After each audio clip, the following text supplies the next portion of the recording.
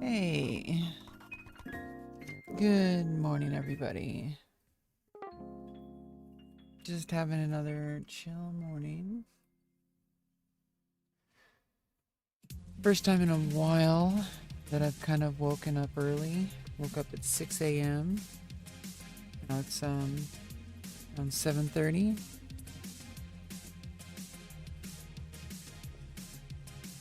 Texted me on Instagram. That's good. I don't really check those though.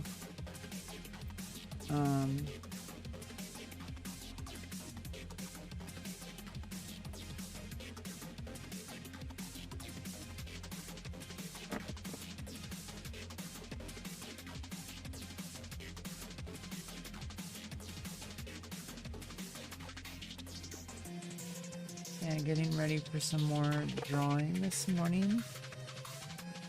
Then I might go straight into it, or we might take a break if I need to get going with some Blood Furnace in World of Warcraft: The Burning Crusade.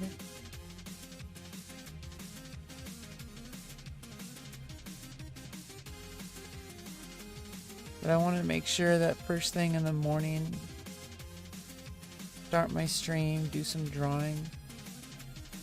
I think drawing is a very important endeavor for me right now.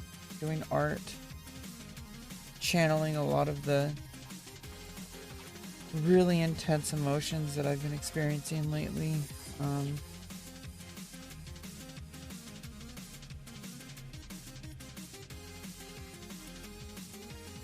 A lot of things I am not sure if I should talk about them on stream or not, but then I realized that, my stream I built it so that I could have a space to process things. That doesn't necessarily mean that it's like some kind of, truth-telling, divulge all information 100% of the time about every element of my life kind of place. But it does mean I feel like it's a place I can process things. And hola, Javimo. So processing is different than talking about 100% of the talking about details or drama. Yeah, sometimes that is helpful. Especially if it's like a very specific thing. And especially if it's like something that involves a lot of like really intricate details. But some things are more kind of clinical. I had a really traumatic experience yesterday. That's why I didn't stream yesterday. I was having a really tough day, and obviously it's like I've been streaming a lot lately, and having a day just to myself, it ended up backfiring. I thought it was going to be relaxing. I thought it was going to be, a day I could have to just stay away from, my stream, stay away from social media and all that. And it ended up actually getting worse. I ended up scrolling.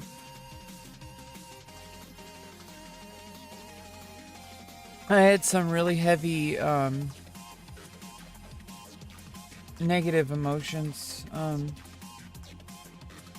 from some things that are just like, it feels like my world is crashing down around me. And you look like Billie Eilish.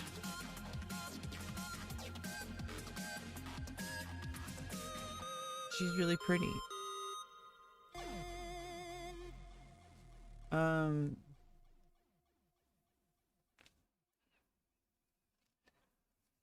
I just I hate how there's people in my life who don't seem to see everything. Like, obviously I have people who are directly involved in my life clinically, who are very much like they're involved in the processes that I'm in. Big dog, corn dog. So obviously I have like people that, um, I have like people that are obviously directly involved in like my clinical support and stuff like that. But then there's people in my life, it seems like they only see like snapshots of my life. And I feel like they're living in a completely different world. When it's like it's hard when you're on the outside looking in at something, especially something that's like all the work that I've done. I haven't even shared everything with my stream. Okay? And so like when it comes to my stream, like I share a lot here. Yeah, but that doesn't mean I share everything here, but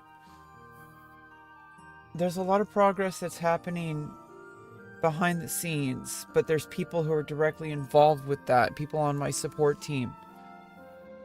They all know that I'm doing exceptional work to improve my life by even reaching out to them. Like, that's significant. You have to think about it. Like, how many people out there need help but refuse to get help? You've ever met somebody like this in your life, you know exactly what I'm talking about. You know that there's people in your life who have an addiction or have some kind of issue. They have anger issues. They have some kind of issue. And everybody around them is telling them to get help. Well, I'm the person that got help. But not everybody's going to see that. And I guess that's fine. I'm not going to expect everyone to be... Like, it's my storyline, right? Like, it's my quest. Like, if you want to think about it in video game terms, it's not everyone else's quest. I'm not the main character. But I understand that. But it's frustrating when you have people like my dad who just completely derails, like, on a daily basis, every single progress point I make. And it's like, why are you getting in my way?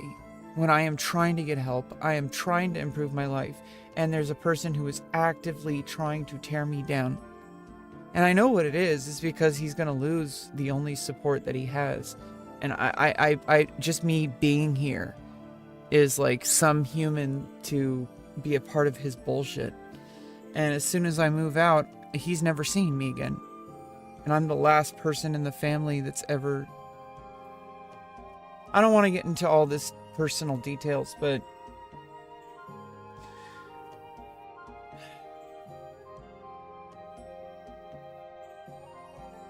chess 1v1. I don't know who Goofy Jen is.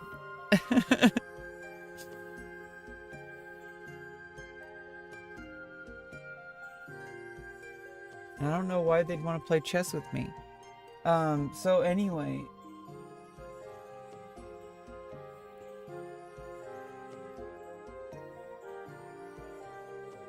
I had an appointment yesterday. I have talked about this a little bit on stream. I've been going through a very frustrating, very traumatizing, draining process to have an ADHD screening. Because I have autism that's very documented. I have direct support for that. I have a developmental disorder, and it's documented as a disability due to how extreme it's affected my life. And it took multiple years of effort to get a judge to declare that as a disability legally, and to get SSI for that, which is a monthly payment to help me have an income so I could try to improve my life. And anybody who receives SSI knows that that's not even anywhere near the end of it. You barely get enough to survive, and it's not really enough to get you out into the world.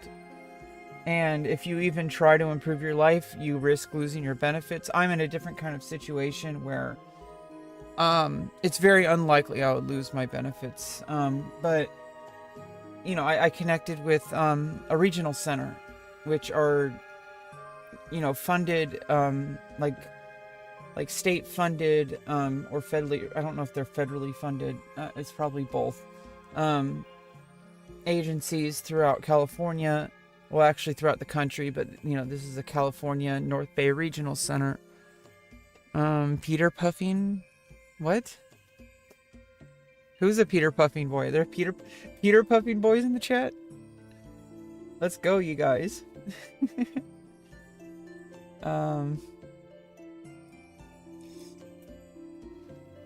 All the gays in my chat? There are gay guys in my chat? Well, welcome.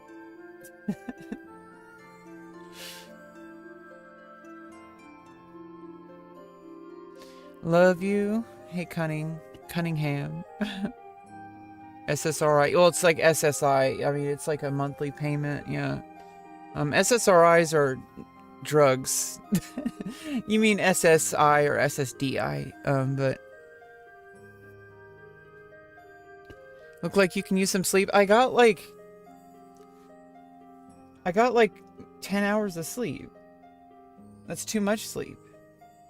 And then the day before I got 12 hours of sleep. That's too much sleep. I've been sleeping a lot. I'm just waking up. I'm having my coffee, bro. Come on, chill. Don't get in the way of a woman and her coffee. You won't like the results. Are you bumping that? What? Lavender Coochie? Lavender Coochie? Are you talking about me? Am I a lavender coochie? Maybe. Slay. So I mean, I don't know if I smell like lavender, but I know I smell pretty damn good. I've been told by somebody who put her face in my coochie. So, I was told I smell delicious and taste delicious. So anyway, that's all there. Let's kind of not talk too much about that. You're so beautiful. Well, thank you, El Camino. 10 hours of sleep. Yeah, I mean, everybody wants sleep, and then people. I think the biggest thing that gets in the way of sleep is using our phones. I constantly have to just put my phone across the entire room. It's like, it's so easy to grab your phone. It's good that it's there for when you need it. There's sometimes where it's like you need an absolute tire fire of an escape. But you don't need that 24/7. Caitlyn Jenner? What does she have to do with me? I'm not her. I'm a different chick. Anyway.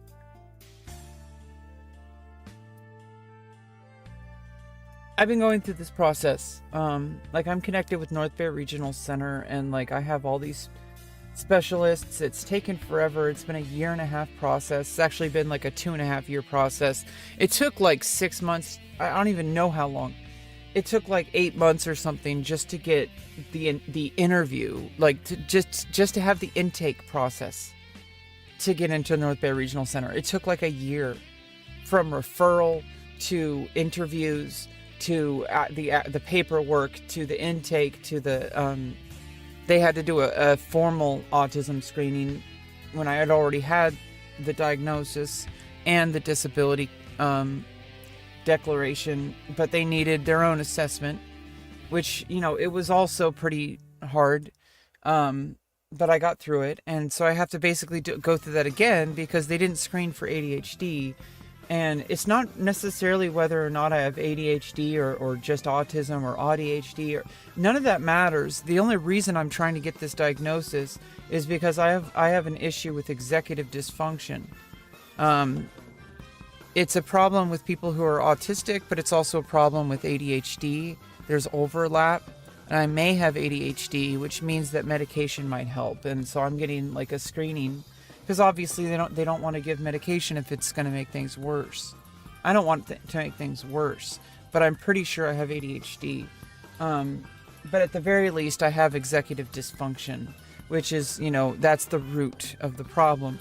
It was explained to me by my former case coordinator, care coordinator at North Bay Regional Center, it was told, she was explaining it as executive dysfunction, especially like for autistic people. It's like if somebody paid you $100 to hold your hand on a burning stove.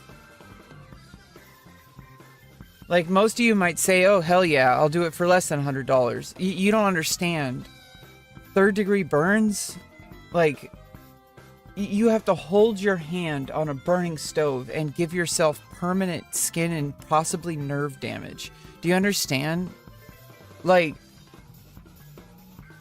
even if it was only for, like, enough to just give you a third-degree burn or whatever. Like, or whatever degree burn. Like, you know, a temporary burn, you know, that's still, it's going to blister, it's going to hurt. You're not going to be able to use your hand. Like, it doesn't matter that they're paying you money. They're paying you money to do something that causes pain. And sometimes it could even cause irreversible harm. And that's what executive dysfunction is. And it could be even... It could, yeah, I mean, it would have to be enough money to base, I mean, like, you're going to lose, you can, if you could damage your hand permanently for, like, an amount of money, like, what amount of money is going to make up for permanent damage to your body? Like, you're going to be disabled. You're not going to be able to use your hand. You know, it's like, that's like, we're getting a little too specific with that analogy, but, I'm just trying to illustrate a point. It's not always one-to-one and that clean cut like that, but executive dysfunction is something that you know you have to do something, you tell yourself to do it. It's even something that is a huge part of your identity. It's a huge part of who you are, but you still just don't do it. And it's like you need to check the mail and you haven't checked your mail in a week. You need to do the laundry. You haven't done the laundry in months. I did a load of laundry after like a month or 2 or 3 of not doing laundry.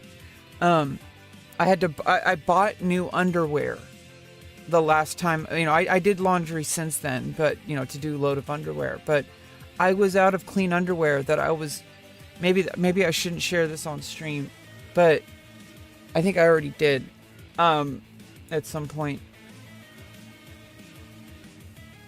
It got to the point where I bought new underwear at Walmart instead of doing laundry because I needed clean underwear, and I was re-wearing old, like I would rotate underwear. I do these kind of things. I know it's disgusting, but I do these kind of things. I'm not ashamed. I mean, I guess I do feel shame, but like I think that like a lot of people don't understand how many people out there. I'm not unique. There's a lot of people out there that never share these kind of things. And I think it's like, there's a lot of people really suffering privately. And when you're rotating your underwear by putting it in like the sunlight so that it can like, you know, get somewhat clean, and then you rotate it to like an underwear that you had out there, like you set them in the sun so that they, you know, like, or like in a warm spot, like in like the sunlight or whatever, so that it gets some kind of like cleaning, and you rotate between your underwear and you don't do laundry. Like, do you understand how bad this is? Like,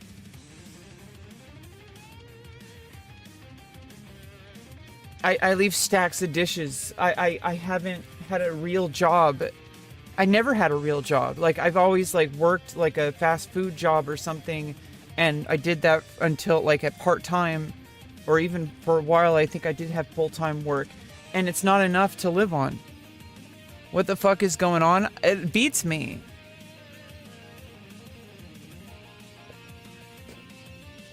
Yeah, no amount is worth to damage yourself. Like, if I'm gonna suffer like permanent damage from something, like it better be worth it. Like, there's times when you need to damage something in order to fix something.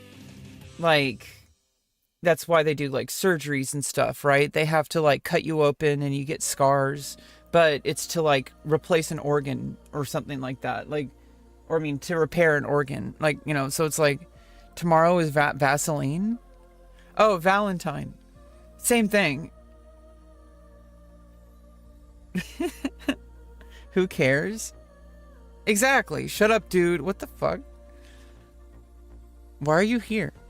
Why are we here? Just to suffer. No, seriously, the reason I'm getting through this is because that's why I'm getting this ADHD screening, because I need help. I have the autism diagnosis. I have the regional center services. It's been extremely glacially slow. I'm not the only person to have this experience.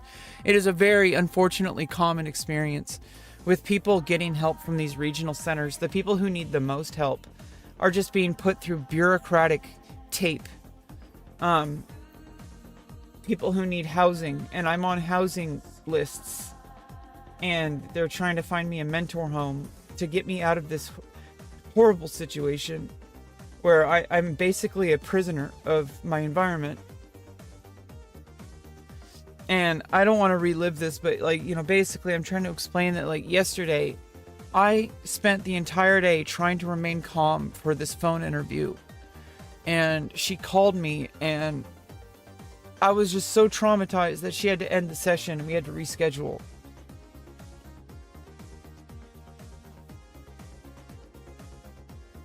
I mean, Jason, this is exactly what I'm talking about. Have you not been listening? I am literally involved with 12 different professionals. You're asking me to get occupational therapists. You're asking me to get help. This is literally that I am getting help. Do you this is why I'm upset. Do you understand? It's because I'm the person that actually got to go get help. I know that a lot of people on the internet have a hard time believing this about people, but I know why you feel the way you feel. Because most people you see on the internet are just crying and talking about things because they're refusing to get help. I am not one of those people. I am literally directly involved with multiple professional agencies deliberately trying to solve my problems on a regular basis. I check in with them every week. Okay, that's why I'm upset, is because I have been doing this for years and there has been no change to my situation. That's why I'm mad. I'm not mad just because this is why I'm talking about why I didn't stream yesterday. I was so worked up. I needed to take time away from the stream. I couldn't be in public. I don't understand why people think that I'm one of those people that's just going on the internet. I know that you're used to people who are just self-diagnosing and just talking about things and just complaining about things. This is real. Okay, this is systemic problems. This is me deliberately asking for help for 6 years. And only about a year and a half ago, finally getting some amount of help. And then they have been delaying my progress for a year and a half. These people that are supposed to be helping people like me, I am working my ass off trying to stay in line, trying to work with all these people. I'm not abandoning them. I'm not giving up. Most people give up. Okay, I check in with them every week. I have multiple people I talk to and work with.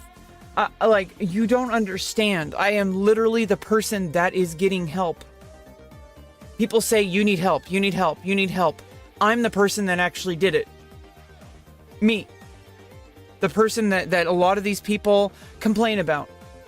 The person that all the people tell, saying, oh, this person is mentally ill. This person needs help. I am that person getting help. You don't understand how frustrating that is. When you are the person, when most people in life refuse help, most people ignore their problems, most people just go through their entire life thinking they're okay, and they refuse to see a therapist, they refuse to do anything. You have no idea how much I've been through. And I am getting help, and it's not changing my situation. Do you understand? Get help. Shut the fuck up. Yeah, I'll be okay. I mean, I'm getting help. I'm autistic. I'm permanently disabled from a developmental disorder from that. And I know a lot of people are misinformed or misunderstanding or extremely misunderstanding about what makes me disabled. So a lot of people say, oh, well, I know autistic people. They work a full-time job. They're doing just fine. You know, they're earning 100K a year. It's like, because they had resources I didn't have.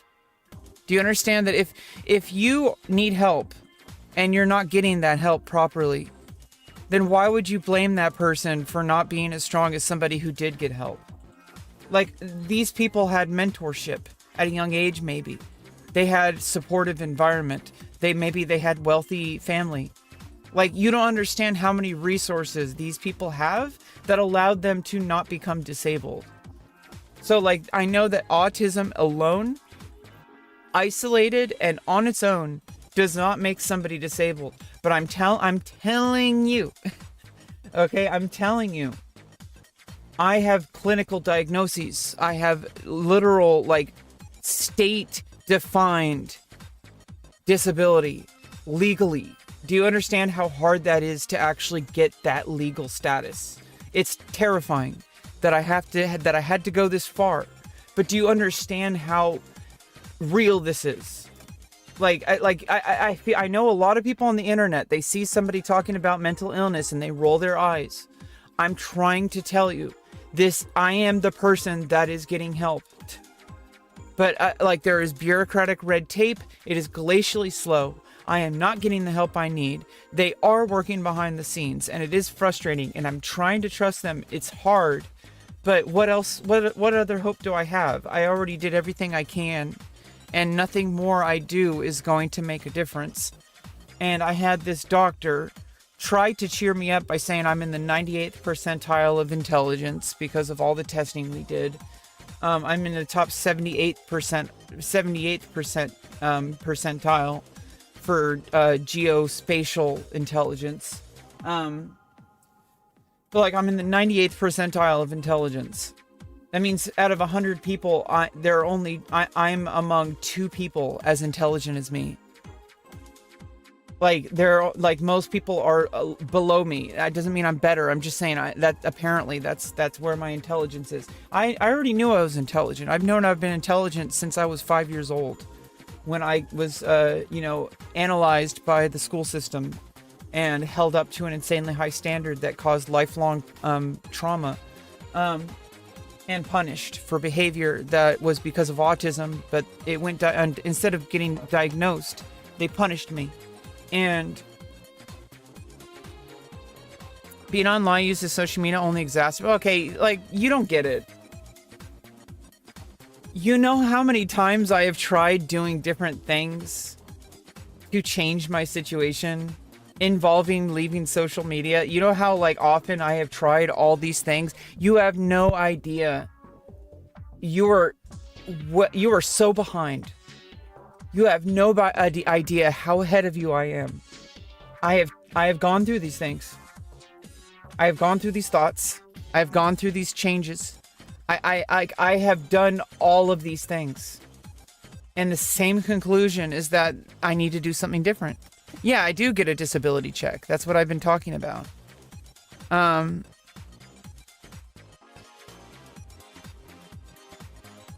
I am significantly better than I was 6 years ago. So clearly there's a proper way to use social media, because I have been using my stream. I have been using social media as a way to try to escape this problem, and it's been helping. Get a PhD? Yeah, just get a PhD, bro. Exactly. You don't understand. Yeah, obviously I have friends to talk to. I don't know why people think that just because I'm talking on social media that I'm doing this instead of real help. Like, I don't understand. I'm coming here as an after. Like, I'm explaining this because it's my stream. Do people really think that this is all I do? Like, do you think that you only see me on stream, that this is all I do? I have like 12 professionals. I have friends. I have some family. You don't understand how connected I am to healthy support. Like, why do you think I've been better than I was 6 years ago? Like, you don't understand. I am doing something right. I know that. I'm not trying to overhaul everything and just give up on everything. I'm drinking coffee, bro. Why would you want to brush your teeth right after drinking coffee? There's acids in your teeth. You don't want to brush your teeth right after coffee. I'm not saying they're trolls. See, this is the thing. It's so easy to say, fuck the trolls. They're not trolls. They're just misinformed. They might not be bad people. Most of the time, people who misunderstand things are actually not bad people. They could potentially be, they're just good people who don't understand the situation. Okay, there's nothing wrong with that. I'm trying to explain the situation. Obviously, if you're gonna come into somebody's stream and tell them to improve their life, then you should at least listen to me explain. It's just like you're gonna come in here after me and you don't even know the full story. My teeth are yellow? Dude, I'm drinking coffee. Why do you think they're yellow? What's the problem? There is a problem, but I'm not asking you guys to solve it. You think this is all you do because your teeth are yellow. See, that's like a stupid false equivalency. Yes, I am autistic. What am I talking about? I'm just talking about why I wasn't live yesterday. Okay? Because I was trying to take time off of social media. Do you understand? It's like I was literally doing the thing that you said. I was trying to take time for myself.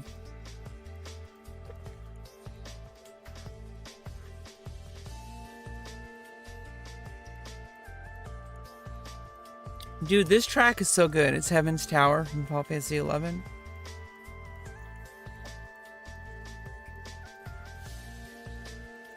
God, that feeling when you're so thirsty and then you start taking that sip of water and it's nice and cold and you're like, fuck yeah, water.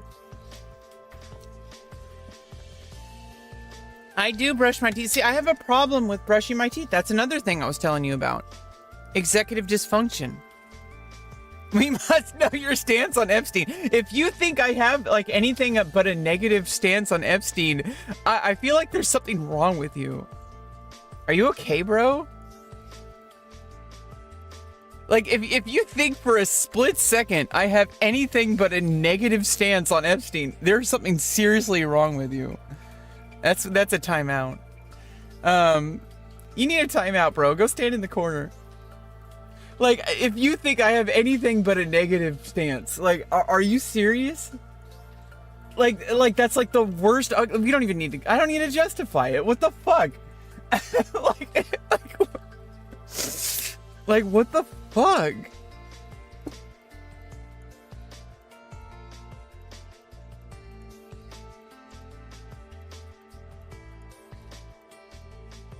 I don't drink alcohol.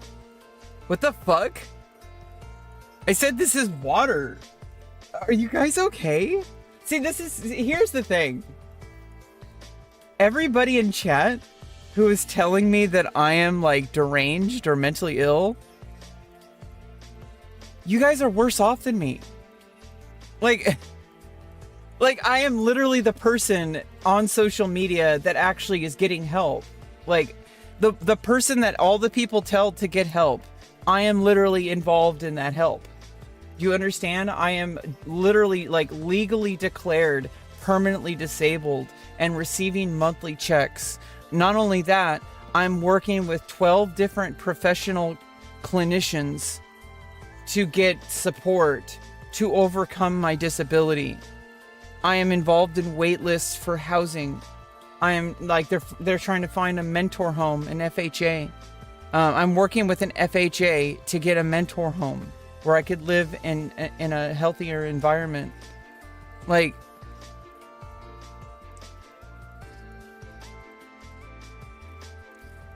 why are you crying? You think this is crying? Do I just have like a resting crying face? Is like, some people have a resting bitch face. Like they just look angry at all the time and that's just their normal face. If I understand you a little bit over correctly, not your words, you state, I understand you like human. Oh, yeah, El Camino.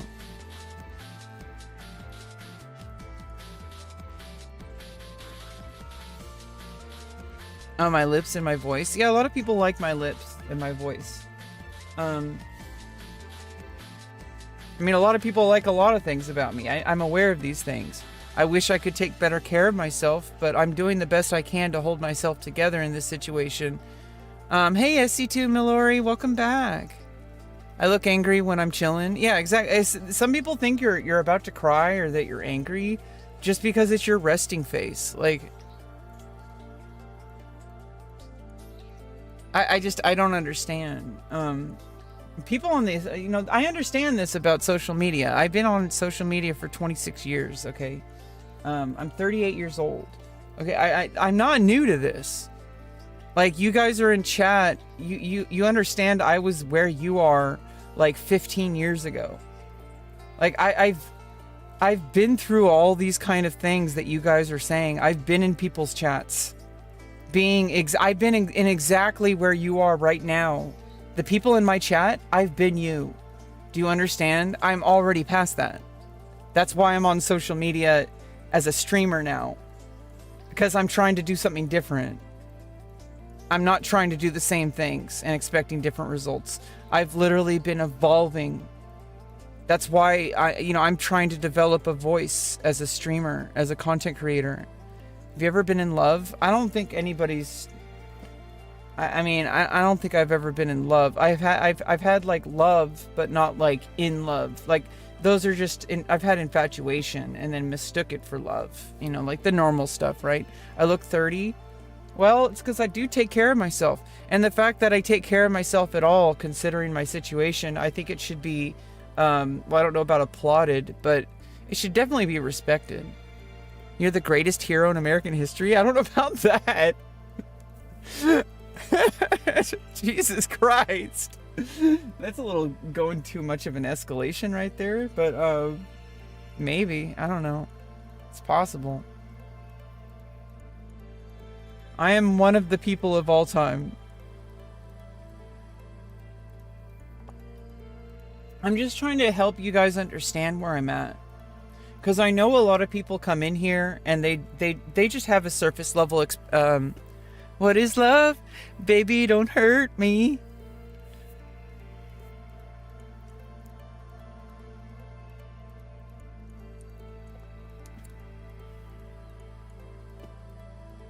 I don't know what it is.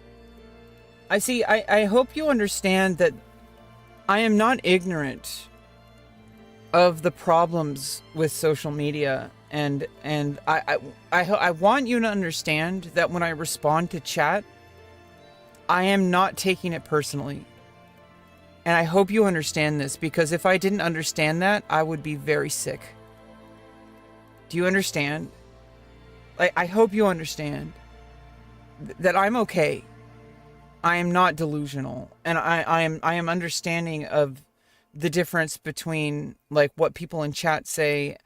I'm just trying to help them understand, and especially since a lot of the people in chat, especially the ones who are coming at me the hardest, they need more help than I do, and I know what they need. Because I've been there. I've been where they are, and the worst part is that the most dangerous situations are when people don't have obvious signs of problems. When it looks like they're doing perfectly fine. Those are sometimes the people who need the most help. Trying never hurts. We just gotta keep trying. Yeah. What the hell is even that? Like, obviously I'm a woman. My name is Rebecca, and I go, like, I've clearly present as female. Like, I don't understand. Like, I mean, and then people complain by people who declare pronouns. You guys can't win with these people. They say, don't talk about your gender. And then when you don't talk about your gender, they ask about your gender. Like, what do you want? Do you want me, like, I declare my pronouns on my, like, Twitter. I don't use Twitter, but, like, I'm on Twitter. It says she, her in very small text. Because I'm not, like, like, trying to be, like, all out loud about basic pronouns. Which is exactly what people are asking for. They say, oh, we're tired of people declaring pronouns. And then when you don't declare pronouns, they ask you what gender you are. Like, which one do you want? You give a mic to the wrong person and this happens? I don't know what you're talking about.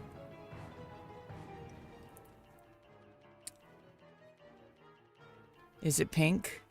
Yes. What the fuck is this? What the hell is even that?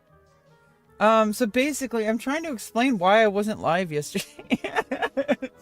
It's because I was trying to take time away from my stream and from social media, and then I ended up getting worked up, and then I started scrolling social media.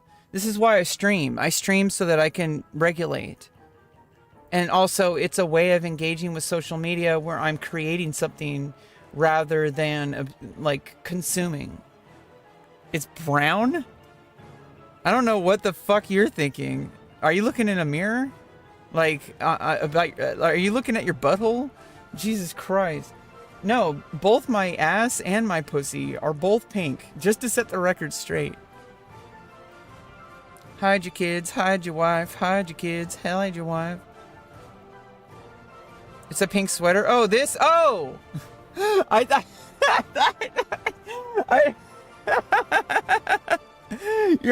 didn't realize I forgot I was wearing a pink sweater. I thought you were talking about something else when you said, is it pink?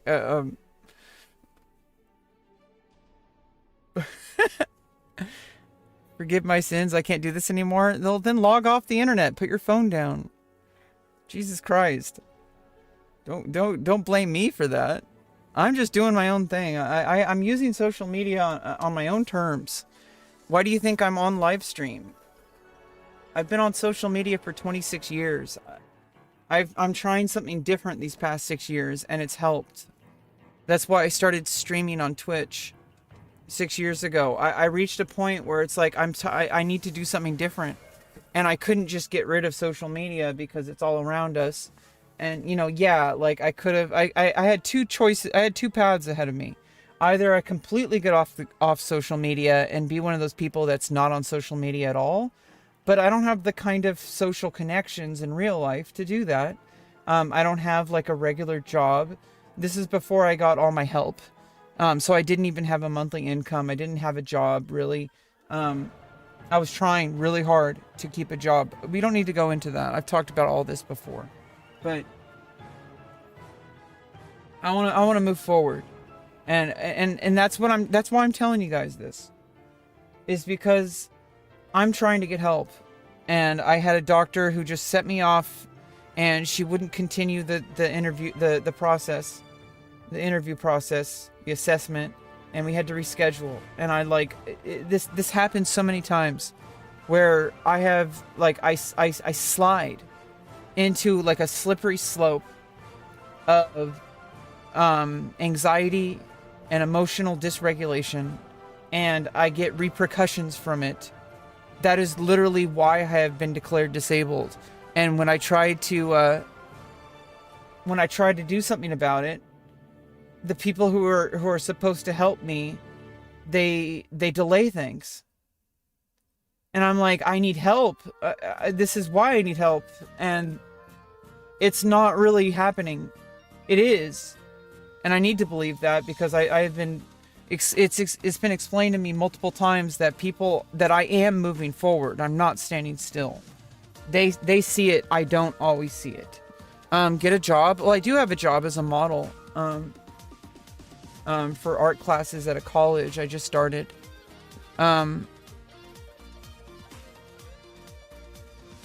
Yeah, I hope you have a great day too, Maru Baba. Maru. Only God can comfort you. God's not going to comfort shit. If anything, me and JC, me and my man JC, you got to understand,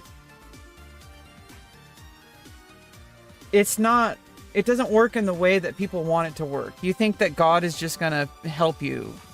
That's not how it works. It's that God is there, but it's your own strength that has to get you through your stuff. And I know, like, obviously, yeah, you can go through religious texts and all that stuff, and, you know, that's great. But I'm not expecting you guys to fix all my problems. I know that it's so You guys are in my chat, you're listening to me, and you're tapping away on your keyboards. I understand that I've been exactly where you are. I have been where you are. Yeah, we're having coffee. I have been exactly where you are. You see a streamer, you want to help, and so you're going to type stuff in chat. I'm not mad that you're doing that. I'm not upset. I wouldn't be streaming if I was. I'm here because I have been through that, and I'm very tough. It does affect me being subjected to stuff on my stream, but I'm a big girl. You know, I can handle it. I've been through all these things that you guys are going through. Even the negative people. I've been negative in my childhood. I've been the type of person who argued with everybody and caused problems. Do a helicopter? No psychiatrist can fix it. What the fuck? Dude, are you okay?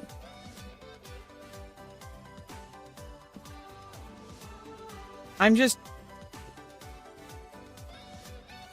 tired. I hope you never find my channel. What an embarrassment. Well, I can just block you from my stream right now.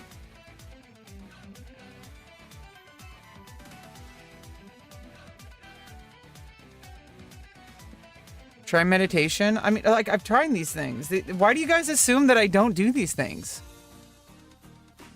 Nice, you're gay? Why do you guys just assume that I don't do these things? Well, like, I don't understand. Like, why you think that I'm just avoiding problems. I am literally explaining to you that I am doing everything I possibly can with professional clinicians. What more do you want? I am literally the person that people ask to get help. I listened. Like, I don't know what more you want from me. Like, you're asking me to get help. You're telling me to do things that I already do. Like, only I can help you? Oh, shit. Fuck. Sheesh. Well, I got lucky then. I got age in my chat. They're just trolling. I mean, yeah, they're giving unsolicited. I get it. I know that. Why do you think I'm replying to it? If I had a problem with it, I wouldn't be streaming. You understand? I understand that when I start stream, people are going to come into my chat and say things. That is literally the definition of what live streaming is. Like, do you think I'm not aware of this? Like, I'm being dramatic? No, I'd be dramatic if I was like punching holes in walls.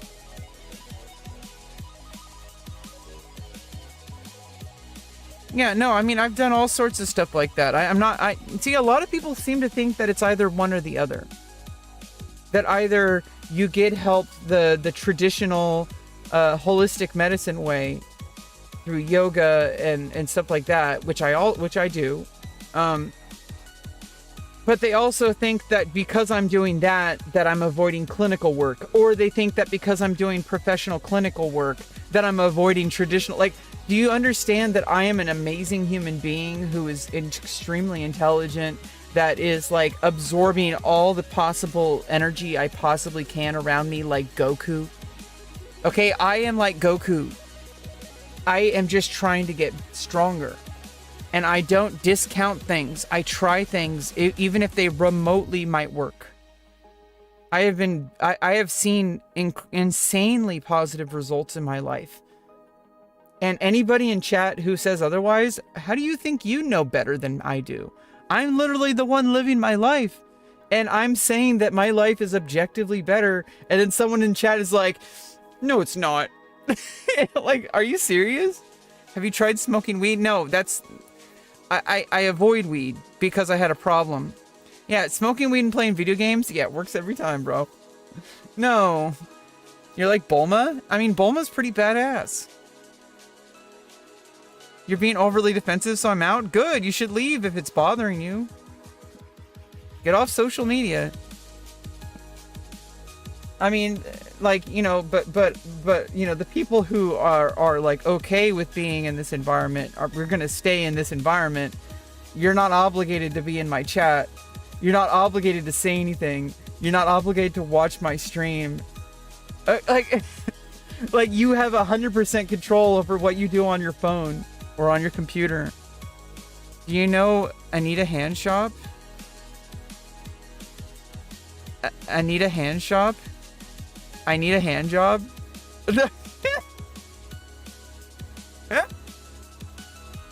Hit the gym, build some arms and legs. What are you talking about?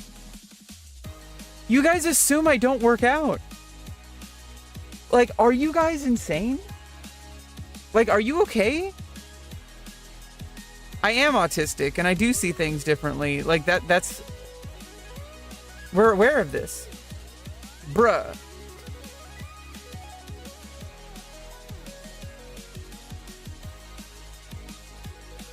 I should be your Valentine?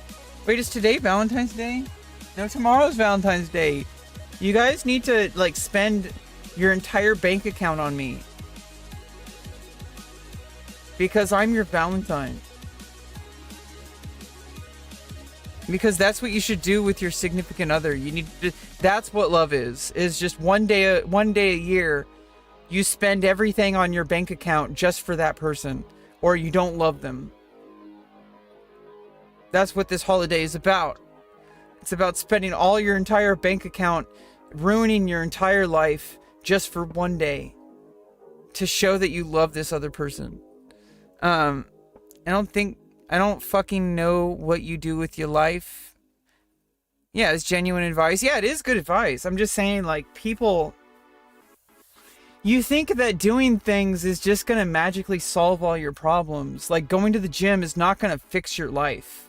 Going to the gym is going to help you improve your body, which might improve your life, but I don't know what you guys are trying to do. Nothing you guys say is going to solve my problems. I'm just trying to, like, explain my situation here. And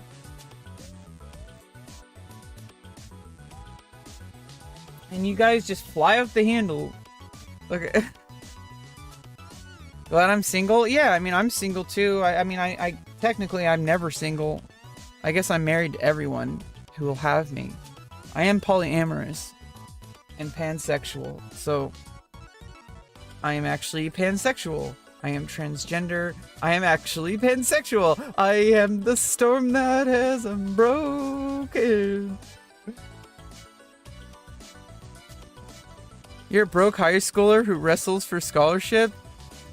Well, good. You should not buy me. That was, you got the joke.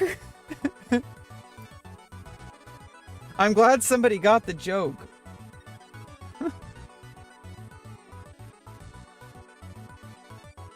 Yeah, I don't understand why people think that loving somebody means that one day a year you spend your entire bank account on that person.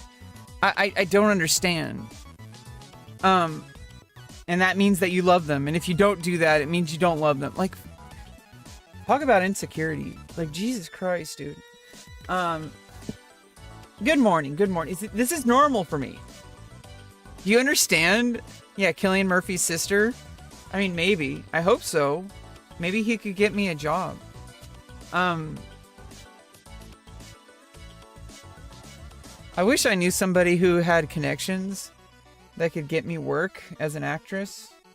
But, you know, some of us have to work for a living. Okay, so, you know, I have to actually work for it. I'm not one of those people. And obviously, even people who do have connections, you still have to work for it. Like, just getting a conversation with somebody that gives you the opportunity for work. If you get a job, it's because you deserve it. Because you earned it. Like, if you get in front of a director or a casting director and they cast you in a role, it's because you fit that role and you earned it. So somebody having connections only gets you into the room. Like, it just gives you the opportunity. And obviously some people have, and obviously you need those opportunities, but I have to look for opportunities on my own. I don't have those kind of connections. Yeah, I'm the original troll. I've trolled Asmongold. Like, you guys don't understand how deep this goes. Like, he's like my top viewer.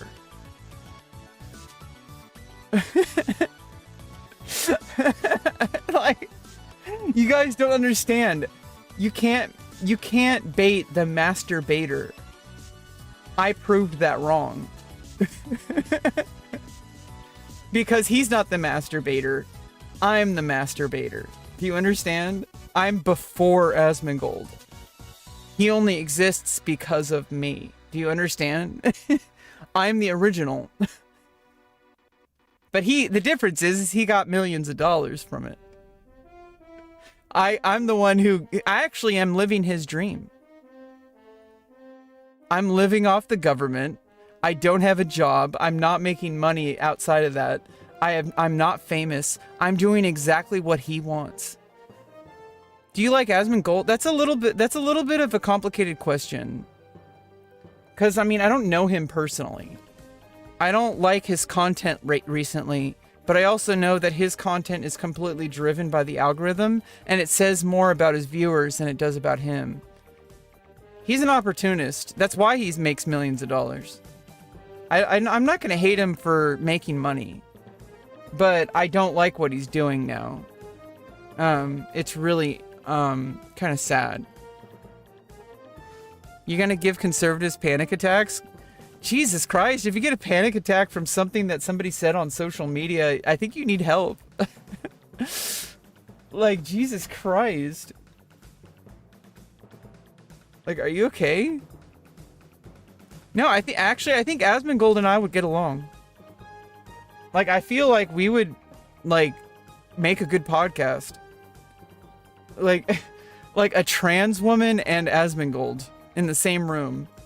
So 2 trans women?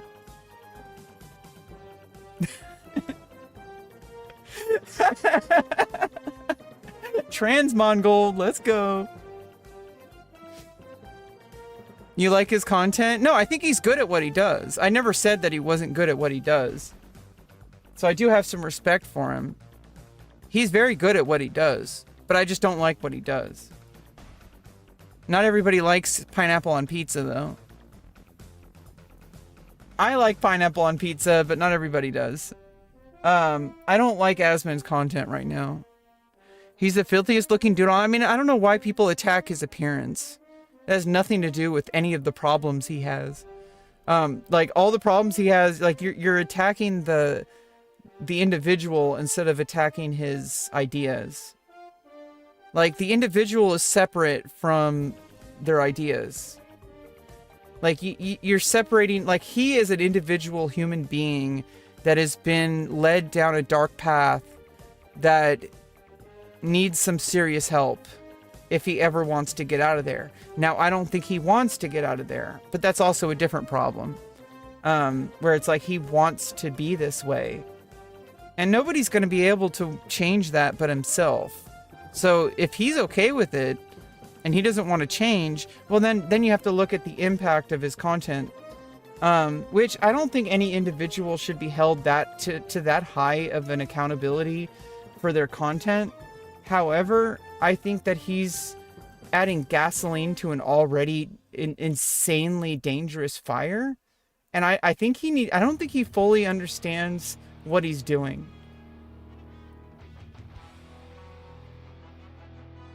Only the worthy are capable.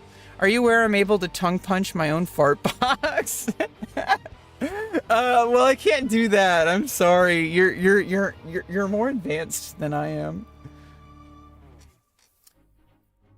No, and also he has improved. Like 10 years ago, he was like living in like apps, like, you know, like there was blood on the wall, there was cockroaches in his room.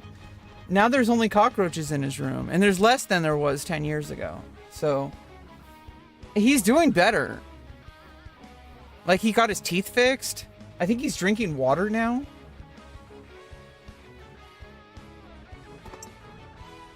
Like, he's doing better. Mega MAGA here. Wait. Billy Mays here. Piss bottles? No, that's that was Mitch Jones. You're getting your degenerates confused.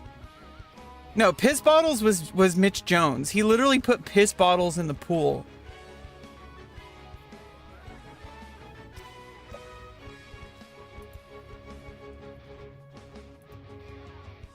Who are you calling sir? What do I look like, a captain of a starship to you?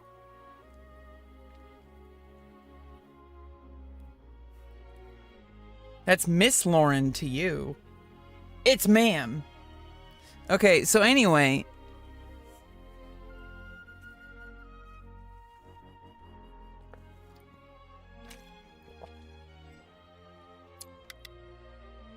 I don't know, but I've been told.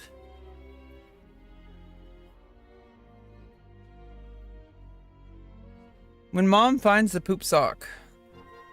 You do a handstand while I pee? And okay, like, that would be impressive if when you do a handstand and you pee, it still goes up. Okay? Instead of down. Do you like the underside of a boat? Slimy?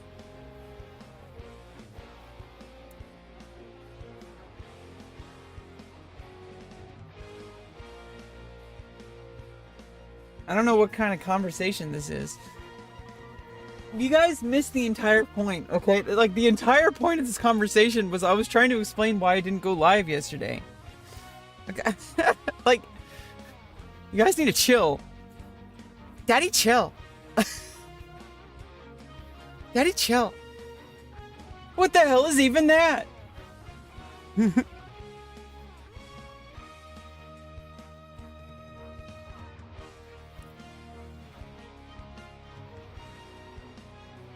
See, this is the thing.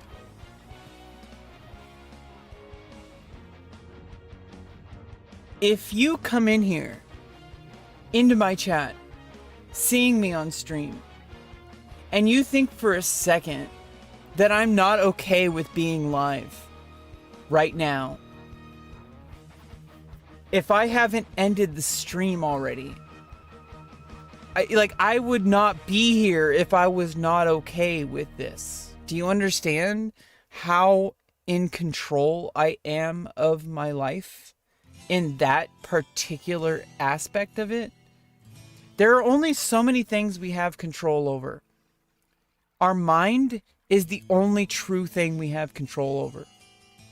Now, there are things I have significantly weaker control over, but I think I've done a pretty damn good job considering that. I'm getting closer to being healed. I'm never going to not be autistic. I want to make that very clear. You can't just cure autism by hard work. Okay, like, no amount of hard work is going to make me not autistic. However, I have done significant work in spite of that. Hey dear, what's up, Drake? You're in control. You don't even understand what gender you are? Yeah, I do. Are you confused? I'm gonna give you a timeout because you're confused. Go sit in the corner and listen. Listen. I don't understand why people think that trans people are confused about their gender. We understand our gender more than 99% of the population. Okay? Everybody out there who is like cisgender, you guys are more confused than us. Like, you guys, like, you go no fap to try to make yourself have more testosterone. Do you know how bizarre that is? Like, you eat certain foods because you think it's going to give you more testosterone. You work out because you think it's going to give you more testosterone. As if more testosterone is going to fix your problems. You guys watch content creators with pit bulls that are, like, wear no shirts and smoke cigars. Because you think that this TikToker is going to fix your life because they're going to teach you how to be an alpha male. Do you understand how confused you are? The most confused are the loudest about it.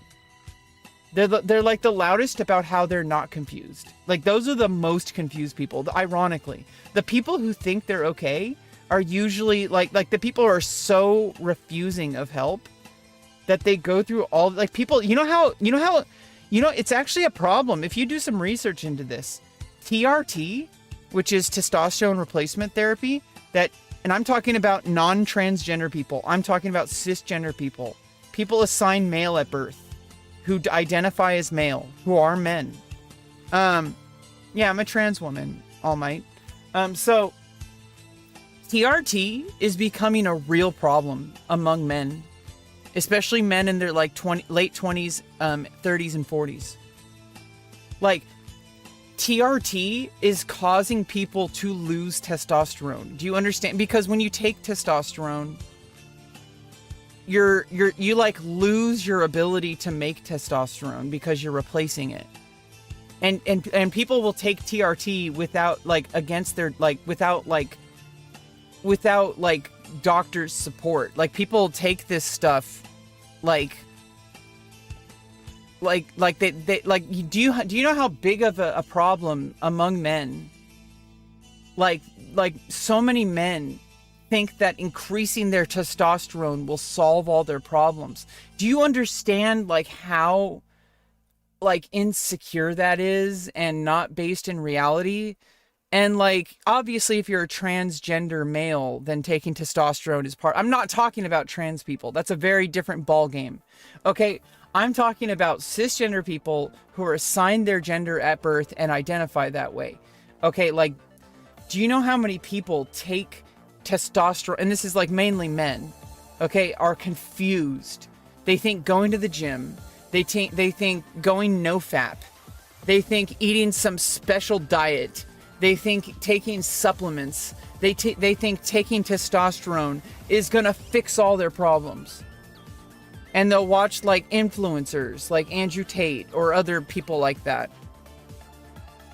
Yeah, it does give confidence, but it's not gonna fix your life. Do you understand? Like you guys, so many men think that taking testosterone is going to solve all their problems. Like, no, go to therapy. Broski, how are you sitting like that? Because I'm healthy. Testosterone falls by every generation. We produce less testosterone by the chemicals in food. Yeah, I mean, obviously, like stuff like that can happen. However, you have control over what you put in your body. You have control over your life, but taking testosterone in the form of shot and then still living in toxicity is not going to change. Like you're putting your energy in the wrong things. Simply injecting testosterone into your body or taking a gel or whatever is putting a gel on your skin or whatever they do is not going to make up for all the things that you could be doing to improve your life. Do you understand? So, and then they play video games 12 hours a day. They don't listen to their partner. Like they think that their wife or their girlfriends are just crazy. Like they don't listen. They have everything through their own lens of reality. They put all their energy in external things. Like, oh, if I just go to the gym, it'll solve my problems. Oh, if I just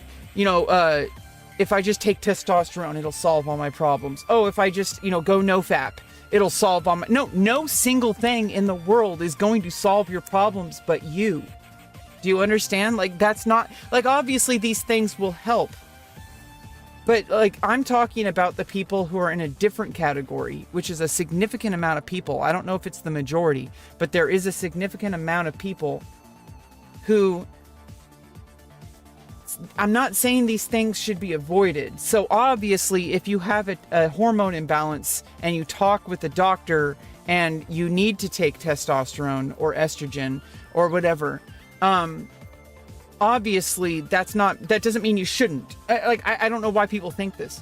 So just because something can be good doesn't mean it'll be good by default.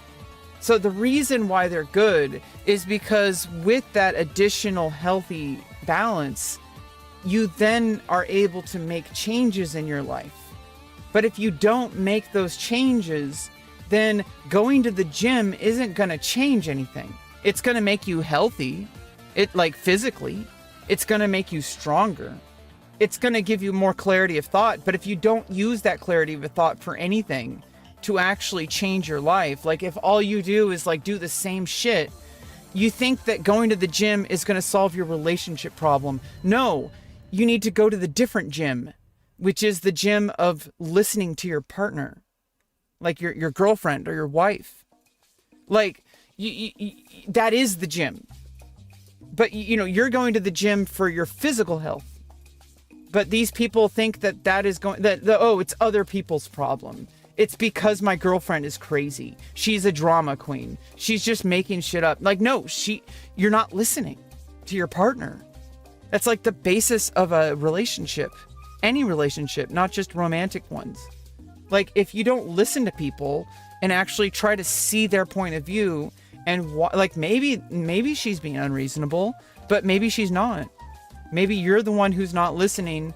That maybe because she has asked you to put the toilet seat down 3,000 times throughout your entire relationship and you leave the toilet seat up anyway, then maybe it's because you're not listening. Like, you're not making changes. Like, you're leaving the toilet seat up. And then these guys will be like, oh shit, I didn't know about that. Like, dude, she told you 3,000 times. You're not listening.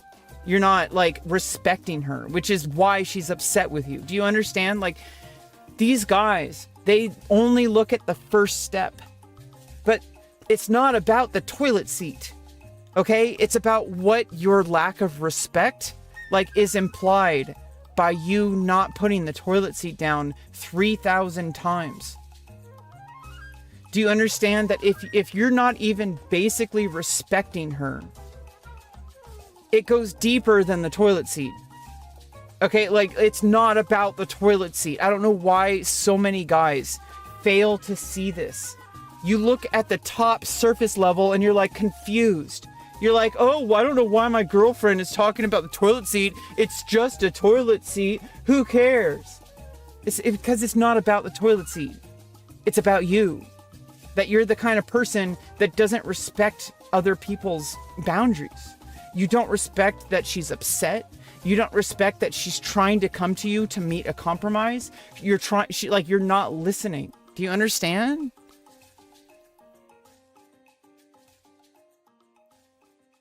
She, her. Zombie fetish? Maybe. Talking about relationships? Are we talking about boundaries? Are we talking about hormones? See, it's all related. Do you understand? Maybe it's because I'm autistic and you could say it's because I'm female. There is a difference in thought patterns that kind of correlate more to the different ends of the gender spectrum. I have a female alignment, and I have even before I transitioned. That's kind of how I knew I was transgender. That's why it helped. It's because now I'm more aligned with my default. I was always like this. This is why so many men in my life treated me the same way that they treat women. Because I am a woman. And these types of men don't understand women. They'll always talk with their friends, their male friends. They'll always be like, oh shit, bitches always be making shit up. They're not making shit up. It's that you're not listening and respecting. Maybe sometimes women can be unreasonable. I get it. I've been unreasonable. Just piss on the seat? We're not going to do that.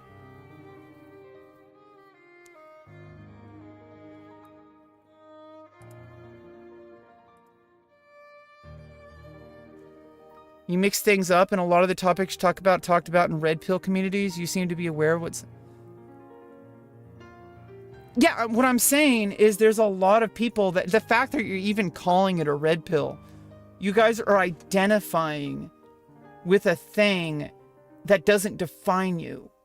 These red pill people, they think that they are part of a community just because they experiencing these thoughts. Your thoughts are not you. Okay, your thoughts are literally just things passing through your head based on the world around you that other people have injected into you, that these corporations have injected into you. Do you understand that, like, you are on YouTube right now? Literally, that's what I'm doing. I'm injecting my thoughts into you. Now, it's kind of how humans operate. We've always been like this. Suggest you try Thailand?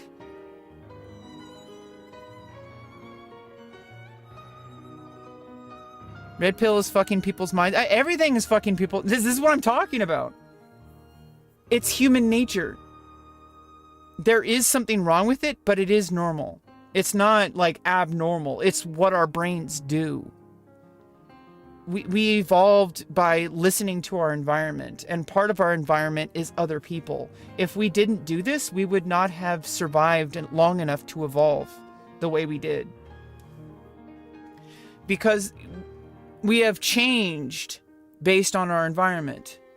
The way we are now is because of our environment, and it's because of the way our brains evolved. So basically, in order to survive, humans have evolved the ability to listen to what other people think. And because we do that, we have a default mode network, if you will, of taking in 100% of the information around us and processing it. Now, the problem is at no point in history have we ever had the density of information that is the internet. And honestly, I think AI might be the best thing that ever happened to us, because it basically filters a whole, but it's like a big giant funnel. And it takes all of human output and it puts it into a single funnel, and it drips out like piss. Okay, like that is what AI is. It takes it's a big giant funnel, and it takes everything that people say, like and it doesn't discriminate based on content. Like it could be like, PhD level analysis by expert scientists, or it could be some random dude on Twitter. Okay, like, talking about how the government made up cheese or something, that cheese isn't real. Oh shit, is cheese real? That's how people, you know who you are. In my chat right now, you heard what I said, and you immediately thought that it might be true. Like, this is what I'm talking about. Humans evolved to take in information and process it. And the problem is that there are people who are literally profiting off of this mechanism of, like, social media algorithms. But that doesn't mean that, like, you're doomed. Like, you have the ability to change your mindset. You have the ability to change the way you see it. Okay, obviously it can be bad, and it is pretty bad. Hey, what's up, Mitz? Facts, a lot of misinformation. It's not about whether or not it's misinformation. Because knowing that there's misinformation, or knowing that something is misinformation, does not change the fact that you already processed it in your brain. It affects you whether it's real or not. And I think understanding this part of your brain it's not about overcoming it. It's not about avoiding it, because if you avoid it, it's going to blindside you. If you avoid it, it's going to hit you eventually, because we live in a world where it's literally controlling our environment. You can't avoid it. It's basic survival now. You have to make a choice. Either you get so disconnected and live off grid, completely removed from society, like a monk, like a Buddhist monk, or like a Shaolin, or any kind of these like isolation communities, or you learn how to ride it like a wave. I'm one of the people that has been on social media for 26 years. I am a surfer. We used to say surf the web. I am a surfer. I'm a web surfer. You ride the wave. Now, some people are able to ride the wave in such a way that they do like tricks and shit. Asmongold is one of those people. Now, I am the person who is trying to do something deeper. And I may or may not succeed at it. But that's kind of what I was trying to get at with this conversation today. Yeah, no, I'm good that you're... See, I'm not saying... See, here, Mr. Ghostly, this is what you understand. What you're misunderstanding. You think that because I'm saying something, that I'm saying that it's either one or the other. This binary way of thinking is part of the problem. You think that because I'm talking about this problem, that implies that I think that nobody in that community is doing any good. I'm not saying that at all. What I'm saying is that the people who do have a problem have a problem. Obviously, it's like the exception that makes the rule, right? There are exceptions. Otherwise, it's not 100%. Rollo Tomasi's book, Gender Dynamics, the Difference Between Men and Women. Yeah, I mean, this is the... Stop calling them red pill. They are not red pill. They are humans. They're humans who have been led down a community. We are all part of a community. But you are not your community. You are an individual. Just like identifying as your community is unhealthy. You are not red pill. Honestly, I'm a transgender woman. I am not the LGBTQ. Do you understand? What game do I like playing? World of Warcraft, The Burning Crusade. We are going to get back to it. But I need to start drawing again. So we're going to start drawing soon. I started the stream and I just wanted to explain what I went through yesterday, and that it unearthed a lot of emotions, and I didn't want to bring it on stream. And so now I'm talking about it in a more healthy mindset right now. So came from somewhere. Yeah, I understand, but like here's the thing is like you're getting sucked into a community that like a lot of women find very concerning. Because if like, you know, a lot of these men, they think that like, oh, women don't even date women, don't respect women, don't enjoy women. Like, you know, if you're watching porn, which is, you know, like the majority of people who do porn are you know, obviously besides gay porn, people like sex workers is primarily, if you're, you know, criticizing, sex workers, you're mainly criticizing women. And that's usually what these red pill communities talk about. They talk about how porn is evil and that you should avoid it because it's women tempting you. Do you understand? Like this is the root of like the anger that these types of men have against women. This is why women won't date you.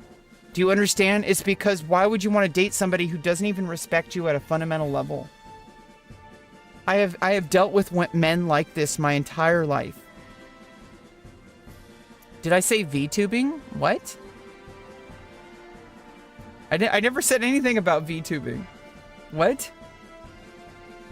Are you single? Yes. Am I a shingle? I don't think so.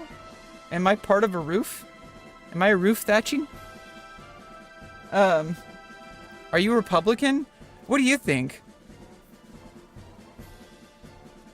Jesus Christ.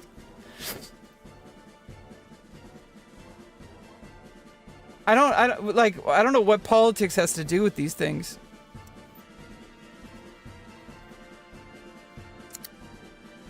Yeah, well, you can keep telling yourself that, Mr. Ghostly, but we're gonna move on and we're gonna get to some drawing, doing some artwork.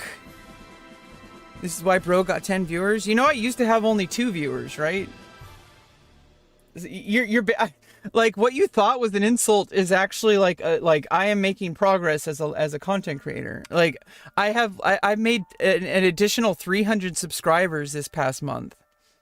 Like I don't know what you're talking about. The thing that you thought was an insult is actually a flex. All right, let's get the table cam on.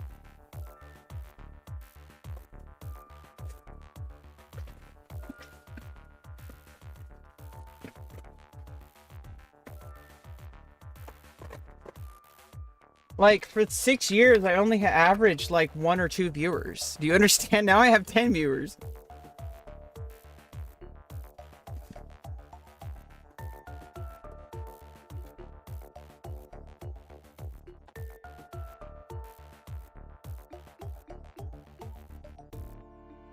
Oh, we got some Diablo music. Let's go.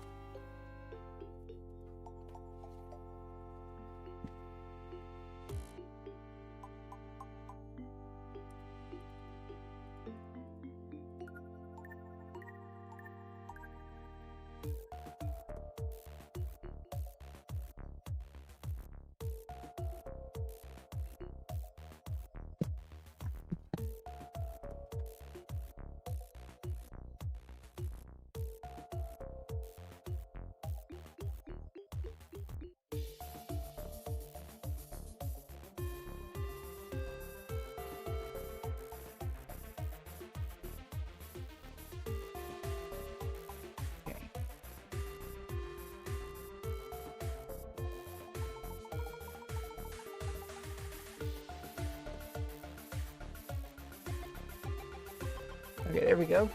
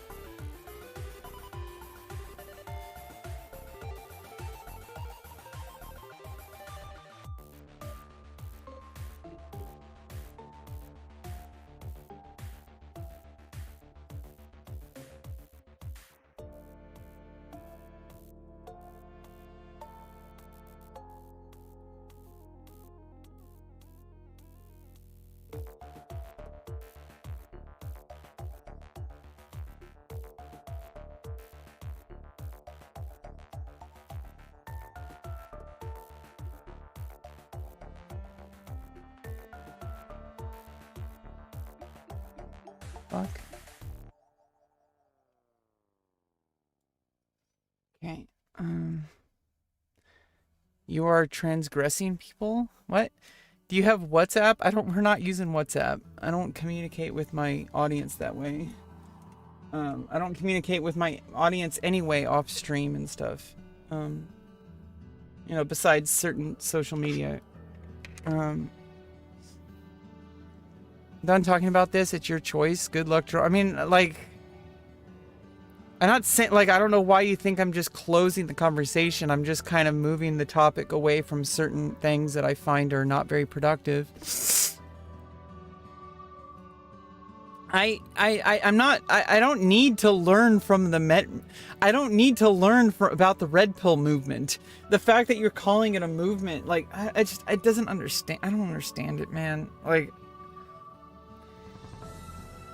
I'm talking about the people who are the problem. I'm not talking about individuals who are who are an exception from that. Do you understand? I'm talking about the people who are the problem. And so, like, I'm trying to tell you that as a woman, you meet a guy who's from these communities, it's a red flag. It doesn't mean that that individual is automatically bad. What it means is that if you're associated with that, it tells women that you're probably a danger. Because a lot of these men do not respect women, do not listen to women, don't make any changes in their actions when it's deliberately harming women, and instead think it's like, oh, well, women are just, unreasonable. Women are just overly emotional, probably just on her period. Like, this is the kind of guy I'm talking about. You understand that these guys are, like, toxic? Like, obviously there's people who aren't like that. I'm not saying that 100% of men are like this. Like, I don't know why the fuck you would get that assumption.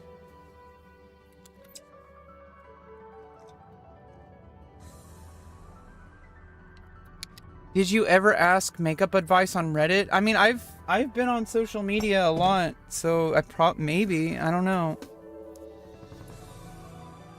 I'm also on different social media platforms. You may have seen one of my videos. It's possible. It's not left versus right political. What are you talking about? This is not about politic leaning. This is about individual human behavior. It has nothing to do whether you're left or right. This is not political. This is inherently apolitical. This is literally, are you a person who is able to be trusted by women? That's it. And so if you treat women like garbage, that has nothing to do with whether you're Republican or Democrat. Like, what are you talking about? Are you insane?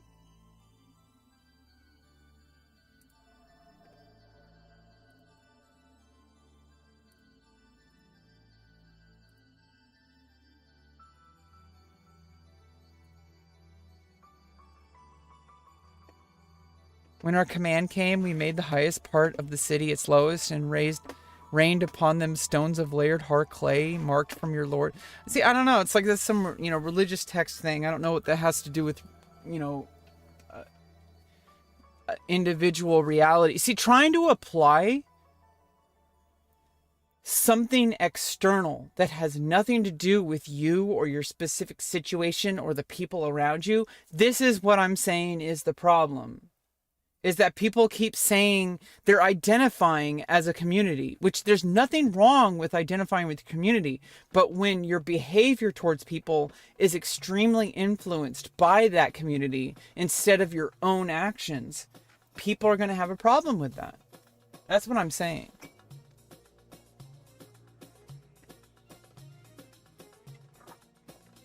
All right, let's get to some drawing because this conversation is just not really being productive. Wait, what is happening here? Oh, I reset the transform. That's what happened.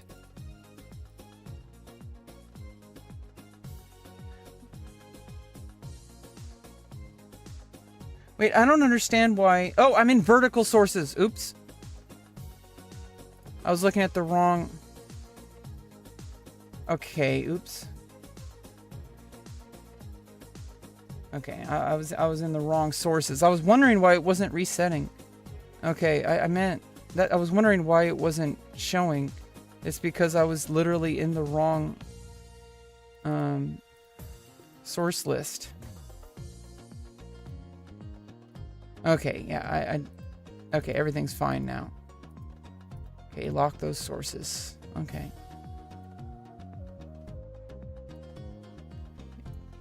Okay, lock the sources. Okay.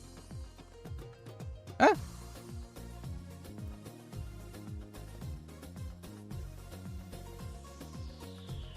Obama? Yeah, this, okay, get the politics out of my chat. I'm gonna put you on a timeout if you ever talk about, like, left versus right politics. Get the fuck out of here with this. We're human beings. Bring your political bullshit out of here.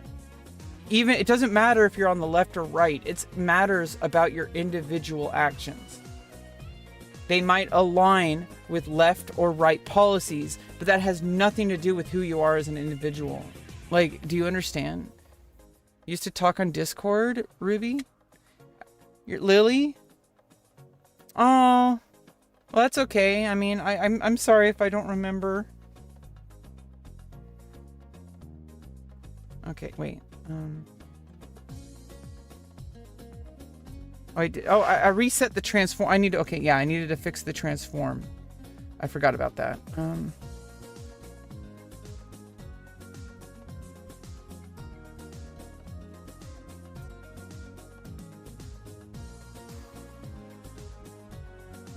Okay, there we go.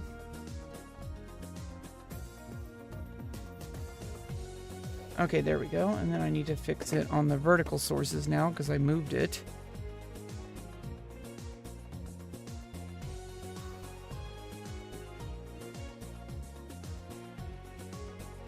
Ah.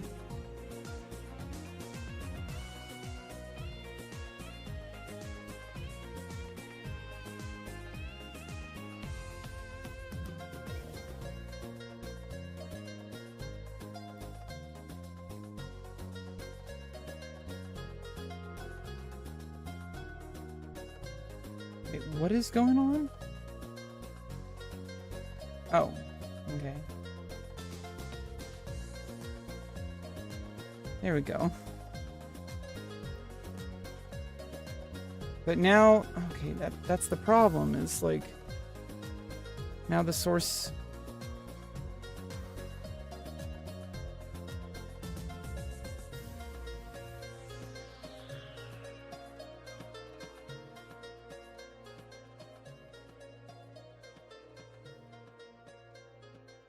Okay, like...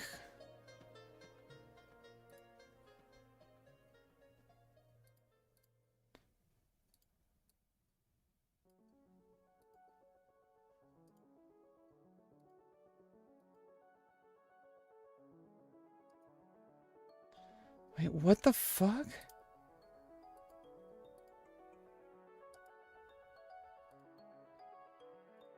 Stretch to screen. There we go. And then...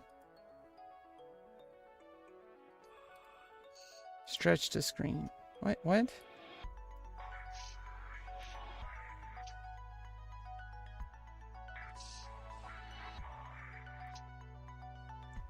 Then why...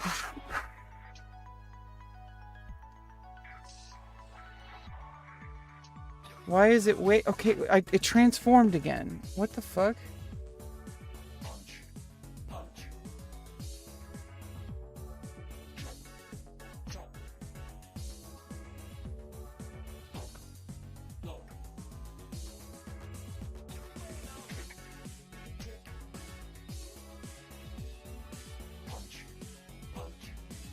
An individual, do your values line more? Okay, shut the fuck up.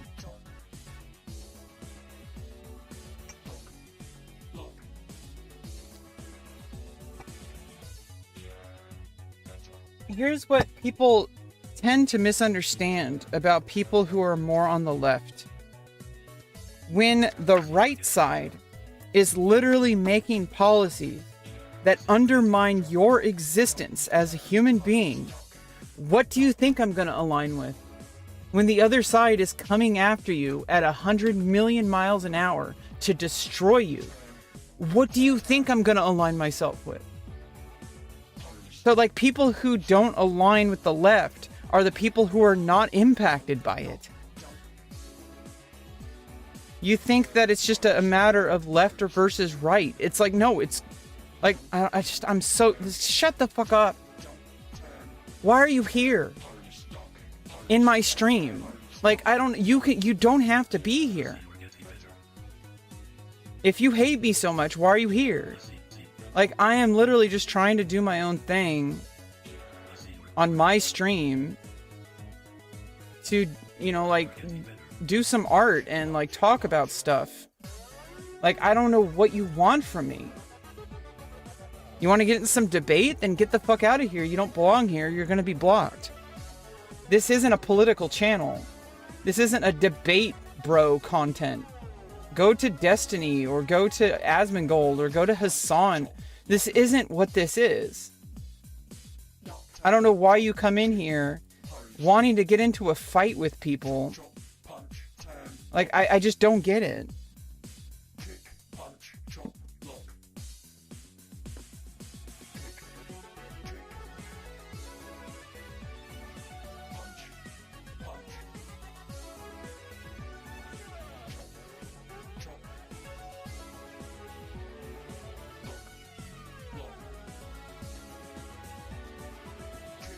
Okay, yeah, I think I got the display fixed now. What are you drawing? Well, this is what I was drawing last night. I was trying to just put pencil to paper, make some marks, even though I was like really upset yesterday, and I still showed up. And I think that's like what's been going on lately is I've been showing up even when I don't feel too good about stuff.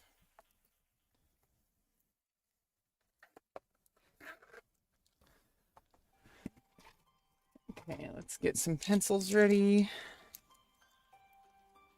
I've been doing ballpoint a lot on stream. I think it's back to doing some pencils. I need to learn some basic, I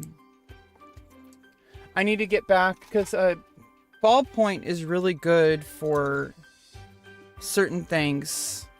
It helps with commitment. It helps with understanding, like, also like different kinds of things. But if I want to understand like construction and like basic like containment, like for example, like let's make a shape here, and that's like gonna be like the main container.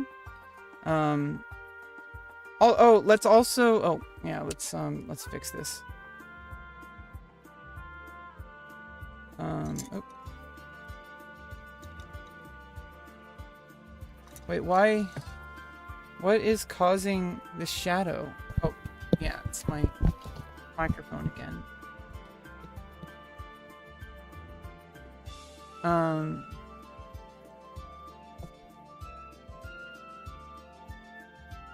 Oh, it's literally this heart thing. Let's just move that off. I've been using this for a while. Let's just put it over here. Yeah, I think it's because of the heart thing. It was, yeah, making a lot of issues.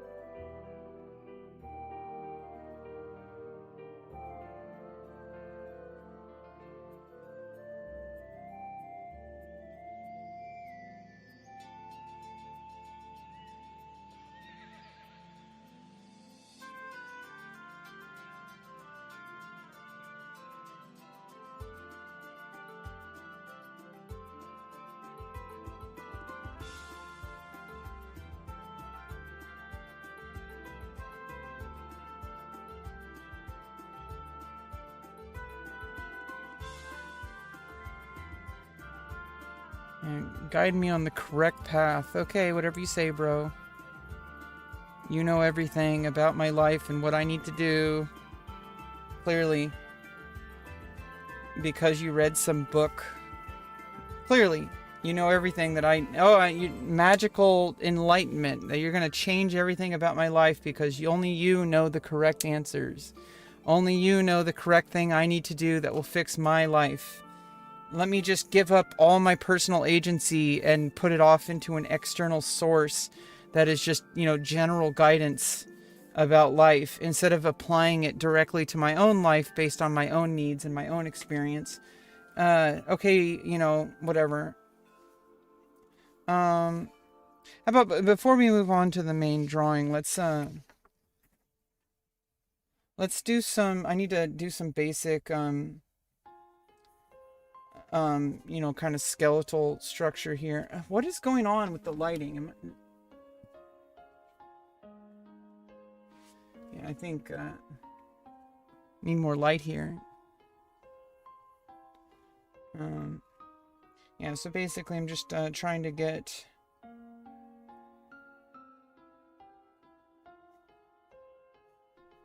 let's just get the little joints and stuff here. This is like just a basic kind of stick figure with joints.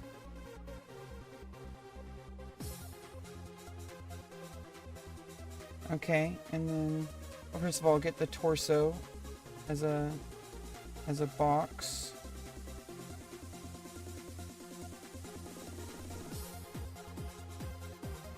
And then get the pelvis.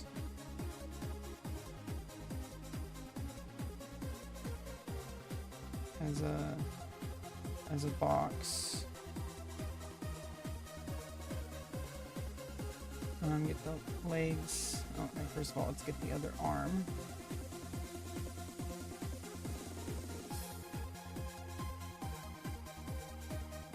And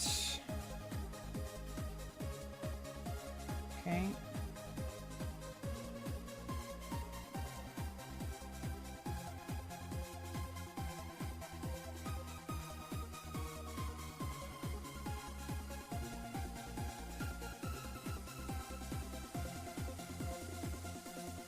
And then let's try to make some movement here.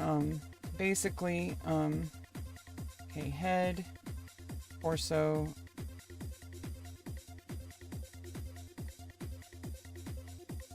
pelvis, shoulders, pelvis,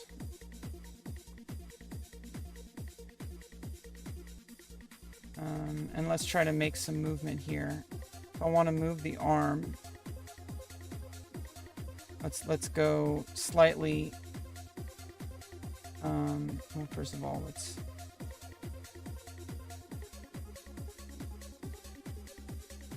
How about if I want to like kind of make a forward stance?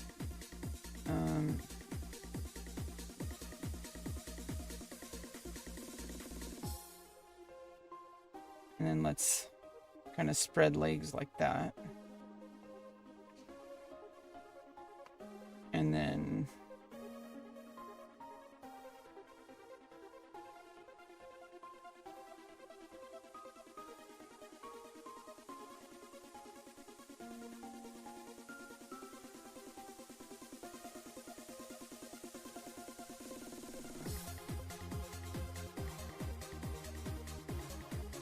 yeah, so they're able to change movement by just moving the direction of those joints.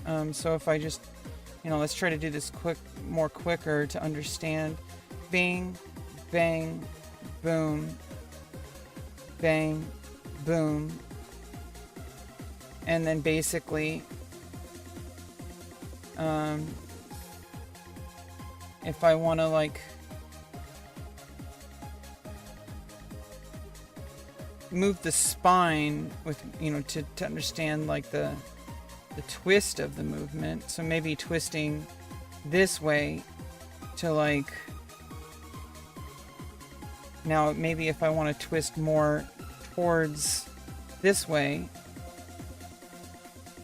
the shoulder might move. So that I want to move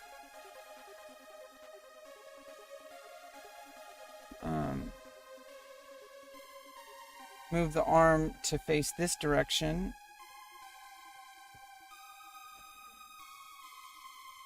And then, so maybe moving this arm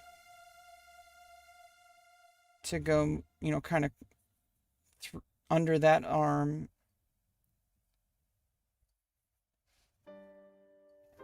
To face this way.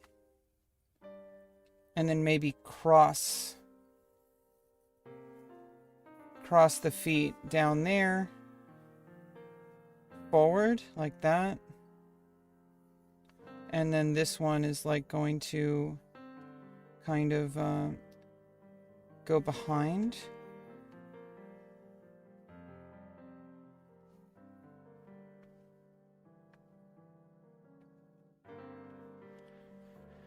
Allah knows, I'm sure. Have you read the Quran? I don't like to base my life off of a book. I know that's like a little controversial and may offend some people, but you can get offended. Nobody's going to stop you from getting offended. I have my own life and I have my own values, and they might be different than yours, and that's okay. Being different from others is what makes us diverse humans. I have different life. I have different backgrounds. I have a different view. Your idea of who I am is not correct. The only person who defines me is me. And you might disagree with who I am as an individual, but I don't require your full understanding in order to exist as a human being with my human soul. What are you drawing today? Well, first we're working on some basic like humanoid construction, trying to understand how to actually move the body, because I've been having problems with this when trying to draw humans, trying to understand like some foreshortening techniques. But in order to do that, I have to understand how to actually move the body through space. And fundamentally, we have like a specific physical body that involves certain joints And so trying to understand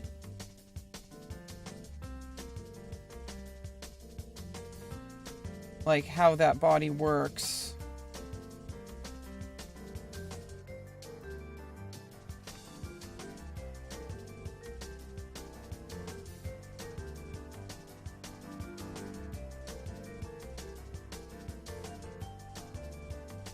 Like trying to understand like the basic physics of how a body moves.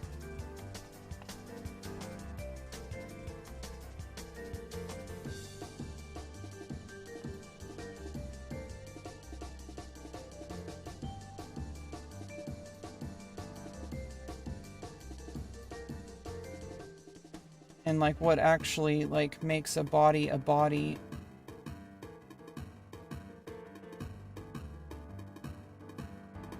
Like a knee, like how does the knee work around those joints? How does like the you know, because the other tissue, like the fat and the muscles and all that kind of stuff, works around the skeleton. And so like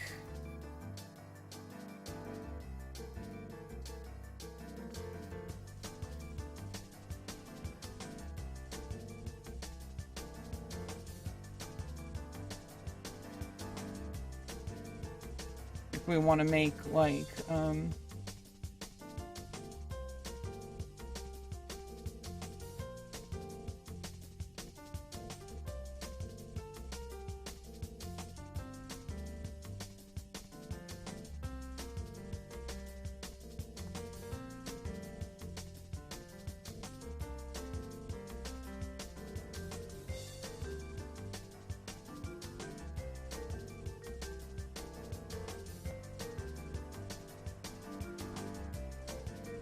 constructing like hands and, you know, legs and like torso, abdomen, like base it around the actual skeleton and trying to understand how that works in three-dimensional space.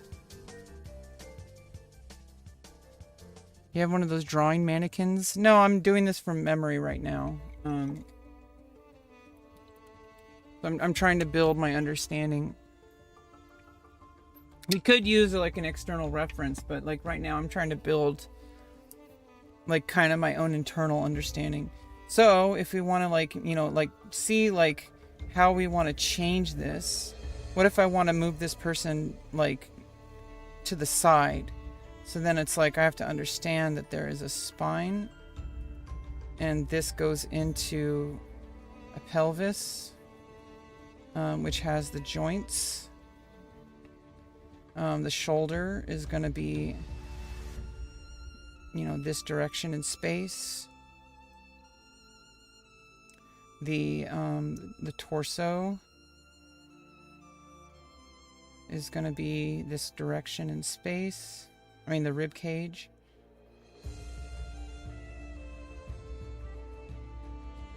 And there's like a twist. So that means that like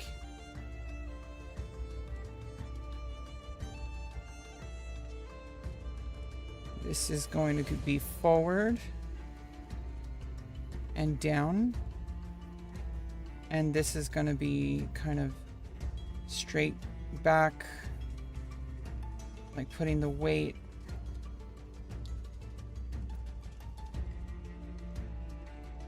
This is further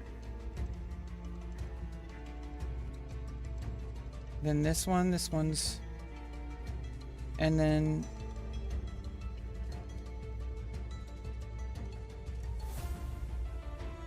basically from here, left goes inward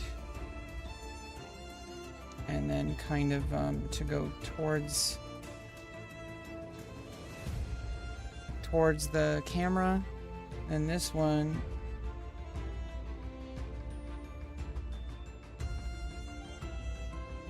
crossing to the opposite direction.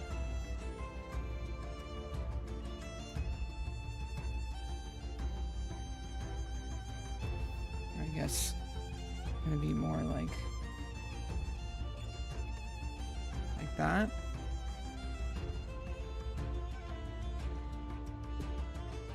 Gotta go. Thanks for joining. Oh no. That green cat? What green cat, Zaper Zipper? What the hell are you talking about? What green cat? Did we even draw a... when did we draw a green cat? What are you talking about? Are you lying? What green cat? When did we draw a green cat? I don't understand.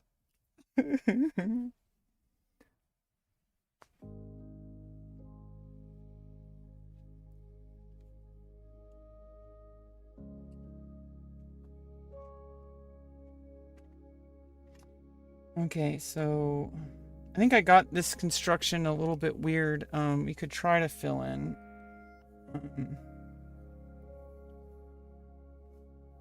Basically,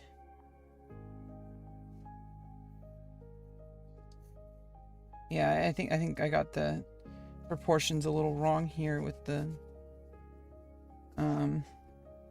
it should be more in 3D space this way. This one is like, it should be more here. Oh no, I think like more here. Yeah. And then that goes down this way. And then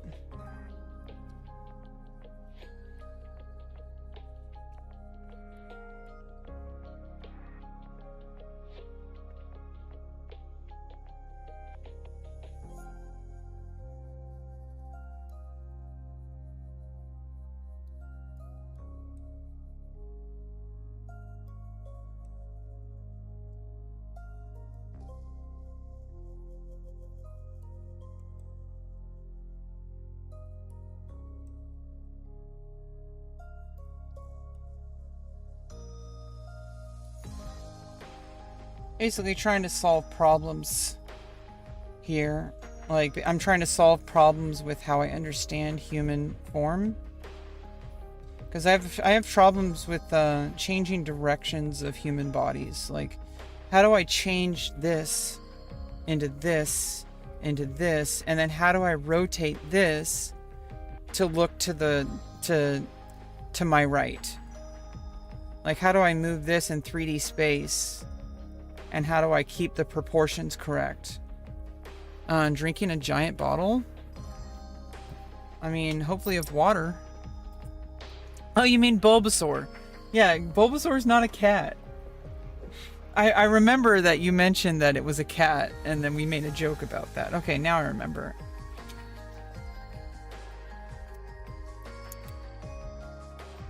Can you draw depressed Mr. Krabs? What? You mean just draw Mr. Krabs?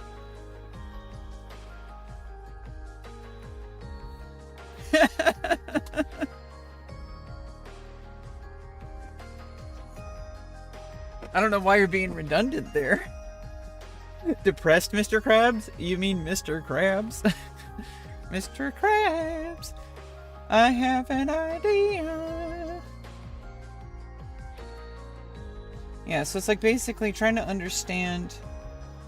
I see I put the head in the wrong position.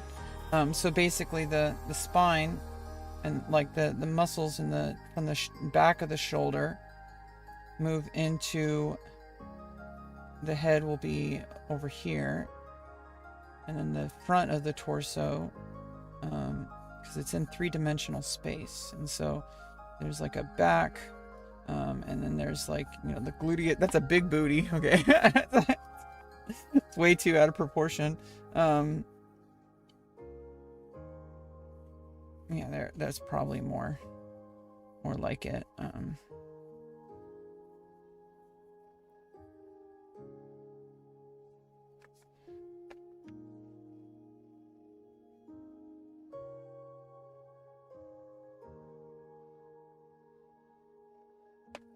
It's a weird foot. That's okay. Yeah, it's kind of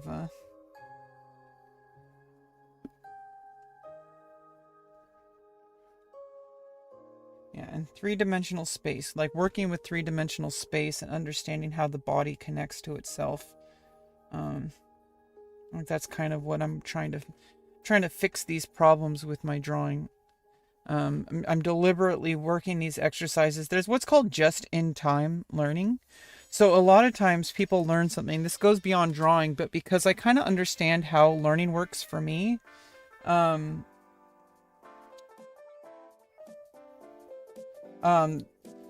learning something ahead of time just in case. There's like something called just in case learning, which is you learn something in case you're going to use it. Now, there are fundamentals you should train, which is why I'm doing stuff like this. However, I'm doing it at a time where I noticed that I was having problems when doing humanoid figures. And I'll show you an example, because yesterday I did something. You can see, I think one of my most recent shorts. I drew this, and it's like a humanoid figure, and I kind of like was trying to work with fabric. And I think I did a pretty damn good job on that. I didn't use reference. I was only using my imagination. But I think I have a strong understanding, at least in this drawing. I kind of have a strong understanding about how fabric lays on the human body. But if you notice here, there's some errors in how the human body works in space. Because like it's kind of just like a straight line, kind of blocked. And I know the clothing warps that, but also it could have been better. My understanding of where the torso is in connection with the waist and the pelvis and the legs here. I didn't even complete this arm. Instead, I turned it into like a conceptual. I kind of cheated. Instead of actually drawing what I wanted, I turned it into a artistic choice of like, okay, well, this is like a phantom angel, and like so like this is like an angel in the middle of forming into his form, and like one of the wings forms, and he's like kind of like a samurai figure, and I'm imagining that the sword kind of just is going to appear in his arm here. This is like mid-action. That's like a narrative choice, but I kind of cheated. That's not what I was trying to draw. And I'm trying to fix this problem so that I can draw exactly what I intend to. That's one of the problems with my drawing, and I've been noticing it in my past work so far that I've been trying to improve at drawing. It's always good that I'm kind of passively improving like motor control and stuff like that, but I want to be, the skill I want is to be able to have an idea. I have an idea. I want to just be able to have an idea and put it on the page exactly how I want it. And in order to do that, I need to see problems like, okay, well, I didn't really understand how to create this idea in physical reality. I did not understand how to put it on the page. This was, obviously a sketch. And it is an idea. I did, sign it because I wanted to like make sure that I'm locking in this character. But the artwork is not complete. It's very drafty. That is a character idea I wanna really make, like a phantom angel, like samurai figure. I want to write a short story about that character, possibly even a graphic novel. Hopefully we can get to the point where I can start creating graphic novels from short stories. So basically, I want to publish short stories on my Medium and on my Substack. And I want to turn those short stories and adapt them into graphic novels eventually with my drawing ability. As my drawing ability increases and as I attempt more, because you only really learn by doing. So if I say, oh, I'm going to keep drawing until I'm ready to do graphic novels. Well, if I want to make graphic novels, I need to make bad ones.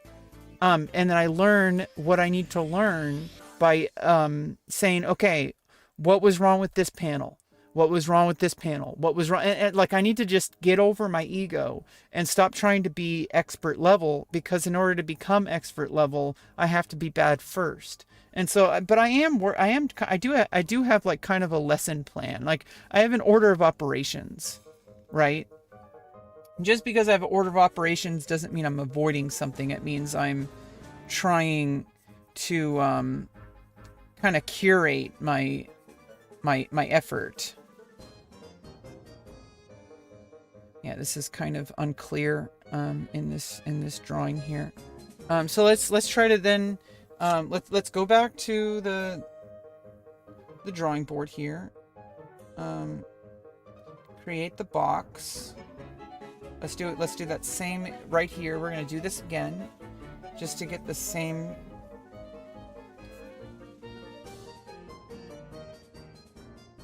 Like, let's draw the pelvis again.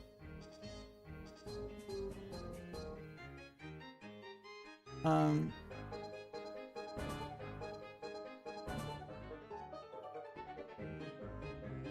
let's maybe get like a more kind of accurate rendition of a pelvis, the best we can at least. And then make the basically kind of more neutral here, and just standing like in a neutral stance here. I don't know if the spine is, if this is too long, like am I making the spine too long, like, or too short, like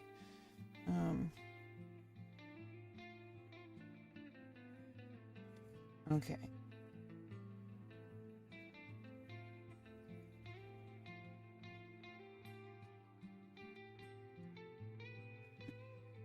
Yeah, I guess it also depends on the height of the individual.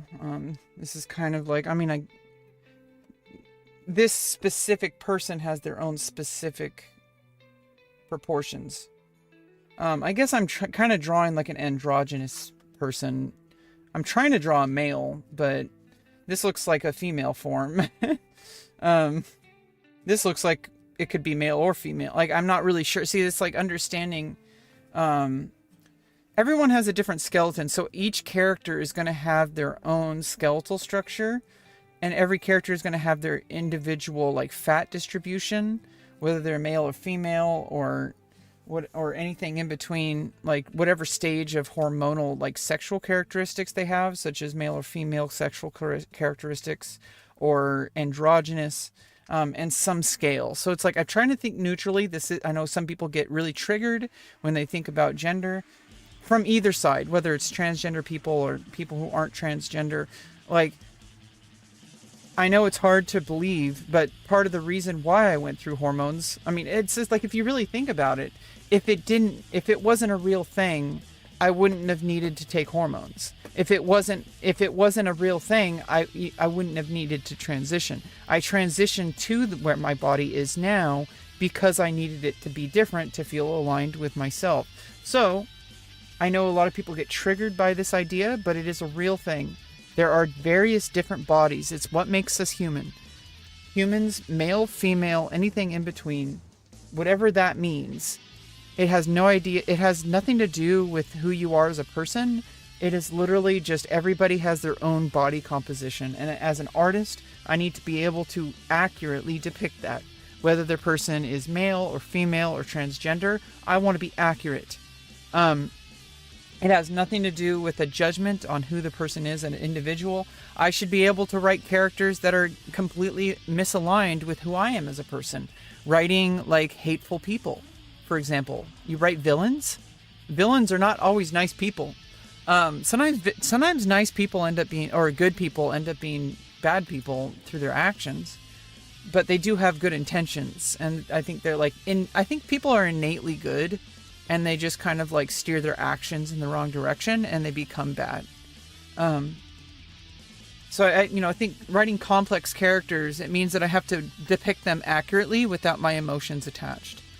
And so there's going to be characters who are more masculine. There's going to be characters who are more feminine. There's going to be characters who are more androgynous. And I need to get all of my personal opinions away from that. And as an artist, as a storyteller, that is required. And I know it's really hard for some people, but that's where therapy comes in.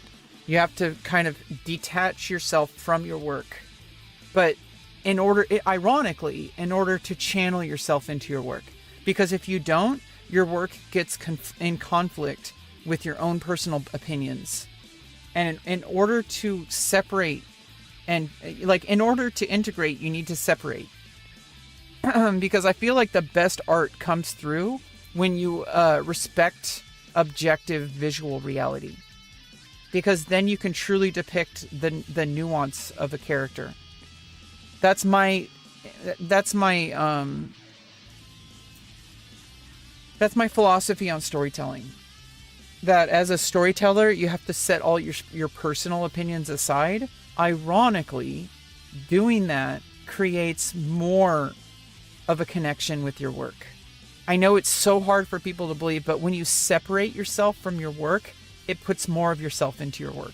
It's a really weird paradox, because you would think that you need to integrate, put all your soul into your work, but you can, if you do that, it puts you in a mindset that doesn't give you the technical ability to achieve that. Where are you from? I'm from California. No, I'm not a dude.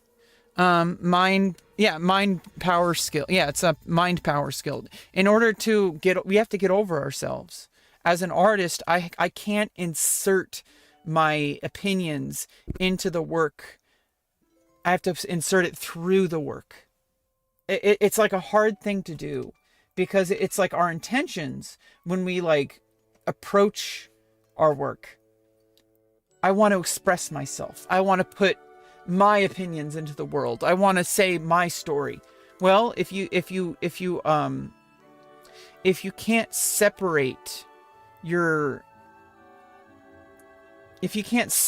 intention from your technical ability, it's going to come out muddy. No, I'm not a dude. Well, I guess we're all dudes. Like, that cat is a dude. I guess dude is gender neutral now. Is this trans? I don't know. Is English your first language? You're saying things. I mean, I don't want to be rude, because it's like sometimes people say like, oh, is this a trans person? Or they say is like, what is this creature? Or like, what is this thing? Like, come on, I'm a human being. I am a trans woman. I have gone through surgeries. But like I said, I'm separating my identity from my work. Me being trans has nothing about it. Like, it has everything to do with my storytelling, but in order to actually create and tell my story and what I want to say, to actually filter my life experience into a cohesive narrative, I need to think objectively. I need to think because reality and storytelling are very closely knit, even though they're fictional. Because you have to respect the objective reality around us. And so I know this is kind of a conversation that stemmed from, I get a little bit, I overthink it sometimes. You can't overthink things. I am literally just constructing gender neutral skeletons. I am trying to make more of I've been trying to work on male figures, but I end up making female form. So it's I was trying to make a male and I ended up building him as a female. So it's maybe it's more androgynous. I mean, it's literally just a stick figure. Basically, more or less. And I think I need to, kind of get my emotions away from my work. You kind of set your emotions, you set your emotions at the door. When you're, especially since I'm trying to learn, don't make it like your identity. See, this is the thing. You're the one who brought it up. So this is what I was talking about earlier. People come into my chat bringing conversations about gender and then complain when I talk about gender. But who's the one who brought it up? Give them acids.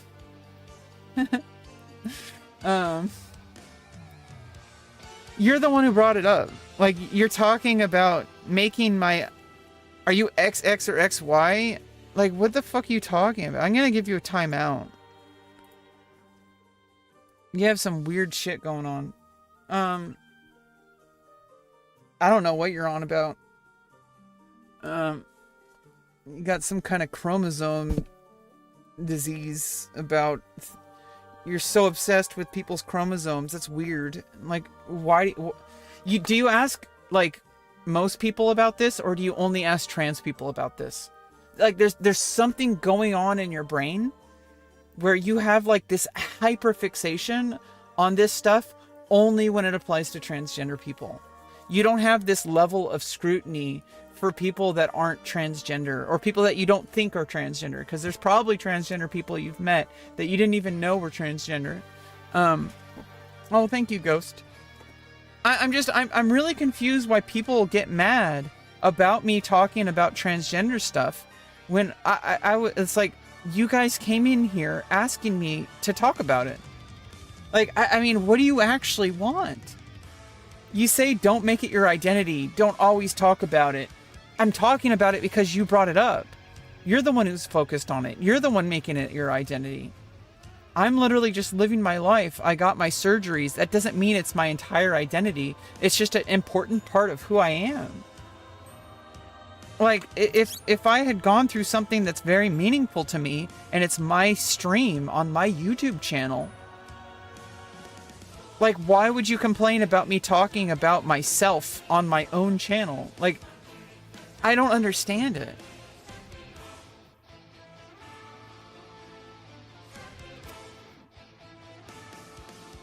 Yeah, I'm just saying, like, the people like SLB come in and they ask me what chromosomes I am. Because under their assumption, they think that chromosomes define who you are. It's a biological reality, but who cares? It doesn't define who you are.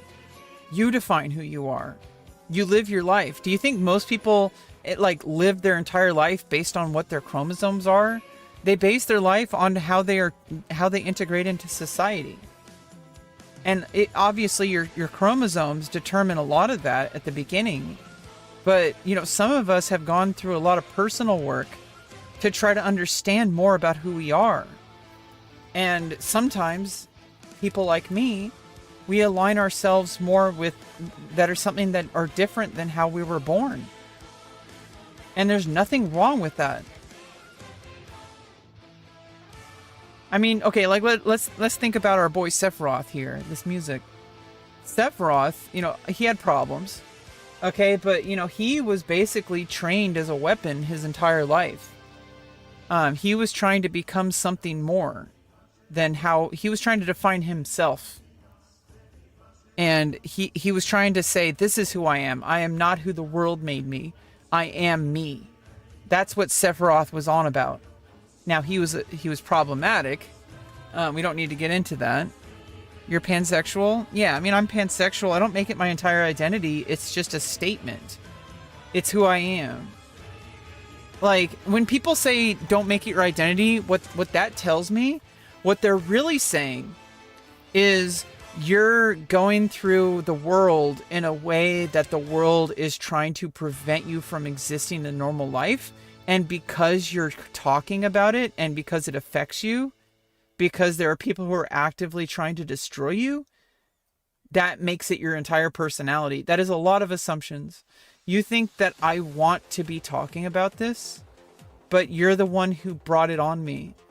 The world is actively trying to erase people like me. This is not in my head. It is a real thing. It is objective reality. People do not want transgender people to exist. This is known. This is studied. It's known through people's actions. Governments are trying to erase us. Do you understand? And I am just trying to live my life. I'm not trying to make my life about politics. But people bring it on me, whether I want it or not. And I'm just trying to dodge it. I'm trying to think, okay, I just want to be a person. I'm doing all the things that people want me to do, and they bring it in here anyway. Do you understand? Yeah, I mean, well, chromosomes matter about, like, your starting position. Like, your starting position matters. Like an opening in a chess game, right? Like, how you play in the opening can determine the entire game. And, you know, but at the same time, you're the one who's making the decisions from there.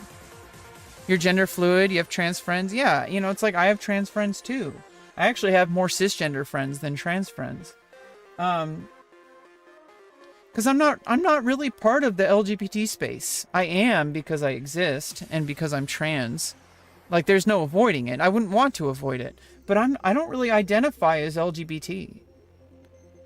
I mean, I am trans, but like, I'm literally doing the things that people complain about. People complain about trans people for making it their identity. And I'm one of the people that's just trying to live my life like a normal person, which is most trans people. I don't really know anybody in my personal life who wants to make being trans their entire existence.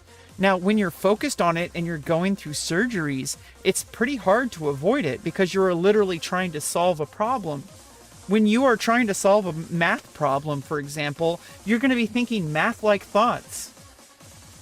So, like, when you're trying to solve a problem, why are you complaining that people are literally trying to solve the problem just because you're not trying to solve that problem because you don't have that problem? You think that people want to make it their whole identity? We're trying to do this so that we don't have to do that. That's why we go through our surgeries. Common sense, bruh. Exactly. I didn't realize that the reason somebody said that last time, Kyle, I don't know if that was you, it's because I made that my channel rule. I forgot that I made that my channel rules. Yeah, it's common sense. Just use common sense in my chat.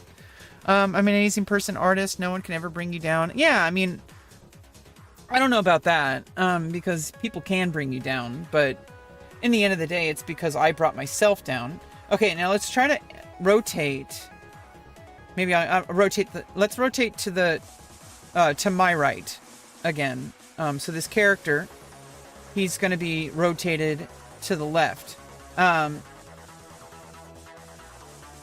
So I need to like think, how do I breathe without you? How about I wrote like more of like, not directly to the, yeah, let's just make it like directly like 90-degree angle. So if I do a 90-degree angle, if it was literally 100% 90-degree angle, it means that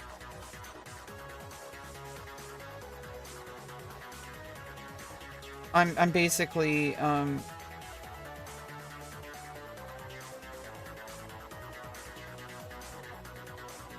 not going to be 100% of a 90-degree angle. Otherwise, it would just be a straight line.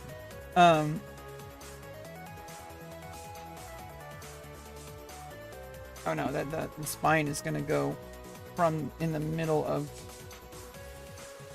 the night. Going to go from here. How does the spine kind of work like that? Right? Maybe this is a little bit of a messed up spine. I don't know. Whatever.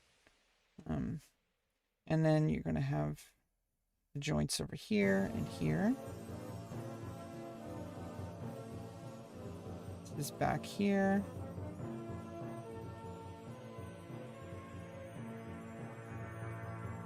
And this one is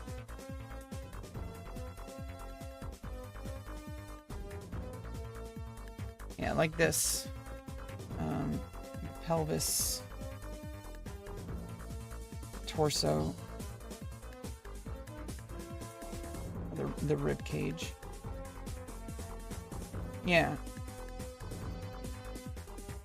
Oh, yeah, it's going to be more.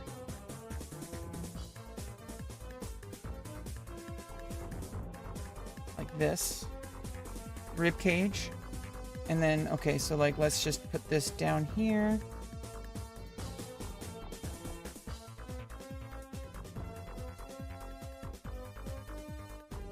Maybe that's too long.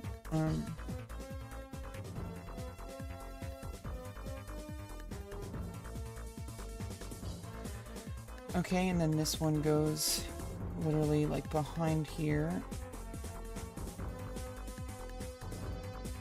Yeah, from like this, the perspective needs to be like...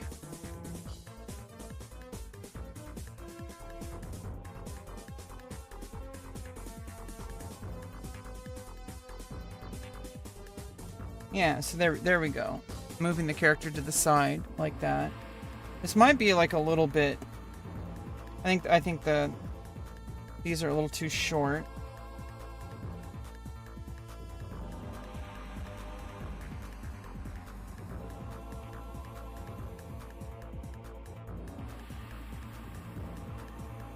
Yeah, there we go.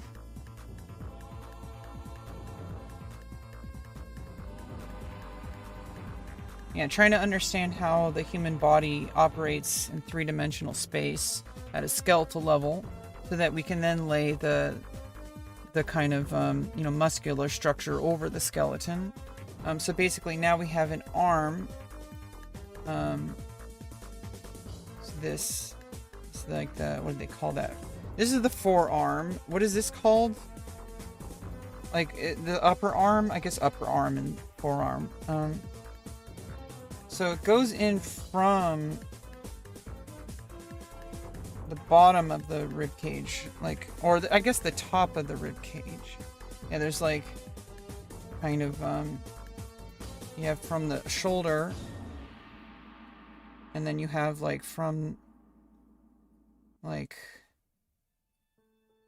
yeah, from like both it kind of goes up into the, not the bottom of the rib cage, but the junction, or whatever. And then got a forearm, and then we got this wedge-like figure for the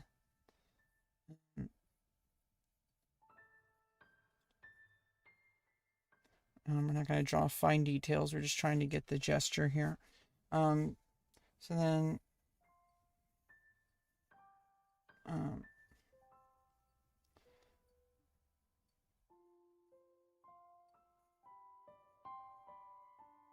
basically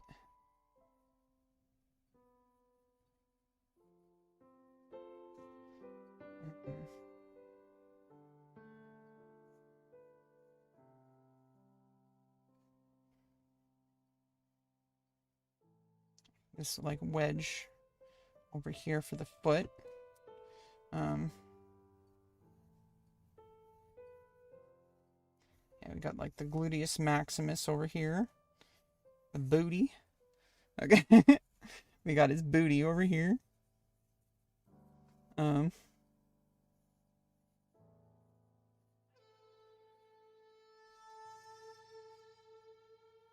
Just like there is kind of like an inward slant, like the, what is this, the lower leg.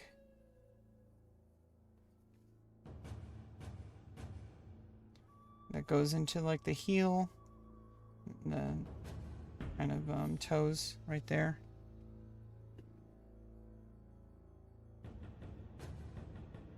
Oh no, it goes inward. And then like inward, then outward to the heel.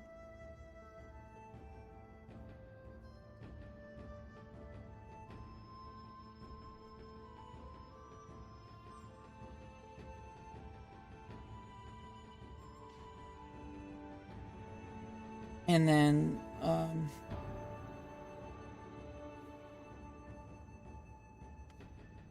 this one, the elbow, and then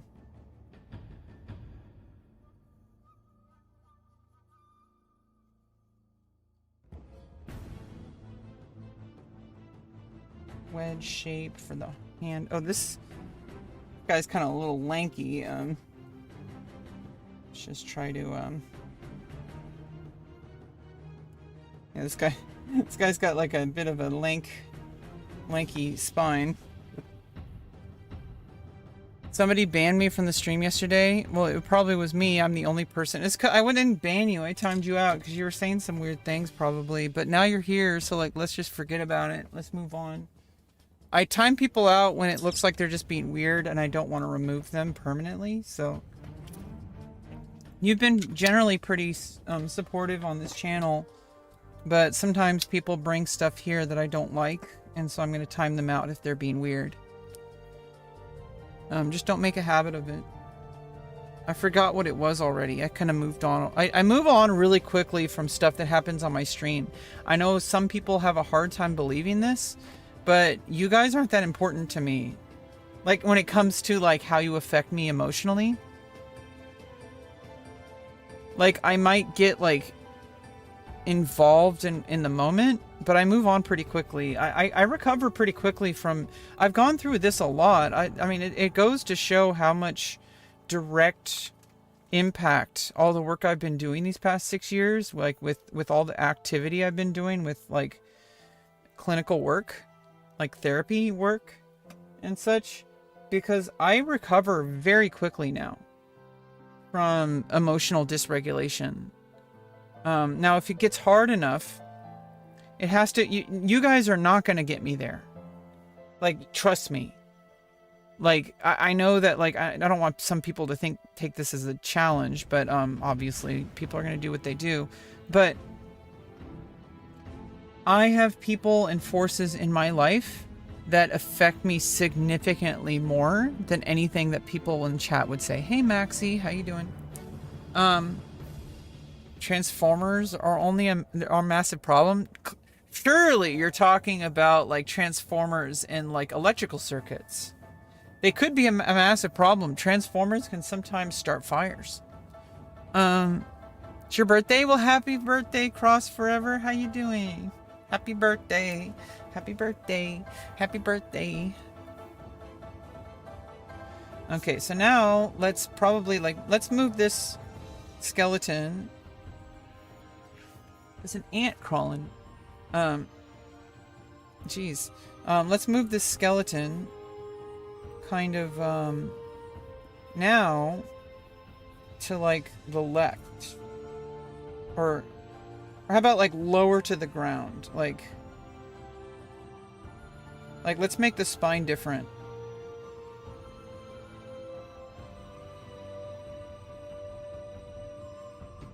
Yeah, let's make like the spine like different. How about like, yeah, it's gonna be.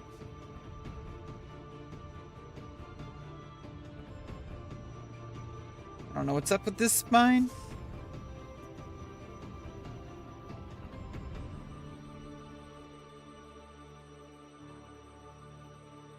Yeah, and then let's.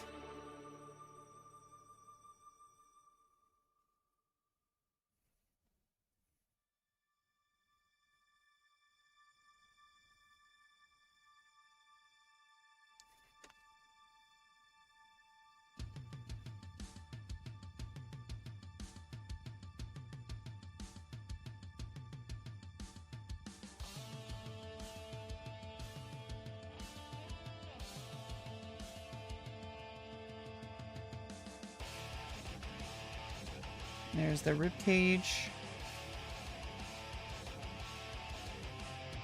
And then let's kind of put the body like forward, like maybe doing a wall here, like wall push-ups or something. Let's like make a wall and like a ground.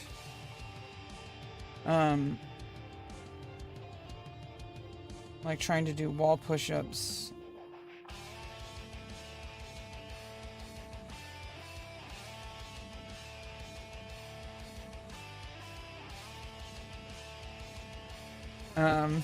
Don't mind the position between these two characters.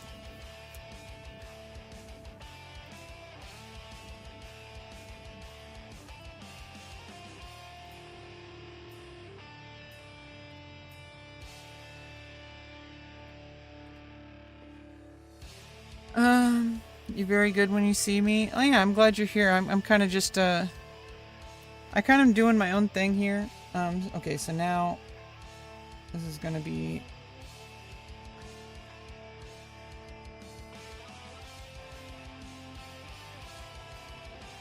yeah, it's like a wall, right?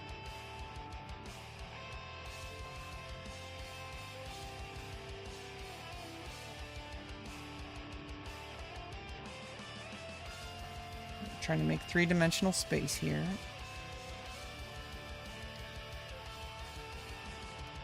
Doing wall push-ups.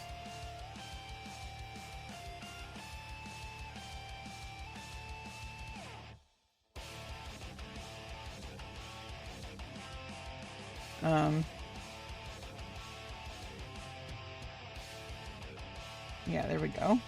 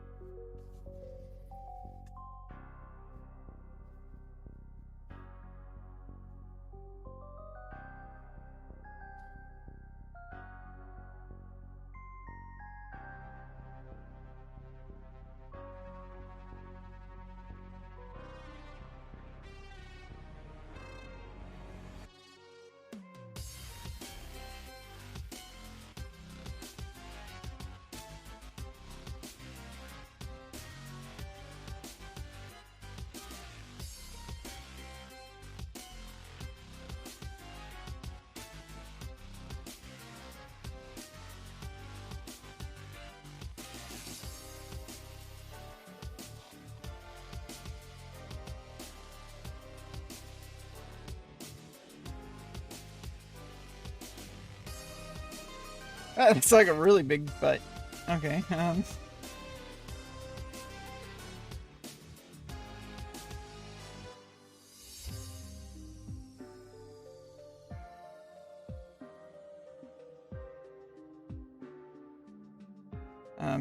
do not don't mind the juxtaposition between these two characters at all. It's not, they're not doing what you think they're doing. These two characters, literally just somebody standing here, and then I drew this maybe too close. Gotta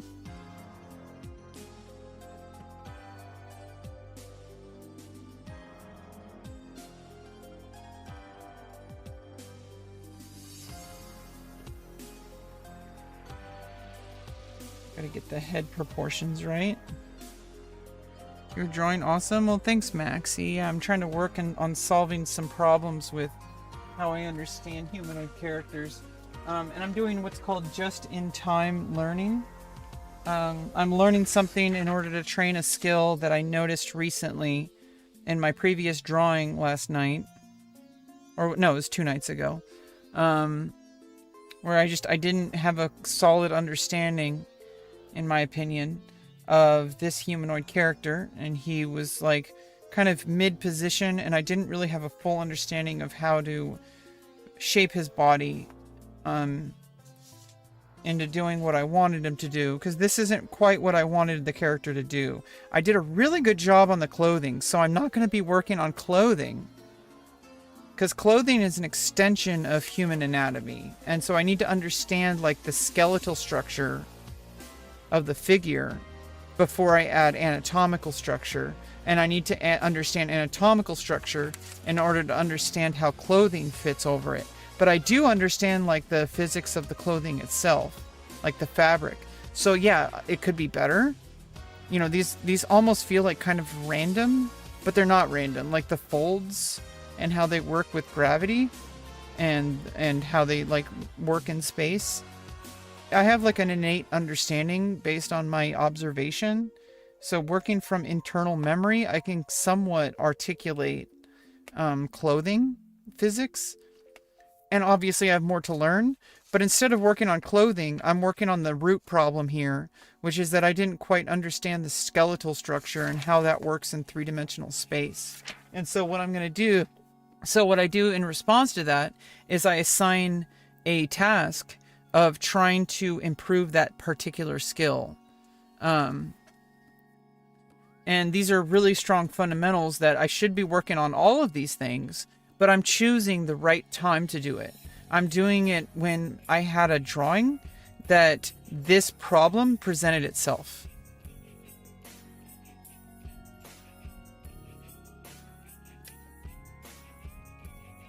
Like this problem presented itself at this exact moment, so I'm going to focus on this when it's the most relevant.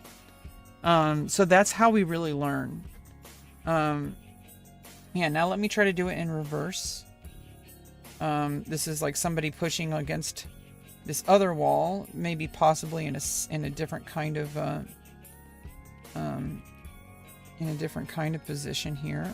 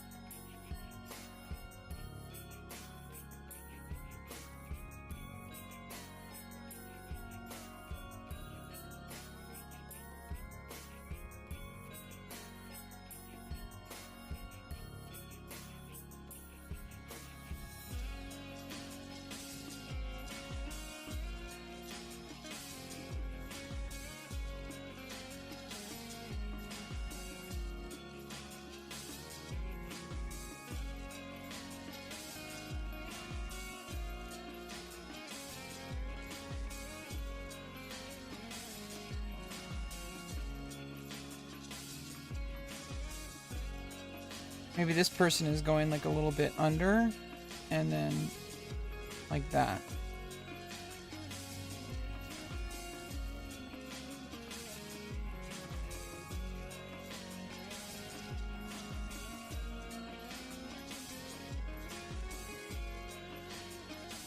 like pushing a different way.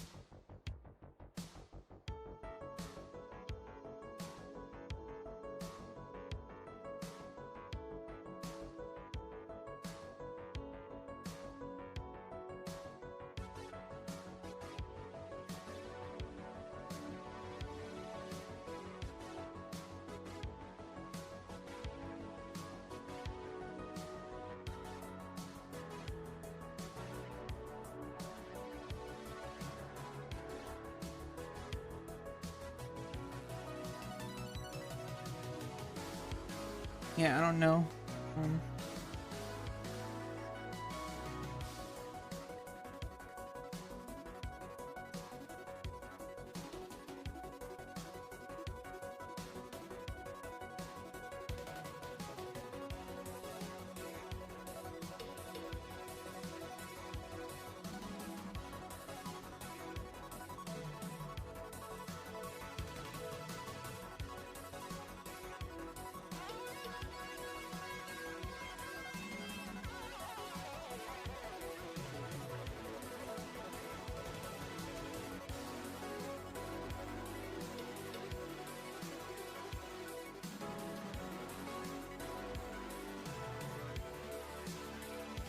This one's a little bit messed up.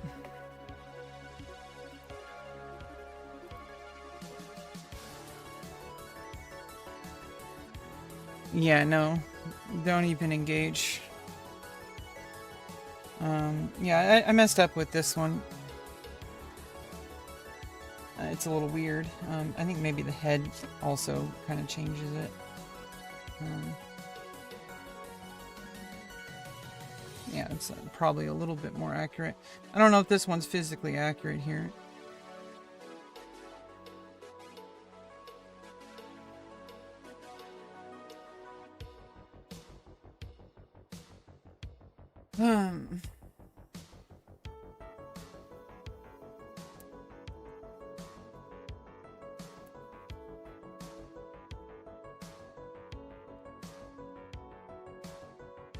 Yeah, trying to understand, like, I think the biggest problem is, like, where the armpits, how that, like, I have a problem understanding how to draw, like, the top part of the arm, like, understanding that it comes from, like, the armpit. I think a lot of people, when they draw humans, I think a lot of people have this fundamental issue of misunderstanding how the shoulder and the arm connect.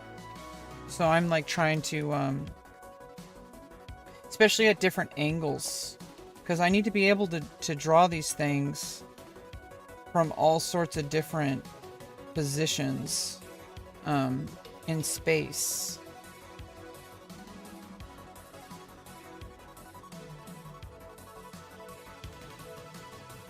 And there's like a usually there is like a fundamental incorrectness. Okay, that scared me. Gotta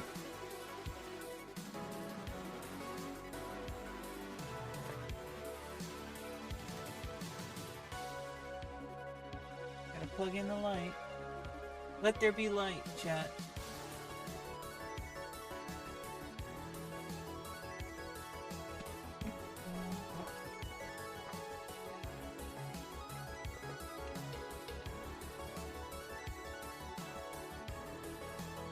There we go. Yeah, that scared me. I was like, what is happening?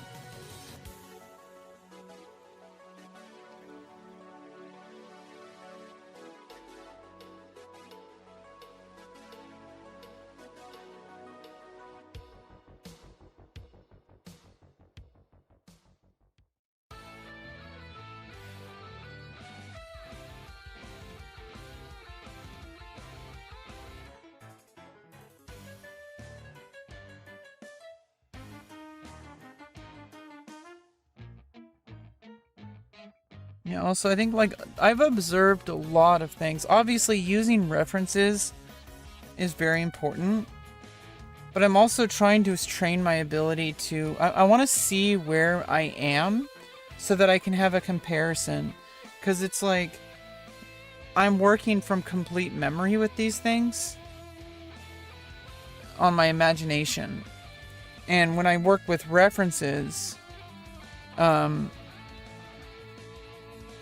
like, we'll look at, like, pictures of, like, one of the... Or eventually, I could, maybe next month. I can't afford anything right now. But I do need to buy one of those, like, cheap little, like, skeletal figurine things. And to be able to move it around and see how it works from reference to understand, like, these things. I could just look at images of them. And just do some gesture drills. Like just drawing it for like 30 seconds. And then draw the next one for 30 seconds. And all that kind of stuff. But I'm working my way up to it. I got... As long as I'm doing something with the pencil on the paper, that's what really matters. I'm kind of in a slow... movement. I have a situation mentally where I just take a lot of time to do things. And I have to go at my own pace or I won't make any movement at all. And I think, like, what I've learned about how I learn is if I hold myself up to the standards that other people have, I end up crashing and burning. And I end up not making any progress. But if I go at my own pace, I will eventually get to the point where I can match with other people and actually exceed.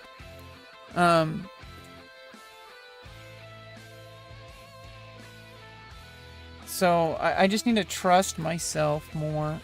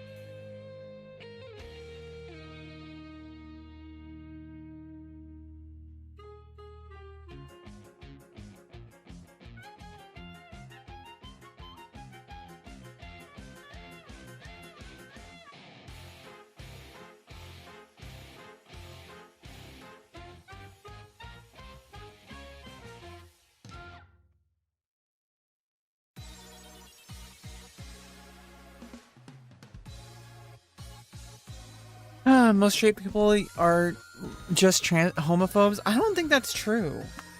I think the majority of people don't give a fuck, which is good. You're not straight. I think most people don't give a fuck. For having trans vibes and straight vibes. I'm straight, but yeah, I don't, I don't know how other people think, but I like to think that as long as you're not hurting somebody, you can think whatever you want. It has nothing to do with me.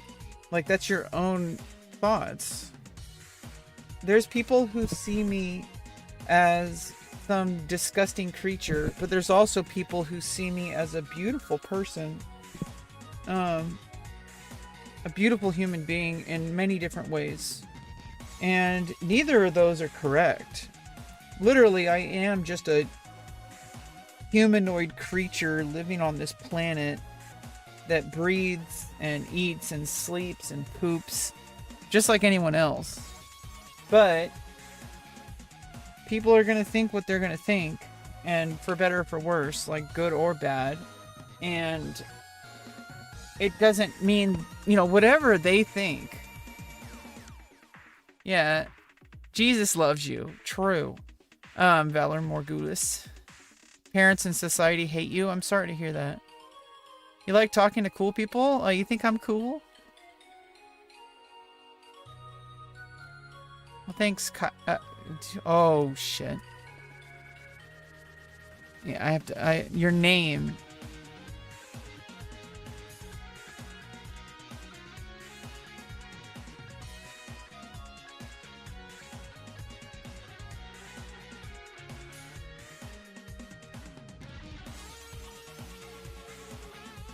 I think I was mispronouncing your name.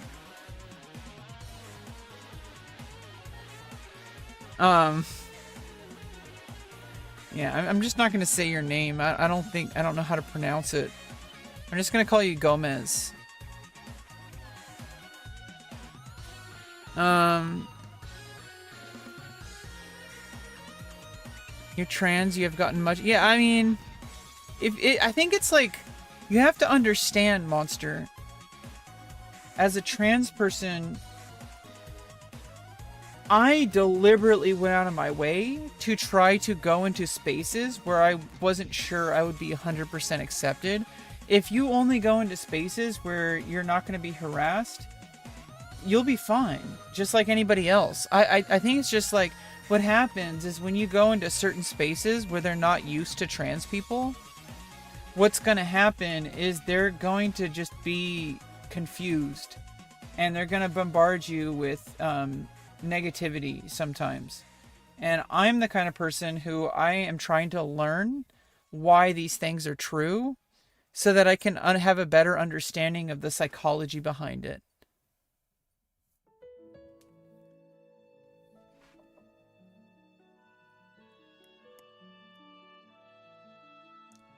Brazilian?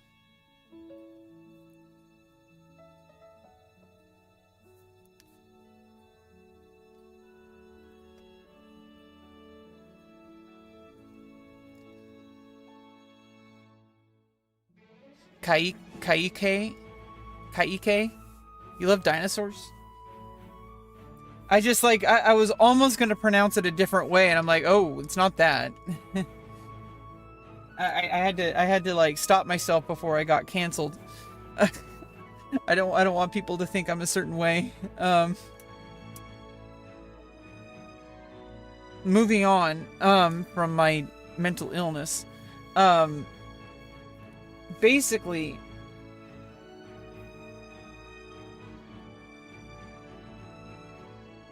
I feel like a lot of trans people get hate because you're going into spaces where people are not going to accept you. And if you're a gamer, it's really hard to find spaces where people accept you. A lot of the times, though, I really do think it's a lot of just indifference. Most people are not going to give a fuck if you're trans or not. They're going to start giving a fuck when it looks like that's all you talk about. They're going to be like, why are you always talking about trans stuff? This is a gaming Discord.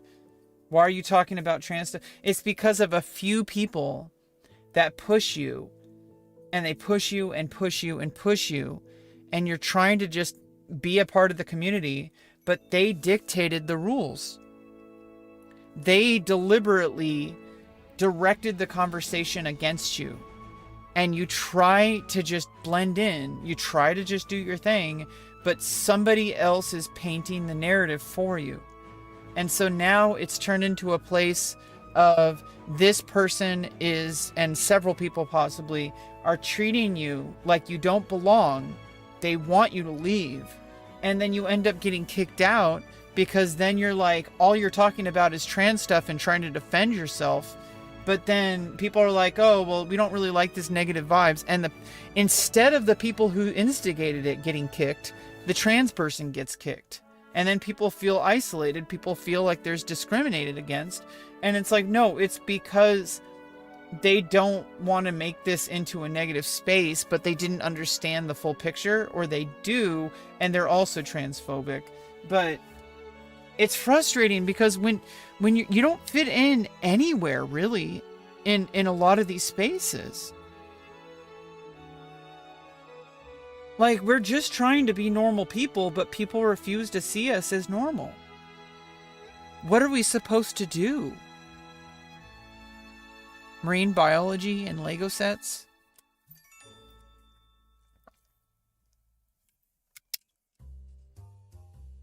Hey, welcome back, Blue Hitbox.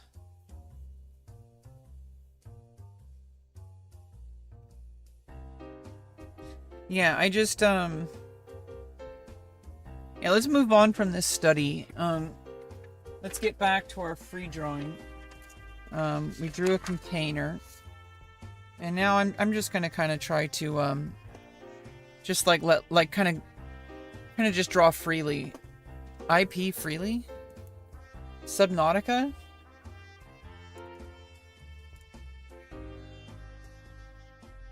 Cool beings known as Homo sapiens sapiens. I don't know.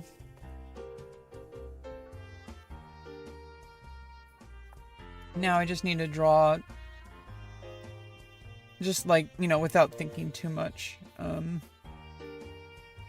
just want to like allow myself to associate freely without constricting, without restriction,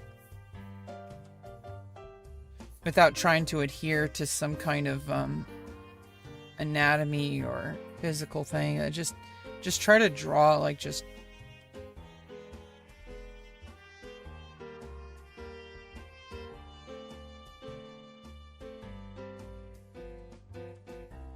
like I need some containers, but other than that,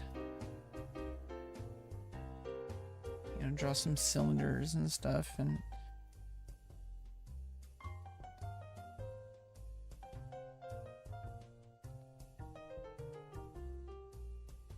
yeah, like maybe just thread.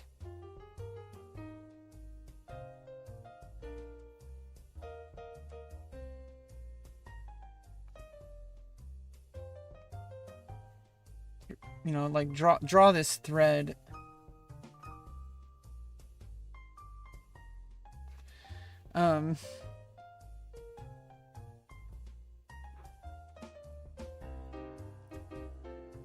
Nice form work.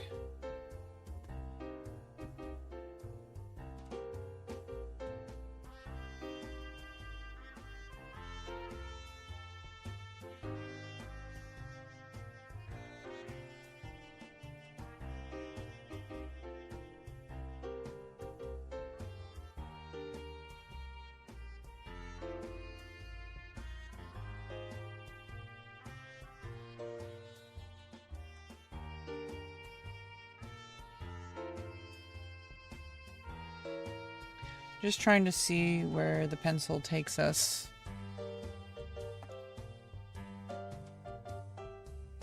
Yeah, I don't know. There's like this like constant battle with trying to trust myself that there's a reason why I am the way I am and why I do the things that I do. And I want to understand them, and maybe that makes me mentally ill, but I think everybody is mentally ill in some way. And we have choices on how we spend our day every day. And I like streaming because it's a place where I can kind of set my own vibes. People bring their own things in here, but I kind of factor that in. It's like something I can regulate, even though it's like sometimes negative people will show up. That's like kind of like I know how to work within that framework. I've been on social media for 26 years. I kind of know how to navigate somewhat. Nobody truly knows. Maybe it's making me mentally ill, but at least I can focus it. At least I'm mentally ill, like, with control rather than complete chaos. Because when I'm not streaming, I am trying to learn how to do things off stream. Like I do draw off stream. It's important, but I really like streaming because it gives me like this feeling of expression that you don't really get in any other medium. It's a way to like, I mean, I can interact with people live. Even when they're negative, it has like a positive impact on me because it gives me more agency in my world. In a world that I don't have particularly a lot of agency in my life. I do. I'm not trying to say I don't have agency in my life, but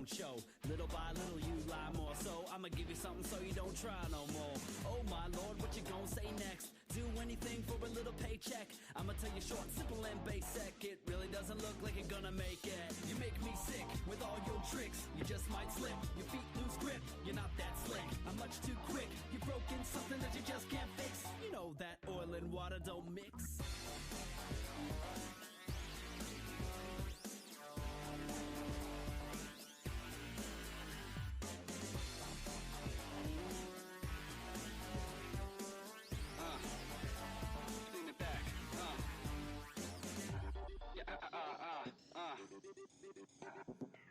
I'ma tell you, look.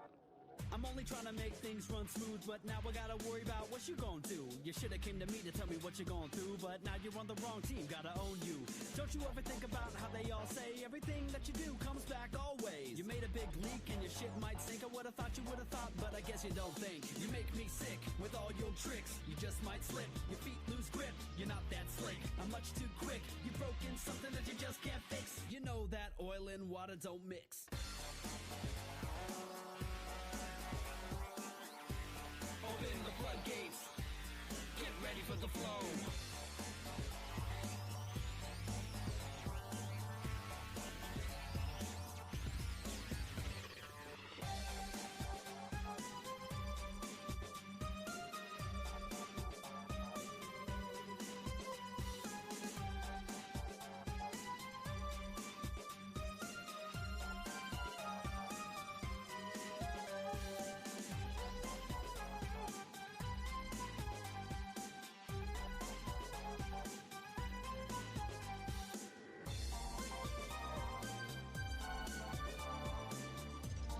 Hey, what's up, Sage Mode? Hi, baby. Hey, baby.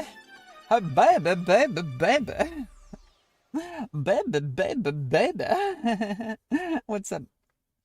How you doing? We're just hanging out and doing some drawing. Trying to regulate myself. That's all I can really do. Just regulate myself while I wait through this process where this agency is going to get me into my new living situation, and nothing I do makes a difference. So I'm just going to focus on regulation, trying to take care of my health, which includes my mental health, which drawing is really helping with. And I got shaken up a little bit yesterday because I had just a really negative interaction yesterday with a medical professional, and I don't want to get into, I talked about it at the beginning of the stream a bit, but it's just, I feel like it's a little bit too sensitive to talk about publicly. It's like it was like a medical visit, so it's like personal. I'm not gonna lie, I felt personally attacked, and now I'm starting to doubt myself when I was already barely hanging on to a thread over my own agency. And this doctor was basically interrogating me to have more, deliberate impact on my life without relying on external services. But I connected to all these services because I need them. And I have a disability, and I'm trying to overcome that with access to resources. And this doctor that I've only worked with recently for getting assessment for ADHD comes in and starts talking about how I need to be more creative about solving my problems, and it really rubbed me the wrong way. And she had to end the session because I got really dysregulated, and it makes me doubt myself, because I'm like, I've thought a lot of times that I'm like not good enough, or that I'm not doing enough, and it's like all the people on my team are telling me that I'm an amazing human being that has done amazing things to improve my life, that I'm like getting help that a lot of people don't get to because they don't believe in themselves long enough to get access to these resources. I'm utilizing these resources that were not a guarantee to have. I had to fight for them. So the reason why I'm getting help in the first place is because I'm thinking outside the box, because I'm being a problem solver. I'm trying to get help in a way that I've never had help before. And I don't know how to solve this housing situation. So that's why I have these people helping me, but they take so long.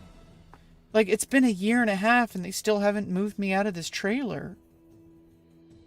And it's looking like it might get closer, but I just don't know anymore. Especially after talking to this doctor last night. Like, it's like she's just like threw a wrench in all the progress I made. This medical professional who is like getting me dysregulated and making me feel like I'm doubting myself now. When I have already done so much. I have a disability. That doesn't mean I'm broken. What are you drawing? I'm just kind of free drawing right now. We did some like figure drawing to understand skeletal structure and a little bit of anatomical structure. This was less focused on the anatomy part. It was more focused on how to move, the joints, and how to understand like the rib cage and the pelvis, and how they connect to each other and the rest of the body.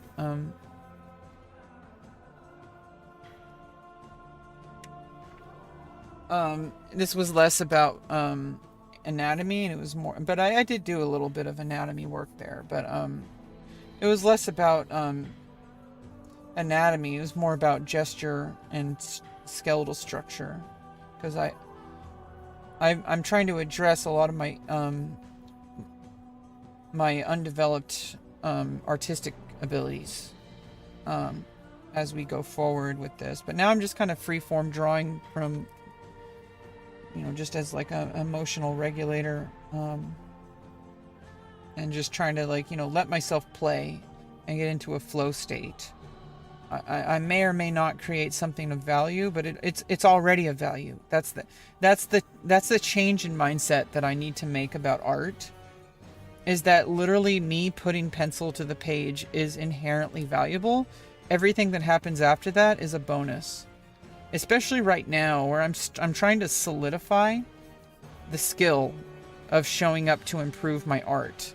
So the skill is that I need to show up. And I've already done that today. And so everything we do from here on is already a bonus. Having the success condition was, did I put pencil to paper for at least a few minutes? Which we definitely did. And we're still doing. So I'm already successful in that regard. And by setting that as a success condition, it opens up a long-term trajectory of success. And I know this because I've achieved success in certain things, like my medical history, like getting access to these services I'm talking about. The fact that I have been working for 6 years to make my life better most people would have given up. Most people do give up. And I know it's miserable, but it could be worse. I could be not getting help at all. I could be completely stuck in this environment forever. And because I'm just sitting here doing nothing about it. And just because I'm here on live stream doesn't mean this is all I do. I want you to understand this. I know most reasonable people understand this, but I think some people think that this is what I'm doing to try to move out of the trailer. This is just something I'm doing as a personal hobby to help me regulate, to give me a tool that I have control over. I can control my stream. I can control when I stream. I can control what I do on stream. This is something, and like drawing, for example, is something where I have 100% agency, which is something that's missing in my life right now. Hey, Lilith. So like something that's missing in my life right now in regards to my living situation is agency, where nothing I do seems to make a difference. And so I have to rely on external sources, unfortunately, to change my situation. Which is terrifying because it means that I have to relinquish agency. And it's really hard for somebody who has fought so hard to take action. And when I have to, I've already taken the action and now I have to let it happen. And that's really hard for me. I'm not a... Oh.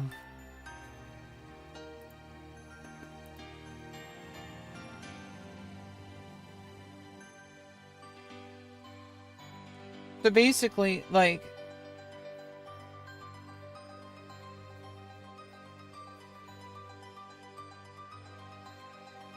it's really hard. I know a lot of people misunderstand who I am as a person. A lot of people seem to think that I am lazy or that I don't want to do anything to improve my situation. It couldn't be further from the truth.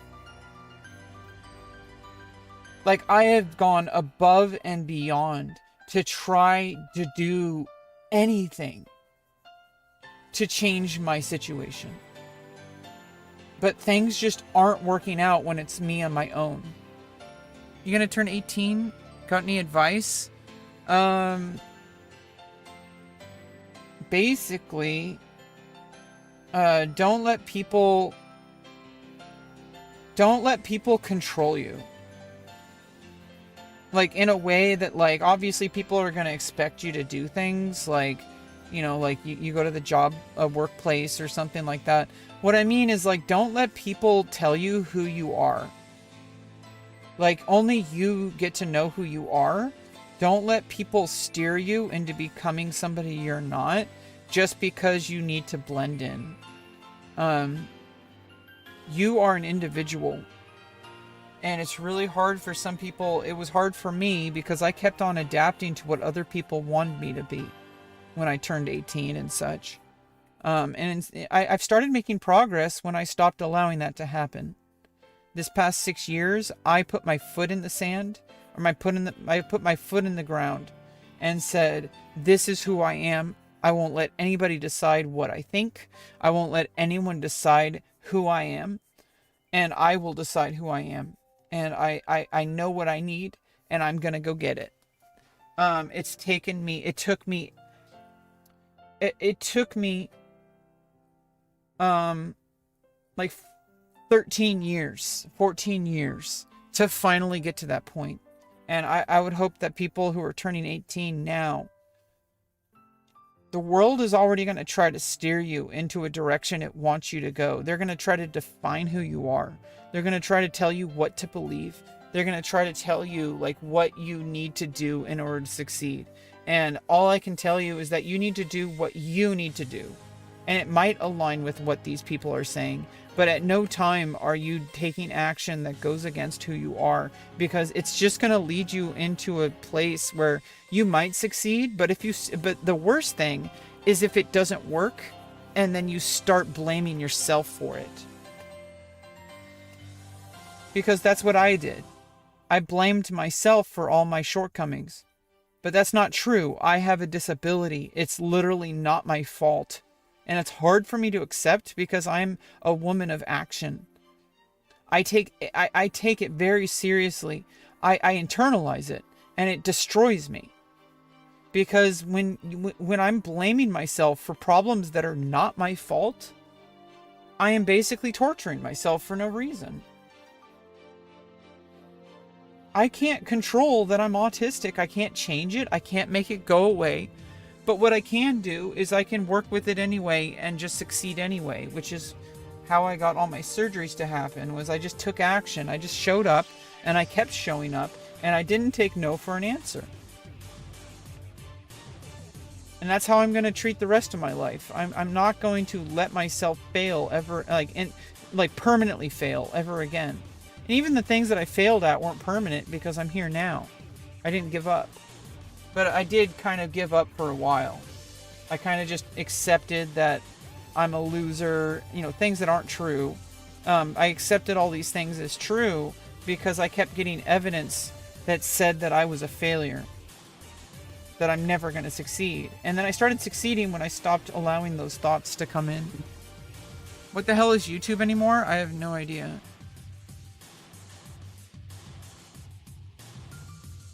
Yeah, well, Elite, I encourage you that, people are going to give you all sorts of advice, including me, because you asked for advice.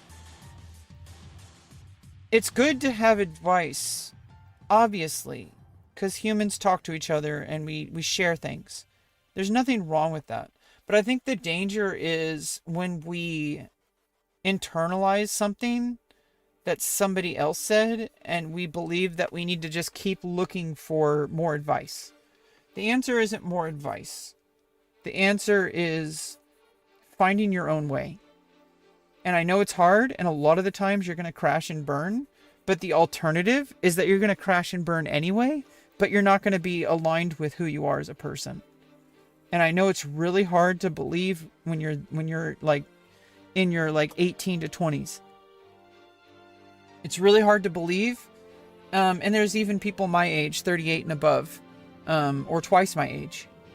There's people who believe that you just need to do what other people tell you because they're better than you and they're mentors, but nobody has any idea what the fuck they're doing. And they certainly don't know how to live your life. Now, it doesn't mean there's not going to be mentorship, but you need to find those people, and you're not really going to find them on social media, which I know is kind of like counterproductive to, obviously you're on social media and it's a very commercial space. You're trying to sell something, even if it's just like, an idea. So maybe it's like a little counter to my goals to try to tell people not to listen to me. But I think like what I have to say and what I have to offer are more meaningful when you give yourself agency. Because I don't know all the answers. I certainly don't know what you need. But what I can tell you is what I've learned. I can share that with you. I can create a space where we have like an open mind. And I try to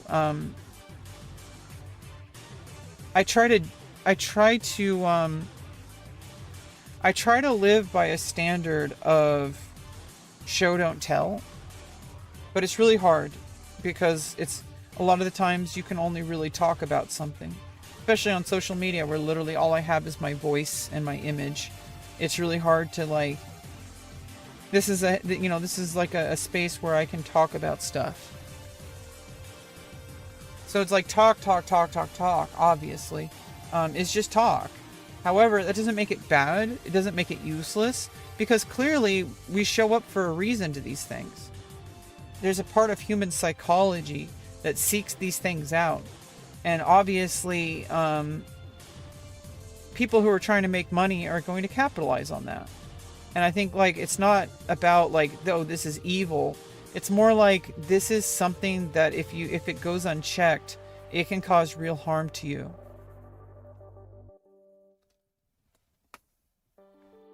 I'm not under the opinion that you should just completely avoid social media. There's clearly a reason why we use it. It serves some function, even if that function is showing yourself what not to do. Sometimes it's showing you what to do. Sometimes it's showing you what not to do. And I think there is an evolutionary reason. However, you get to choose the time and place. You get to curate your own feed. Obviously, the For You page and all these algorithm recommendations, they're going to happen. And you can't avoid it. And like what I've learned is to just kind of use that to your advantage. You get to choose the times that you look at YouTube. You get to choose the time that you look at any social media. I do avoid most social media. I post and ghost, which I think is healthier for me. I think it's healthier for most people. But if all I do is post and ghost and that's all everybody did, then nobody would actually be benefiting from the content that you create. There's some sort of benefit from listening to what other people express themselves. Like, what's the point of expressing yourself if nobody listens? Like, there is an inherent value to it, I think. I think there is more of a spiritual reason why we create things, why we make art, why we express ourselves. I think there is a divine purpose outside of, consumption. But I mean, like, we're trying to communicate with each other. I don't think it's just kind of weird. Like, when people say, listen more than you speak, well, at a certain point, it's your turn to speak. And if all you did was listen, well, then, it's like they say, oh, nobody likes somebody who's always talking. So, like, listen more. But if both people were only listening, at what time does anybody speak? Clearly, it's somebody's turn to speak at some point. I don't understand this, belief that you should just always listen to people. But they're talking. At what time is it your turn? Like understanding that, like, we are inherently communicative people, and communication involves multiple parties. To only listen is basically forcing other people to take up all the space, which is like what you're trying to avoid, right? Like, you're trying to say that you should listen more, and now you're forcing this other person to do all the talking. You're not allowing, like, a communication. You're just listening. So it's like, I don't like this belief that, like, there's a reason why we create content. It's designed to be consumed. And to avoid consumption when, like, why would I only care about stuff that I do? I want to listen to other people's opinions. I want to see where they're at. I highly disagree with this opinion that you should just completely ignore everything that everyone else has to say. However, I do agree with the idea that people are going to try to inject their own view into yours. And you need to really hold your own beliefs into an internal locus of control. And it's harder than ever in any point in history, but I don't think it's anything new. I think it's always been like this. There's always been people who take advantage of people who want advice. This has been going on forever. It's like the whole self-help industry is based around this. However, I do think there's a time and place for everything. Maybe some things are just pure scams, but even that is information. You can use it and observe it and so that you know what it looks like. This is what something looks like when somebody just wants to sell you something. This is what it looks like when someone is genuinely creating something of value. Like, you need to know, like, what things aren't what you're looking for. And I think it's really hard to discern that sometimes. And it's like, that's kind of where the friction comes in my opinion. Is when we don't really know what the answer is. And I don't think anybody does. There's a reason why I showed up to my stream today. There's a reason, like, what other than like, what is the point of living if we don't share things with each other? Like, if we just live in our own little bubble, like, what really is there? And this is all I have right now. I don't have any other things going on in my life. My stream is a place where I can actually put something out in the world. And I may not be the most popular creator out there, but I am growing in subscribers. And there's something that I'm doing that's doing something good for me. And so I'm gonna keep doing it. And there's clearly like some kind of purpose it serves. I don't exactly know 100%. I don't need to know 100% of why. But I need to have a confidence in myself, and streaming, it gives me agency in a life that I have had very little agency. I need to give myself more credit. I need to stop kind of like crashing myself, because I have done a lot. I've achieved a lot.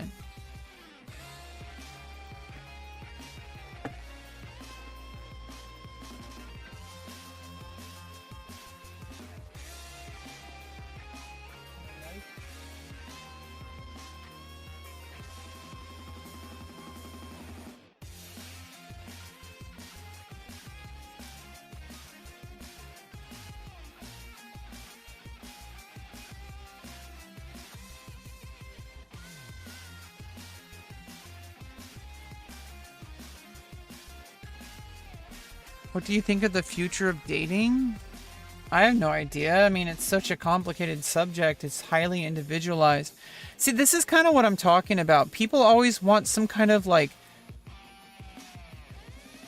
this is true all the time and it'll never change kind of answers. Like, no, that's not how the world works. Like, life is complicated and it's nuanced. There's no like future of dating. There is future of dating for you as an individual. Draw a little cat in the corner.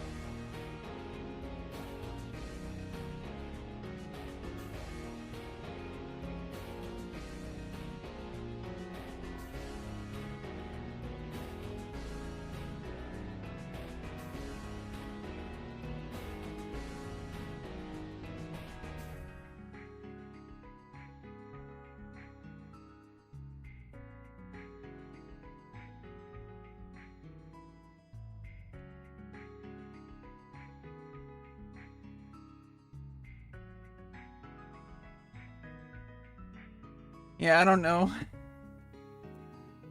Yeah, so it's like the future of dating. I don't really know. I don't really I think it's just you got to find like the kind of people that you want to be around and kind of find what works for you.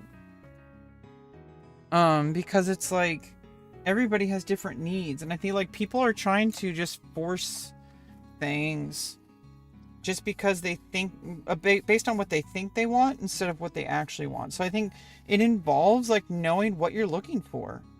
Are you looking for, when you say dating, what do you even mean?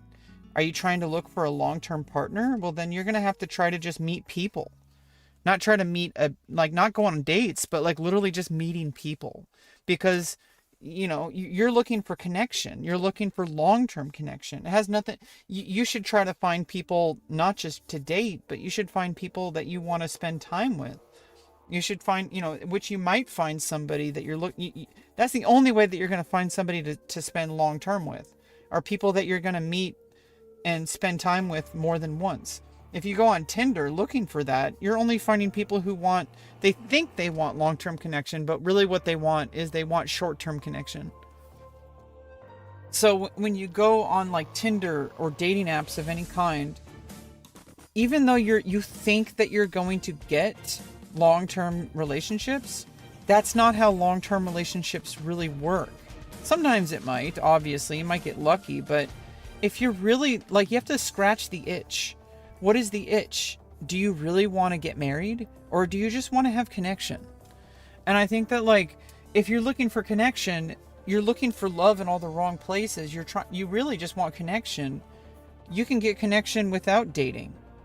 You can just get connection by joining a community thing and doing something in common with people. Go to a game shop if you like games. Go play, go meet people at different places where people gather, like Magic the Gathering, for example. You're going to meet people with similar interests. Or go to the gym. If you want to go to the gym, you might meet people that, you might get talking with somebody. But you're not trying to meet people. You're trying, well, you are, but you're not trying to meet people for any kind of motive. Because when you do that, you're only gonna get disappointed, because what you're looking for doesn't align with people's expectations. Your expectation when you open a dating app is that you're just looking for short-term connection. It might turn into something, but I would say 9 times out of 10, it's just going to be a one night stand, or maybe 3 nights, whatever. It's not going to be what you want. It's definitely not going to be what you need. People have their expectations set extremely high. You have to, the quality matches, it matches the quality. It really is exactly what it's supposed to do. Tinder is a way to just connect with people who are, have similar things in mind. You're going to try to date, right? So whenever I meet somebody that way, it never ends up going anywhere.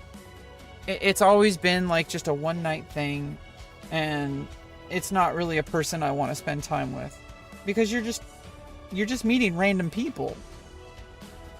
If you want to meet random people that actually going to resonate with you, you're going to have to do something with shared interests, and something more shared than I want to get laid, because that's pretty much everybody who isn't asexual wants. So that's too broad. It's everybody who likes music, everybody likes music. You need to be more specific. Do they like the same bands as you? Maybe, but that's still not specific enough. Do they go to events that are related to that band? That's a little bit, less broad, but it's still pretty broad, because there's a lot of people who go to concerts.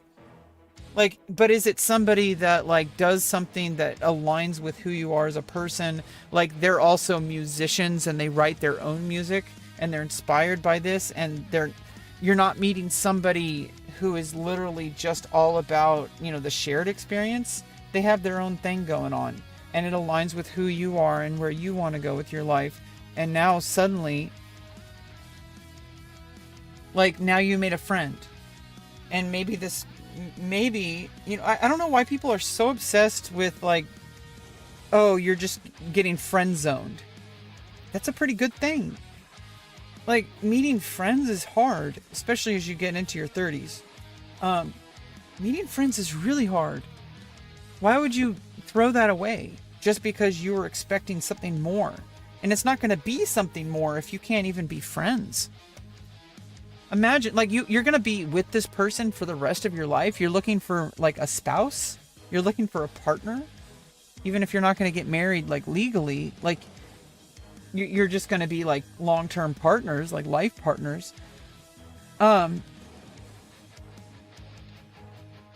are you going to spend time with this person, like, the rest of your life if you can't even be friends? So, like, being friends should be your goal. And if it goes somewhere, or if it doesn't, you still made a friend. And, you know, if you're looking for something different, well, then you can go elsewhere for that and still be friends with these people. And it's kind of frustrating. This is why people usually end relationships completely, is because if you are trying to hold out for something that's not going to happen, then that's like a fundamental disrespect of the person. Because this person doesn't see you as a sexual partner or as a romantic partner. They see you as a friend. And when there's a misalignment with expectations, it's usually time to cut ties with that person. We drawing something specific? No, I'm just kind of free drawing. We did something specific earlier. I did some figure exercises. But now we're kind of moving on into just letting myself draw freely. I am seeming to get like armor plate stuff, but it's kind of random and disjointed. But I do think it is valuable. It kind of just, it's like freeform drawing, just letting my hand do what it does. And like seeing like where my mind goes. It's also kind of interesting to watch on stream, I think. Maybe a little bit.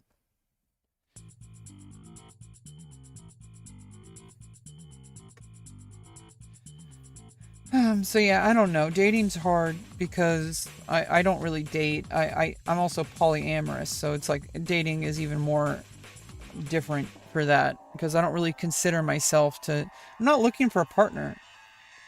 I'm looking for kind of more casual partners.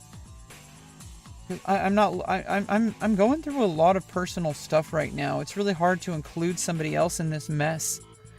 I'm a mess. And I'm not looking for long-term commitment right now. I'm not looking for a partner. And people should respect that, because if I'm not looking for it, then they're going to be disappointed when their expectations are that I'm looking for that. There are people who want what you're looking for, whose expectation aligns. You know, you should find those people. But there's some people who say like, oh, you know, you can still find love. You'll find somebody eventually. It's like, I'm not looking for a person to solve my... Like, you know, I'm going to, like, look for a boyfriend or a girlfriend, and having a boyfriend or a girlfriend is going to solve all my loneliness problems. Like, no, that's not going to fix everything.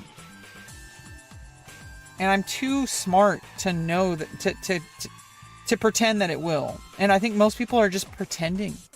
Like, I don't want to, like, you know... I don't want to, like, assume anything, because there might be people who really do, feel genuine meaning from that. I'm not saying that that's like going to be true for every single person, but in my experience, for me and my needs, I'd be pretty delusional if I thought that all my problems are going to go away and I'm going to feel better if I found a partner. Like, no, like I can barely even have casual partners right now. I might be meeting up with some people soon, but like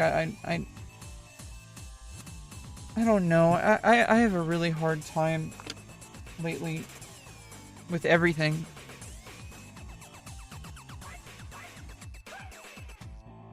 I'm trying to keep going with my life. Like, I don't want to give up. And sometimes you have to show up even when you don't really want to. But, and obviously, I'm going to be ending the stream pretty soon, but because I think it's time to move on for now. But we've been live for a while. Like, I showed up, I drew. It's been 3 hours and 41 minutes since I went live. Like, I feel like it's getting to that point where it's like I need to take a break. I didn't fail just because I'm ending the stream. Like, I think that's ridiculous. That my first thought is that, like, I don't know. I'm just having a really hard time. Have you ever fell in love? No. I thought I was in love, but I wasn't actually in love. I'm having a really hard time existing right now, but I'm doing it. I'm existing. I'm live on stream. I'm alive. I'm doing what I can. Not every day is going to be very good. Not every day is going to feel good. Not every day is going to feel like I'm making progress. But I'm making progress anyway. I don't think it's about being perfect. I think it's about showing up even when it doesn't feel perfect. And that's why I'm drawing right now. Because it would be so easy to have not drawn, but here I am. You know, we talked for a while at the beginning of the stream, but I'm pretty sure I've been drawing for like 2 hours.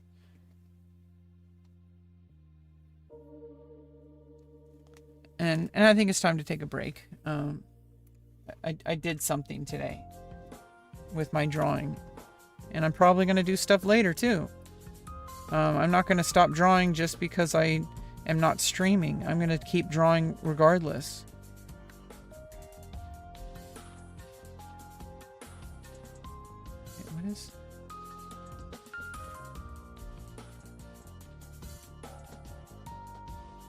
What the hell is even that?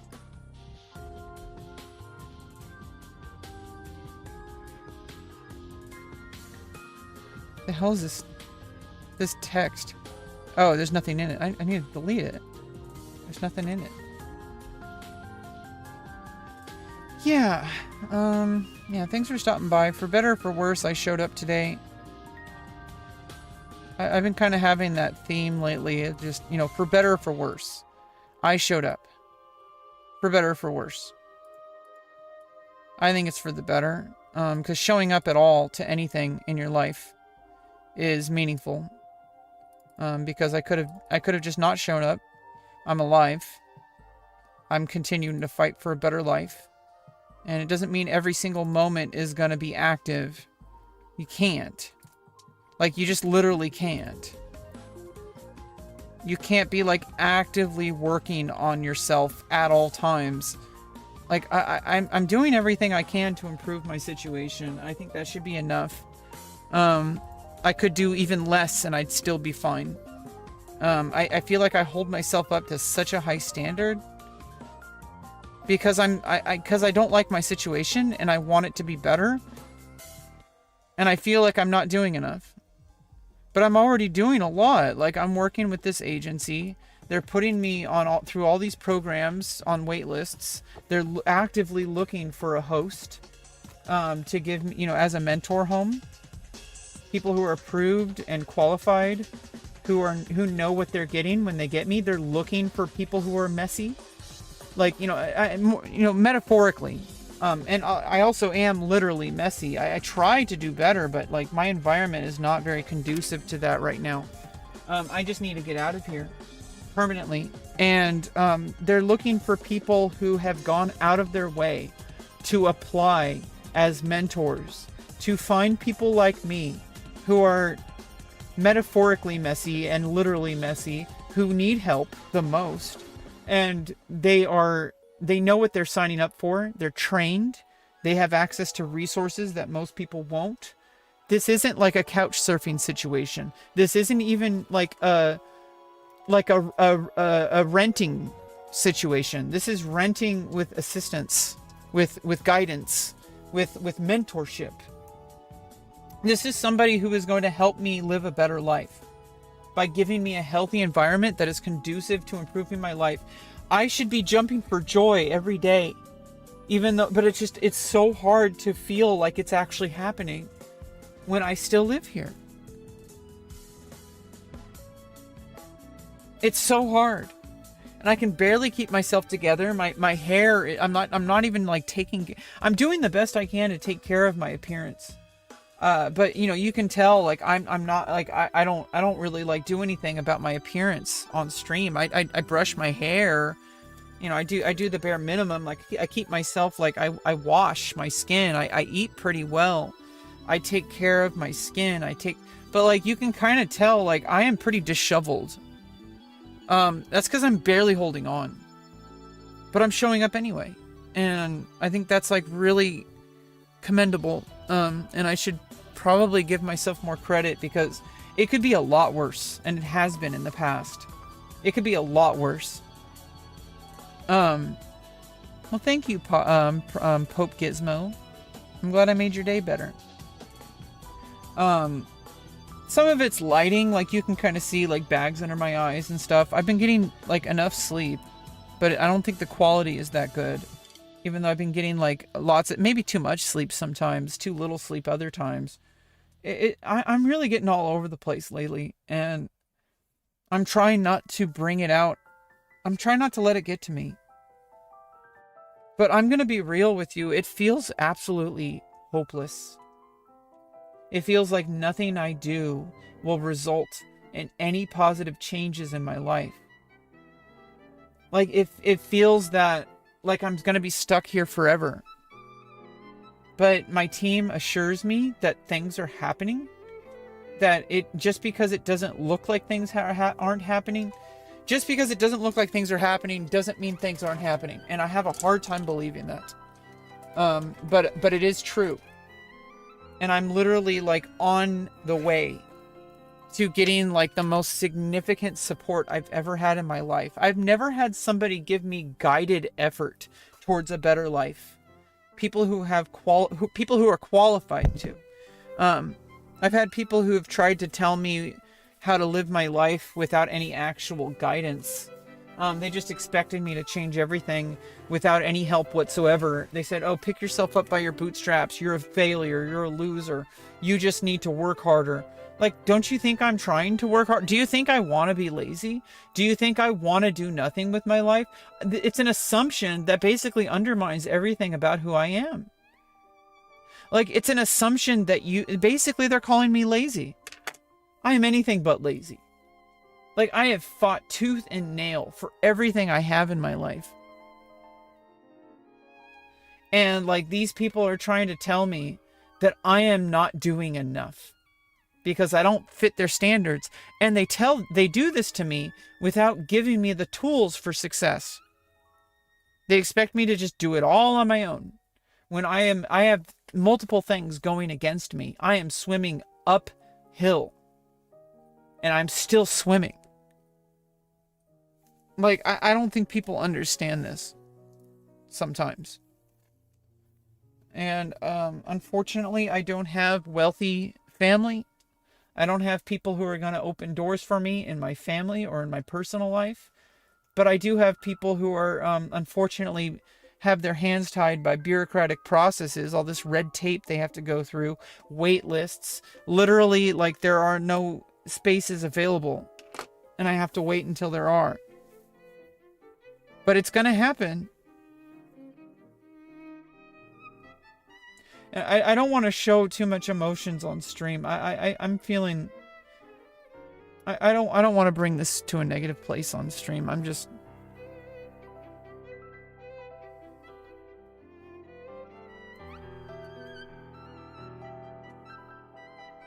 Oh, God.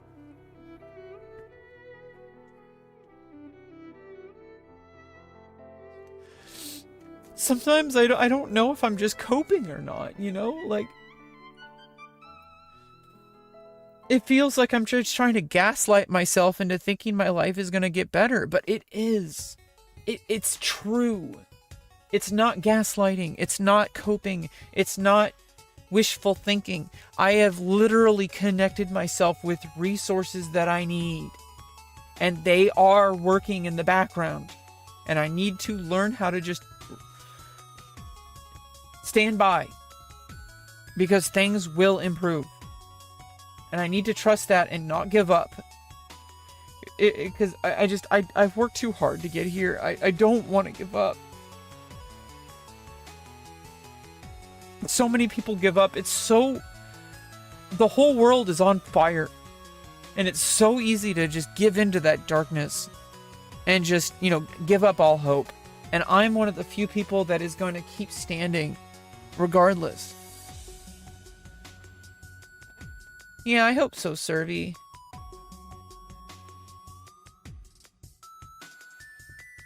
Yeah, I don't know. I just, I really try to not bring this stuff up on stream. It comes up a lot because it's all I have. It's my only reality right now. You get paid today? Well, that's good.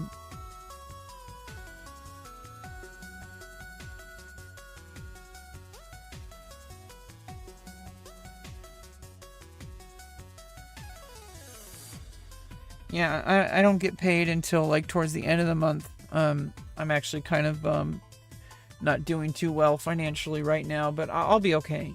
I have some money coming in.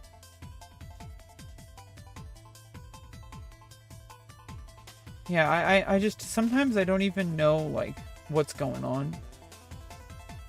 Like I'm just sitting here coping, but I know that that's not what's going on. It's not literally just me hoping that my life is going to get better. I have actively engaged to receive help.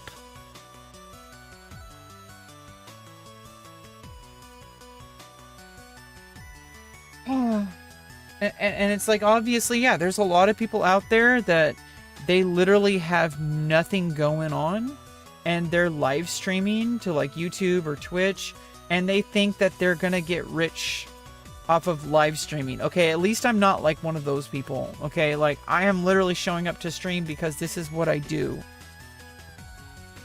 And like I'm the kind of person who I'm showing up specifically because I need it. Because I have nothing else reassuring me. But it's a sense of continuity. It's a sense of like agency. I have the ability to show up on camera and do something. And it may not result in any direct results, but it's showing me that I have the ability to show up and do something. And that sometimes is the most important thing you can do. Your boss is spying? Stop spying on Marty Jr. Stop it. Rebecca says so. Stop it. Stop spying on Marty. Yeah, I don't know. I'm gonna see you later. I've been on for almost 4 hours now. I think it's time to go. I need to take a break. See you, chat. Bye-bye. Bye-bye. Bye-bye, people on the internet.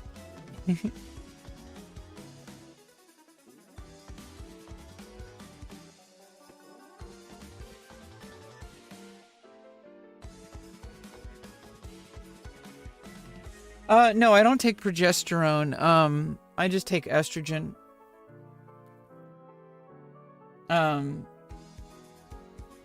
Yeah, I don't think progesterone would be good for me. It's also not really linked. Progesterone only happens when women get pregnant. Really.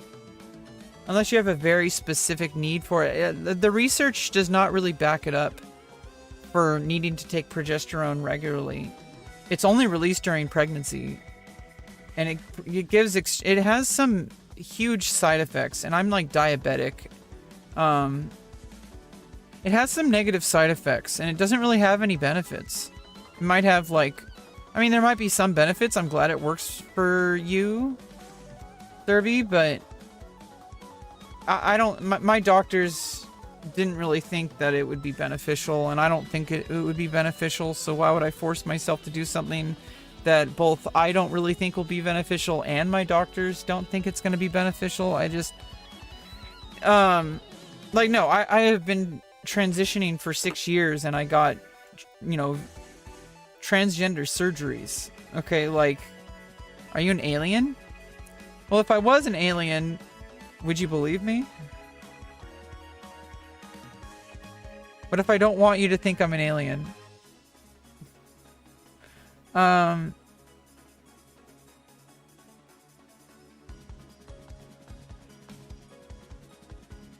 Yeah, no, no, I have my medical care locked in. I've been actively extremely involved in order to get my surgeries to happen. Yeah, I'm a trans woman.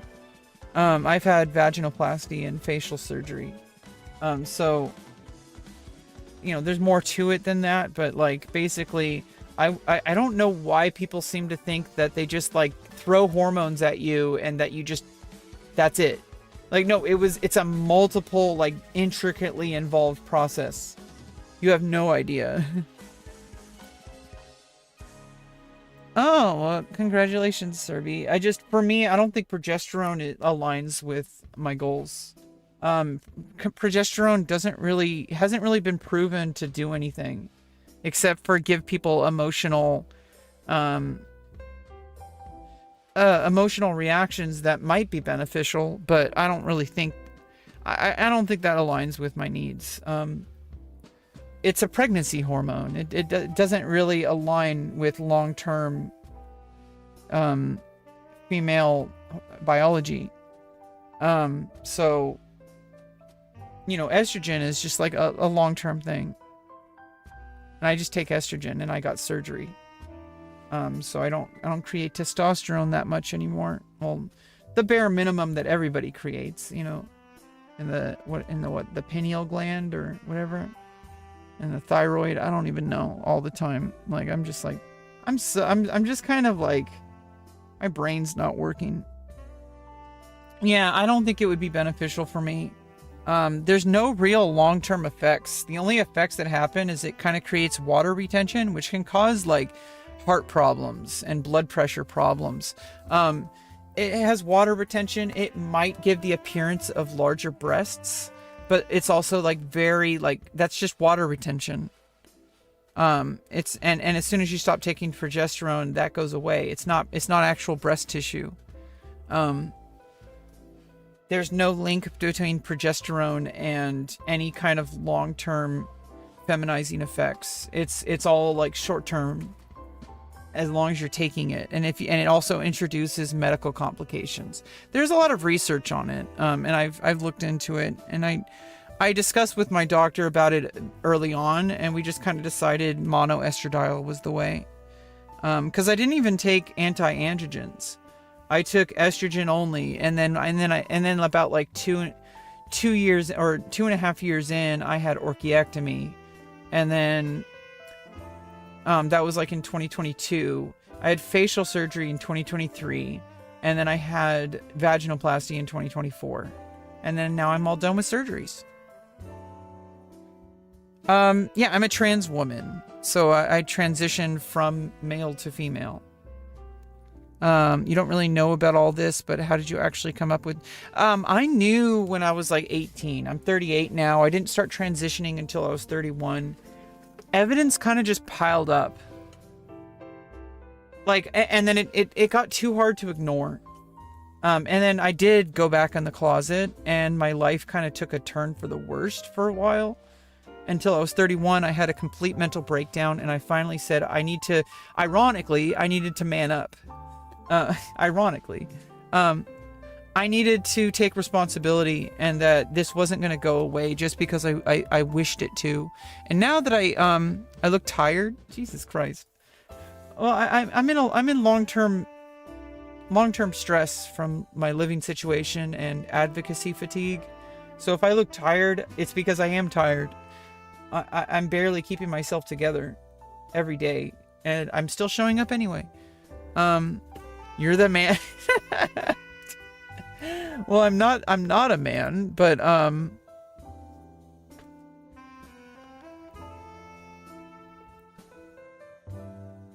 it was really like a long-term process of kind of like asking, like, would I be the real question isn't whether you're a man or a woman. This is kind of what I learned. The real question is, would transitioning medically make your life easier to live? Not easier, but like, would you be happier and more aligned? I guess happier is also like kind of a weird term. Would you feel more aligned with who you are? That would be more likely for you to be happy and fulfilled and live a healthy life if you transitioned. And if you need medical transition, would medically transitioning, would getting surgeries make your life more aligned with who you are? That's the real question, because that's the only thing that really matters. Because gender identity in a vacuum, well, you could have a gender identity but never share it with people. But if you want to live your life as your gender without hiding it and you feel like your life would be improved by aligning your physical form more with what that's expected to look like. That's why I took hormones. I know it's not always obvious. I wear like kind of blocky clothes and stuff, but like I got a very like female body. It sometimes like really hard for people to tell. Like I got a really female body. Okay, like you have no idea, or maybe you do. Camera angles and lighting is a completely separate problem. I have a hard time with camera and lighting, but again, that comes back to this living situation. When I have my own environment with more space, I can create more depth. I can create more light. Like, this is like barely any depth. This is like the best I can come up with in this situation. And so it's like, that's a completely separate problem. Like, gross. Gay and a trans person? I mean, okay, first of all, saying a trans, like, no, a trans person. Okay, like, I know what you mean, though. Both like men. I mean, this is like, there are lesbians that exist, right? And I'm not even just talking about trans people. Like, there are people who are women who are not attracted to men. Now, I'm pansexual. I'm attracted to anybody that I'm attracted to, whether they're man or woman, or non-binary. Like, I'm not, or trans, or not. Like, I'm attracted to what I'm attracted to. But that's separate from gender.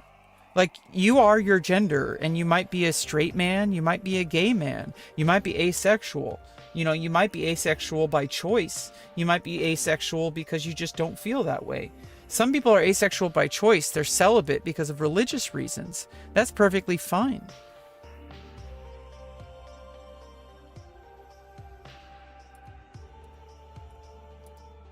Like, that's perfectly fine.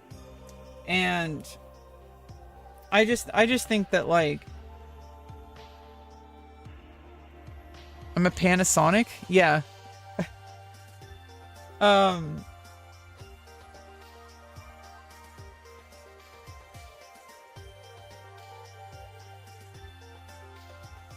don't understand why people seem to think that being trans has anything to do with your sexuality. Like, it does, but only, like, by proxy. Because whether you're a man or a woman or non-binary, that does affect how you relate to the world, which may include, and it does include, your sexuality. And I feel more aligned with my sexuality after I became more aligned with my gender. After transitioning, after getting surgery, I feel comfortable in my body, which means I have a better understanding of what I like and what I don't like. So, in a way, I was able to actually accept my sexuality the closer I got to my alignment with gender. And so people seem to think that being trans equals gay. Like, oh, you're just a femboy. Why don't you just be a man who's gay? Or like, no, that's something completely different. There are men who are most certainly men. They're most certainly, like, masculine. Some men are also very feminine, but they're still men. Like, they're femboys. And that's fine. But being feminine doesn't make you gay or straight. Being feminine just makes you feminine. You could be a feminine male, or you can be a feminine female, or you can be a feminine non-binary person. Like, that, your body type, the way you look, it is affected by hormones and stuff, but that's separate from gender. The real question, hey Fonzie, yo, hey, like, that's what I said. Like, the real question is, gender identity is a separate thing than what you're gonna do about it to change your body.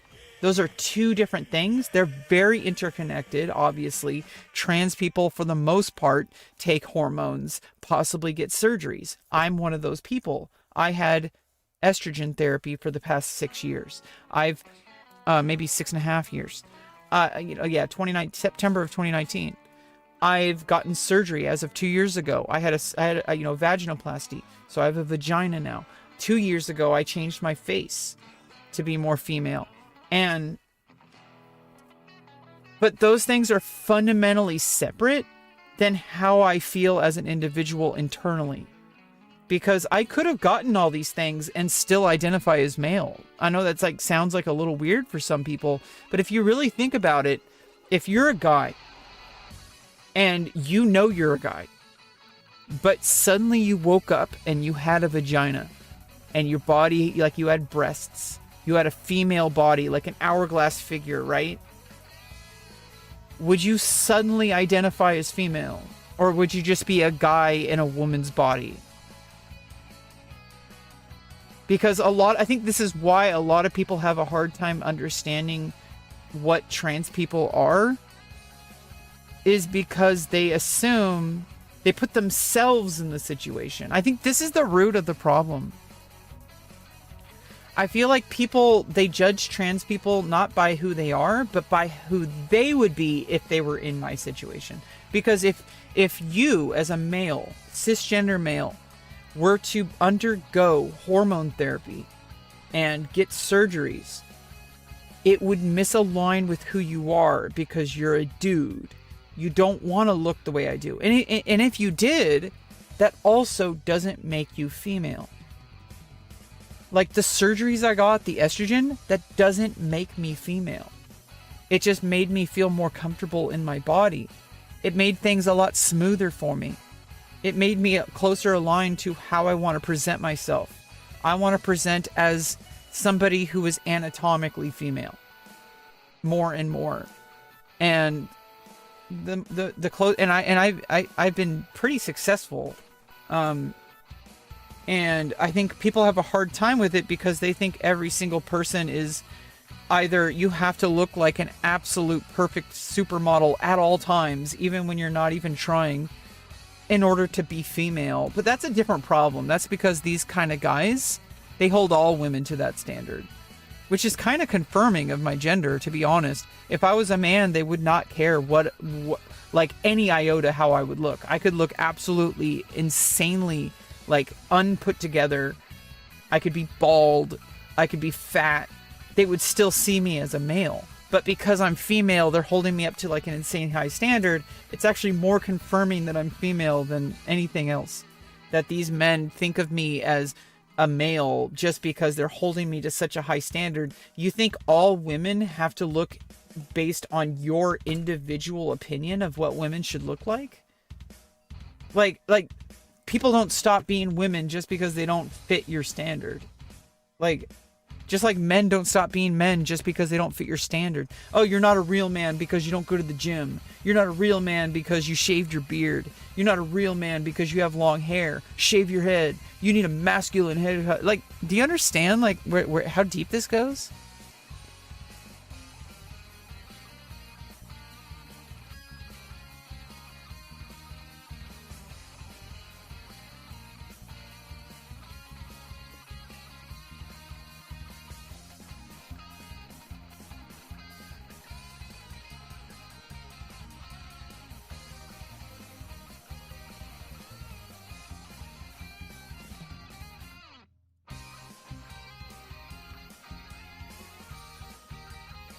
Jewish people are pretty awesome. I mean, interestingly enough, my name is Rebecca. I don't consider myself Jewish though. I love Jewish people. Like, there's like a culture about it. Like, just connectivity, like with family and with community and like rituals of like, you know, coming of age. And like, yeah, there is some like kind of, you know, there's always cultural problems. I've met Jewish people who have kind of separated from like their family and stuff like that. But all, you know, like, because people are complicated and people are individuals. Not all Jewish people are the same. But there is like, I feel like there's more acceptance of trans people, at least in certain parts of Jewish culture. There are literally like 6 different definitions of gender, at least in traditional Jewish culture. So come from background where the gender isn't a thing, anything, I should know more of it. Oh, what? You know, like, here's the thing also about like pronouns. Not every language even has gendered like pronouns. Like, it's in English or like most of the world, like a lot of world languages have gendered pronouns. A lot of some languages don't have any kind of gendered language. It is literally just that thing, that thing, that thing. Like, there are languages that don't have these concepts because it's not really important. Like, we're just people. You know, you have certain anatomical features, but those don't like really define your entire identity. And I think it's kind of weird that people define themselves based on their appearance. Like, yeah, I feel more aligned in my body after transitioning, after getting surgeries, but that's kind of more of a personal endeavor. Like, I don't know why people need me to be a certain way. And I think I'm pretty goddamn attractive. Like, I'm a model. And I've always been a model. I just didn't know it. When I was a man, when I presented as male, and when I did identify as male for like a portion of my life, people told me I was extremely attractive. People told me I should be a model. When I started transitioning, people told me I should be a model. People see me as just like some pretty girl. Now, it doesn't mean I always look pretty. No one always looks good. Like, what the fuck? And I certainly don't always look good on stream. In fact, a lot of the times I just show up to my stream extremely disheveled. I try my best to kind of present myself, like I brush my hair, like, or something. But like, honestly, like, I'm not trying to impress you guys. I'm trying to just show up, and being authentic. That's kind of what I'm trying to do here. I'm not really trying to make content here right now. Now, when I do make content, I do try to, I need to show up in order to get to that point. I need to level up. Like, I need to be able to show up consistently before I can start optimizing. I think people optimize on things too early. I think when you try to optimize, you end up risking burnout, because what happens is you end up like trying too hard to put all your energy in things when you haven't even created a baseline. Like, if you can't show up like several days a week and consistently, then why are you trying to optimize your content? Like, if I can't even show up and stream in the first place, how am I supposed to show up and optimize to make insanely good content, do perfect lighting, perfect makeup, perfect everything? Like, I'm not wearing makeup because I don't feel the energy for that. Because right now showing up is almost impossible, and I do it anyway. Because what alternative do I have? I don't want to give up on myself. I don't want to give up on life. I'm here, aren't I? I'm alive. I'm holding myself together pretty goddamn well. Consider it. All the things.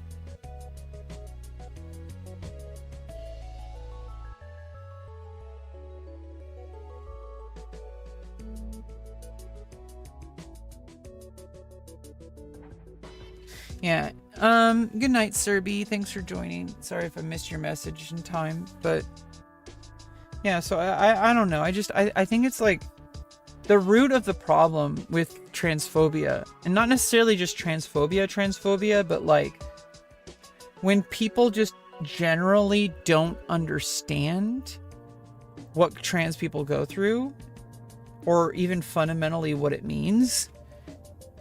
It's because they're putting themselves into the situation. If you suddenly woke up, you're a dude, you woke up and you didn't have a dick anymore, you would freak the fuck out. Because it doesn't align with who you are. Because you go to the gym, you try to make yourself more masculine. If suddenly you woke up and all of that was flipped, and you were female, you had like breasts, you had like a female figure, like you had like female hair, like a more what people socially consider to be more female, because some women shave their head, but that's not generally considered like a feminine hairstyle. Yeah, things are changing a little bit. People are kind of opening up a little bit about like gender expression for like feminine expression, but when people think of female, there's certain archetypes and stereotypes or whatever that people kind of think that's female, that's male, like obviously. But I think the lines are kind of like loosening up for both sides. Like, men are allowed to like paint their nails. Men are allowed to express themselves however they want. Men can wear dresses. Like, there's nothing wrong with that. But when people say a man in a dress, you can like our society tells us that when we see a man in a dress, that it's a man in a dress. And then that's a little bit shocking because most men don't do that. So that's like a social expectation. But if you're a guy and you identify as a male and you put on a dress, it doesn't suddenly make you transgender. Like, that's not how it works.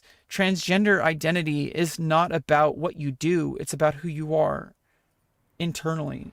And the real question is, now that I know my gender identity, do I undergo medical treatment and surgeries? Those are the real questions that you need to ask yourself. And most people don't even get to that point because they're not transgender. But once you understand that you are transgender, that's the reality. And you can't understand it because you've never been here. That's the fundamental difference, that people who are cisgender, that's what's leading them towards these sometimes very misinformed, very knee-jerk reaction type of opinions. And I don't think it makes them bad people. I don't think it's transphobic. But I think the reason why they get to these points is because there's a fundamental misunderstanding of what is happening to us, because they will never go through it. So how are they supposed to understand? Why would we expect them to? I don't expect cisgender people to understand it. And I think the difference then is like, well, there is a difference, but can we get along? I think that's the real question. Like, I will never know what it's like to be black, but it doesn't mean that I'm going to not include black people in my life. It doesn't mean that I'm going to disrespect black people. I'm going to have different opinions just like anybody else. And sometimes it's hard to differentiate whether it's because, like, I might have like biases for being white, but I try not to think about it. I try to just treat people as people. And I try to understand that, you know, somebody coming from a different background, it's going to influence their personality. It's going to influence who they are. And so when people say, oh, I respect that you're trans, but don't shove it down my throat. Well, people have said that to black people too. Oh, I respect that you're black, but why do you make it political? It's like, well, because maybe that's not for you to decide. Maybe it's for the individual to decide based on their own reality. I don't know what it's like to be black, so why should I tell a black person how to interact with the world? Like, if somebody's angry about political stuff and they're black, I'm going to probably just assume that it's because maybe they're impacted by it. Just maybe. Just like when a trans person has some issues, for some reason people seem to think that we should just stop crying. We should just stop fighting. We should just stop trying to make the world a better place. Like, the only thing I can do, realistically, is show up, do my thing, make content, be the best version of myself I can. I am a girl. And I showed up to draw today. And we drew whatever this is. Okay, and a little cat, apparently, like, I guess a cat. And we did some figure studies, like skeletal studies of like humanoid figure. So we did a lot today. Well, I did a lot. I don't know about you guys. Like, I did a lot for my drawing journey today. I showed up.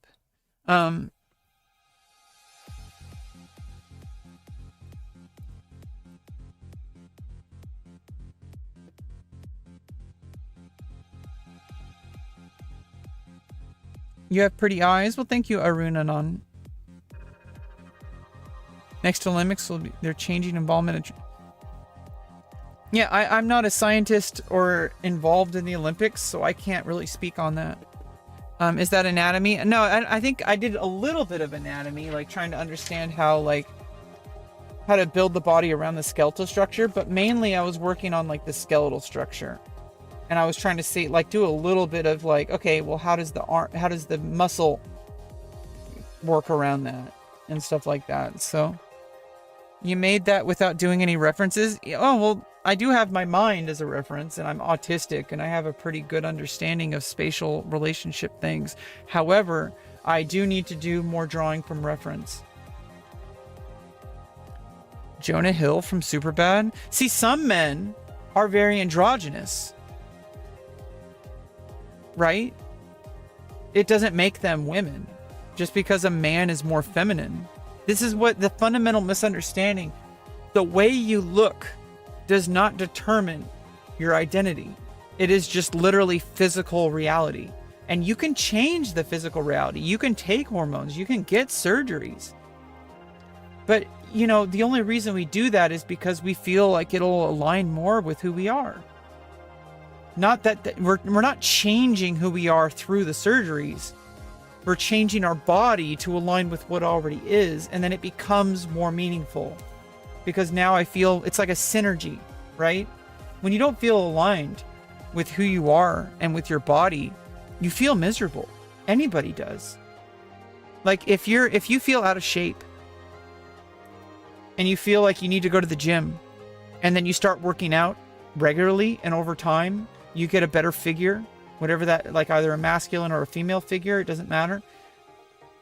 You start going to the gym and you achieve your body goals. You start looking like who you wanted to be, the person that you know you are. You're somebody who is healthy. You're somebody who goes to the gym. And then you go to the gym and you make that a reality. You start feeling better. That's what people mean when they say start going to the gym. It's not because going to the gym automatically makes your life better. It's because if you are the type of person who wants a better body, you want a healthy body, you want to have more energy, you're respecting yourself enough to take action by going to the gym. And then because you respect yourself, you start feeling better. Because you take the physical action of going to the gym and it aligns with who you are, you feel better. That's like, I think like that's probably the best way to describe the trans experience, because a lot of people understand what it's like to go to the gym. Maybe not everybody. But that's why a lot of people benefit from working out.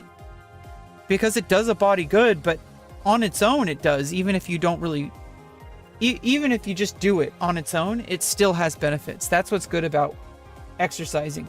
However, it's the root mental, like psychological reason why you feel more aligned is because you feel more aligned with who you are as a person, and you're not just crying about it. You're not just saying you wish you had a better body. You did something about it and you respect yourself because you did. You can look in the mirror and say, I am somebody who went to the gym. I am somebody who, instead of just wishing that I had a better body, I did something about it. And you look in the mirror, you see the results, and you love who you are. That's why going to the gym helps. And that's what it means to, that's the same exact feeling that transgender people have. We look in the mirror and we say, I did something about it. I got on hormones. I got surgery. Like I take care of my body. I did something about it. That's why transgender people feel so much better. And I feel like everyone can understand this if they just opened up their mind, like for a split second, to give us a little bit of credit and relate to it just a little bit. Like you went to, like going to the gym. Most people understand what it's like when you start to see results from going to the gym. That's what it means. That's what it feels like for a transgender person to have gender affirming care. But you don't understand it because you are not trans.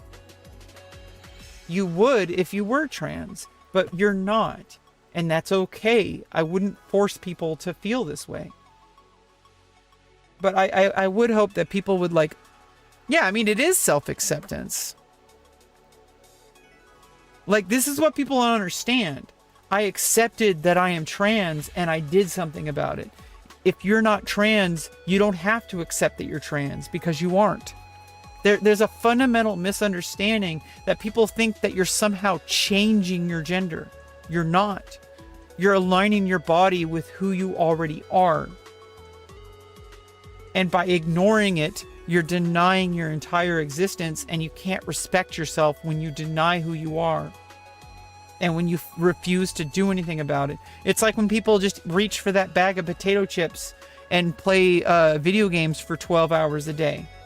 And they look down at their gut and they look down at their body. They can barely even bend down to pick something up off the ground.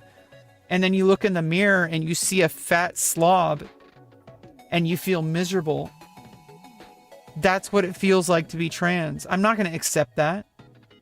Just like I don't think that that person who is clearly not aligned with who they are, when you look down at your body and you see a fat gut and you feel miserable, you hate yourself, you hate the way you look, you say, oh, I wish I wasn't such a slob. I wish I like, obviously if you don't care, then you don't care, but you have to be honest with yourself. Like, clearly you care if you're constantly complaining about it. If you're constantly like, oh, I wish my life was better. All I do is smoke weed and play video games and eat Taco Bell or Burger King or some shit.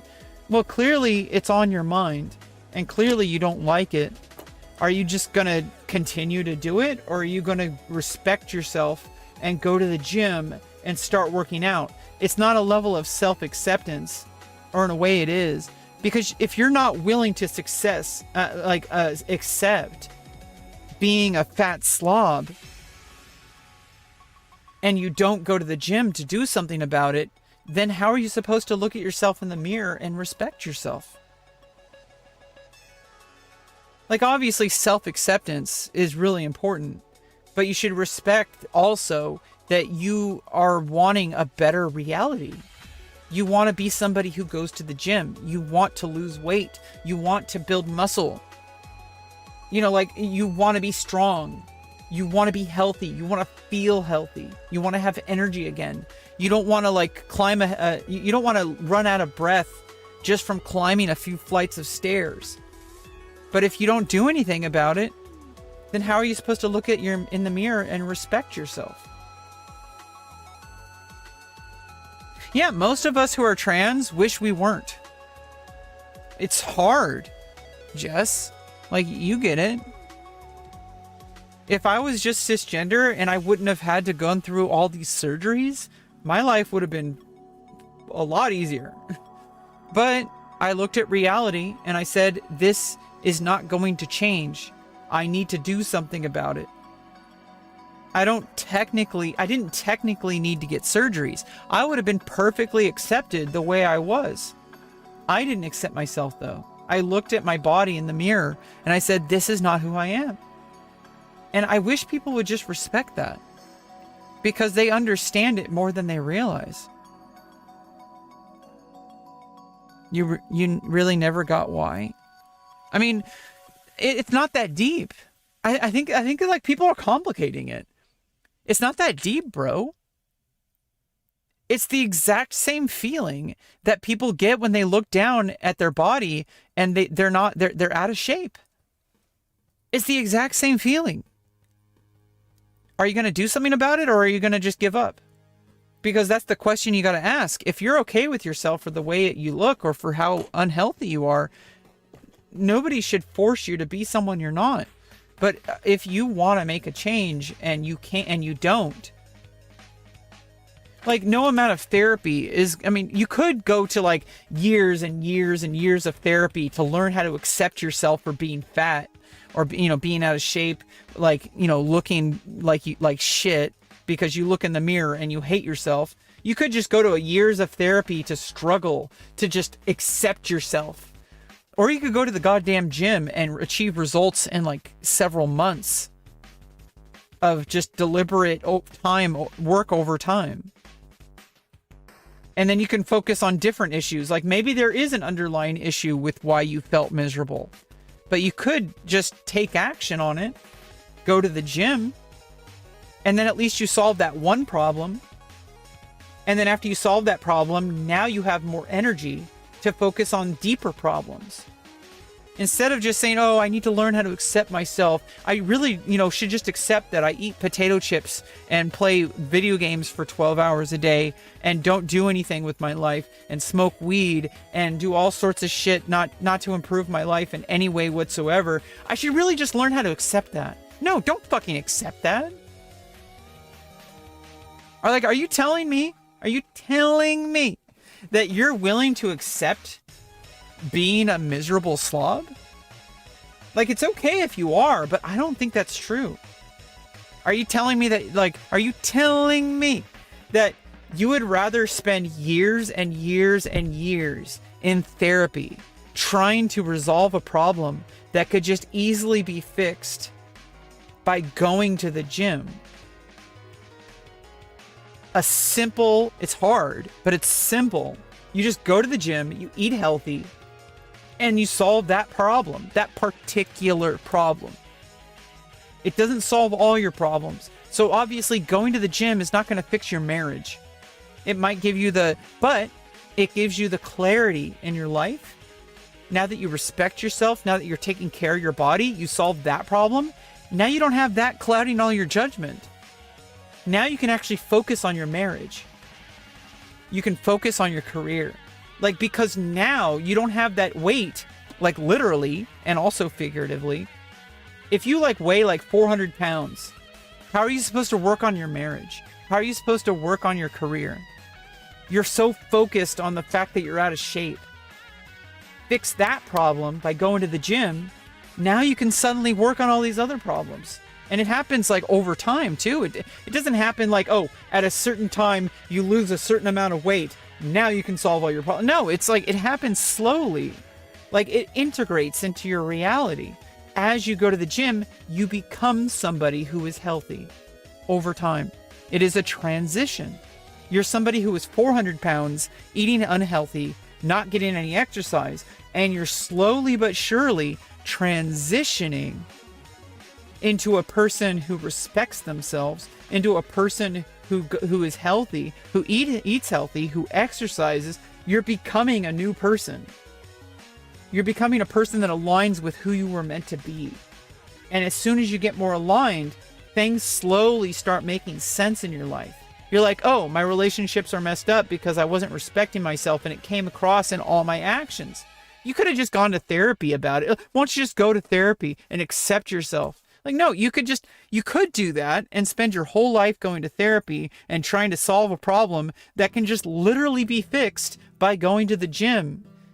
And then now you can go to therapy and you can bring these other more important problems that are not so easy to solve, stuff like relationships, stuff like career goals. Those things are complicated. You can't fix those by just going to the gym.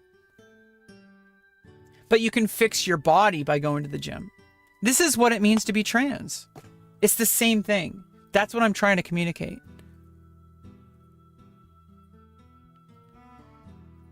I know they won't fully ever understand the experience, Jessa, but I'm trying to communicate what transitioning is. Because people transition all the time. And that's a very relatable thing that I think a lot of people can understand. Most people know what it's like to not like their body and to want to do something about it. And then when they finally do something about it, suddenly their whole life opens up.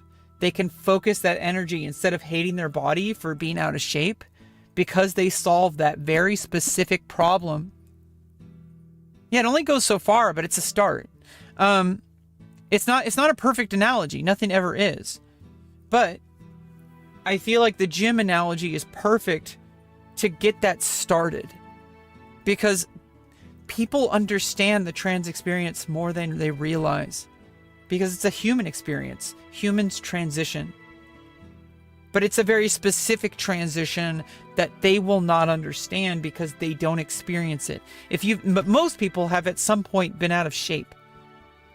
And then you did something about it. You started walking and running or riding your bike or going to the gym.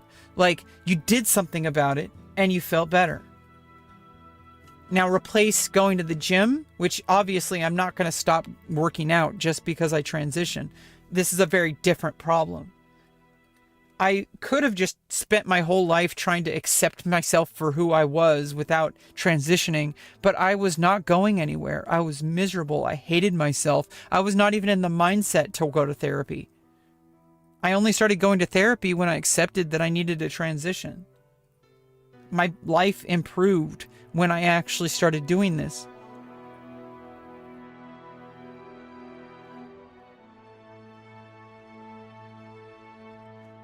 Yeah, or dieting. I mean, yeah, I mean, it's related. Like you become somebody who eats unhealthy to somebody who eats healthy. It's not happening overnight. You gradually transition into becoming that person by going to the gym multiple days a week, by eating healthy, eating carrots instead of Cheetos, right? Like I might eat like crackers. I don't eat them all the time, but like I might eat crackers and stuff and there's like some gum on it stuck.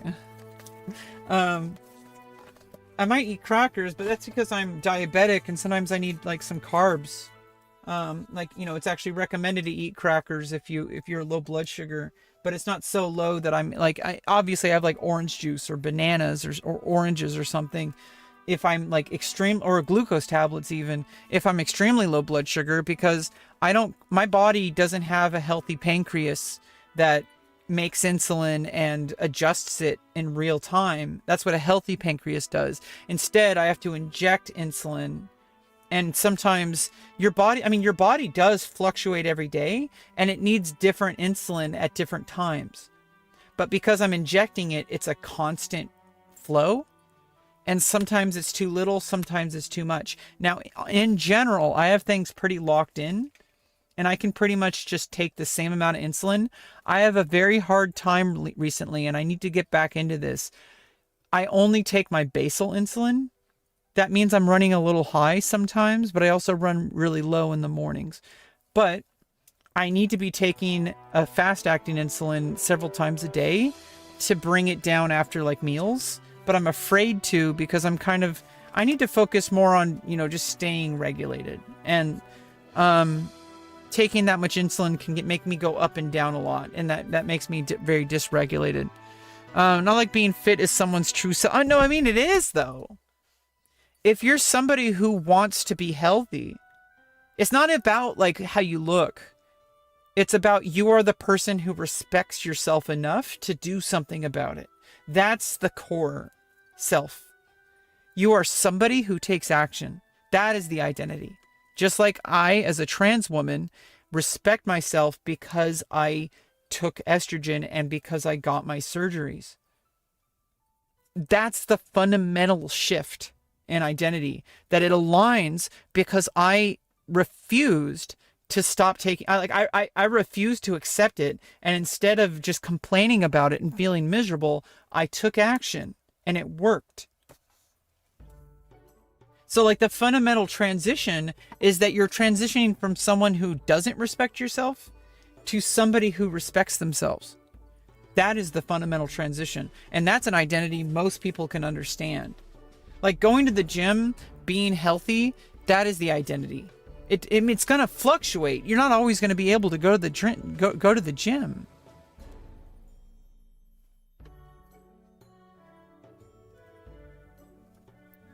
Like health, sometimes fluctuates, and that's normal. But so if you base your identity on outcomes, this is another thing that trans people can fall into a trap, just like gym people. If you base your happiness and your identity based on results, well, what happens when you lose those results? Like if you go to the gym and you define your identity as somebody who goes to the gym, well, what happens if you get you break your leg or something, or you have an injury and now you can't go to the gym as often? Are you going to say that, like, if your identity is linked to the results that the gym gives you, you're going to feel a huge misalignment? But if you identify with, I took action and I respect myself because I am a person who takes action, that is something that's not going to change. It's going to fluctuate, but the results are going to fluctuate, but the core identity has not changed. You are somebody who did something about it. You're doing the physical the physical training that, your surgeon recovery. I mean, your injury recovery team. Your physical therapist at the hospital. You're doing those. You're following the doctor's orders. You're still somebody who takes action like that. The identity doesn't change. Like I hope that makes sense.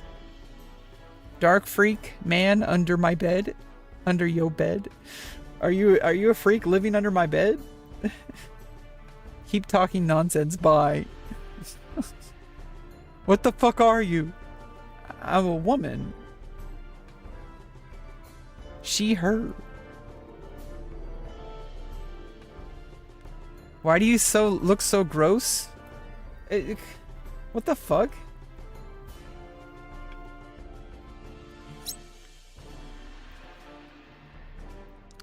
Why do I look unhealthy? It's because I'm barely holding myself together. I'm in a miserable living situation. I'm holding myself together though, the best I can, while I get through these dark times of my life. Yeah, the fundamental misunderstanding is that some people, for some reason, people can't understand. People say things like, we're taking advice from someone who is confused about their identity and can't accept their identity. I have accepted my identity. I am a woman. I am transgender.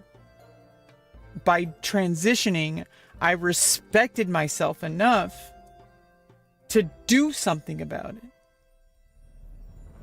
Yeah, I'm still alive. I may not be the healthiest, but I'm doing my best. It's water. I'm doing my best. I'm getting a pretty, not getting as much exercise as I want, but as I would like, but I am like getting around, you know, like I'm doing like step up exercises. I sometimes ride my bike. I need to ride my bike more. I might ride my bike today. I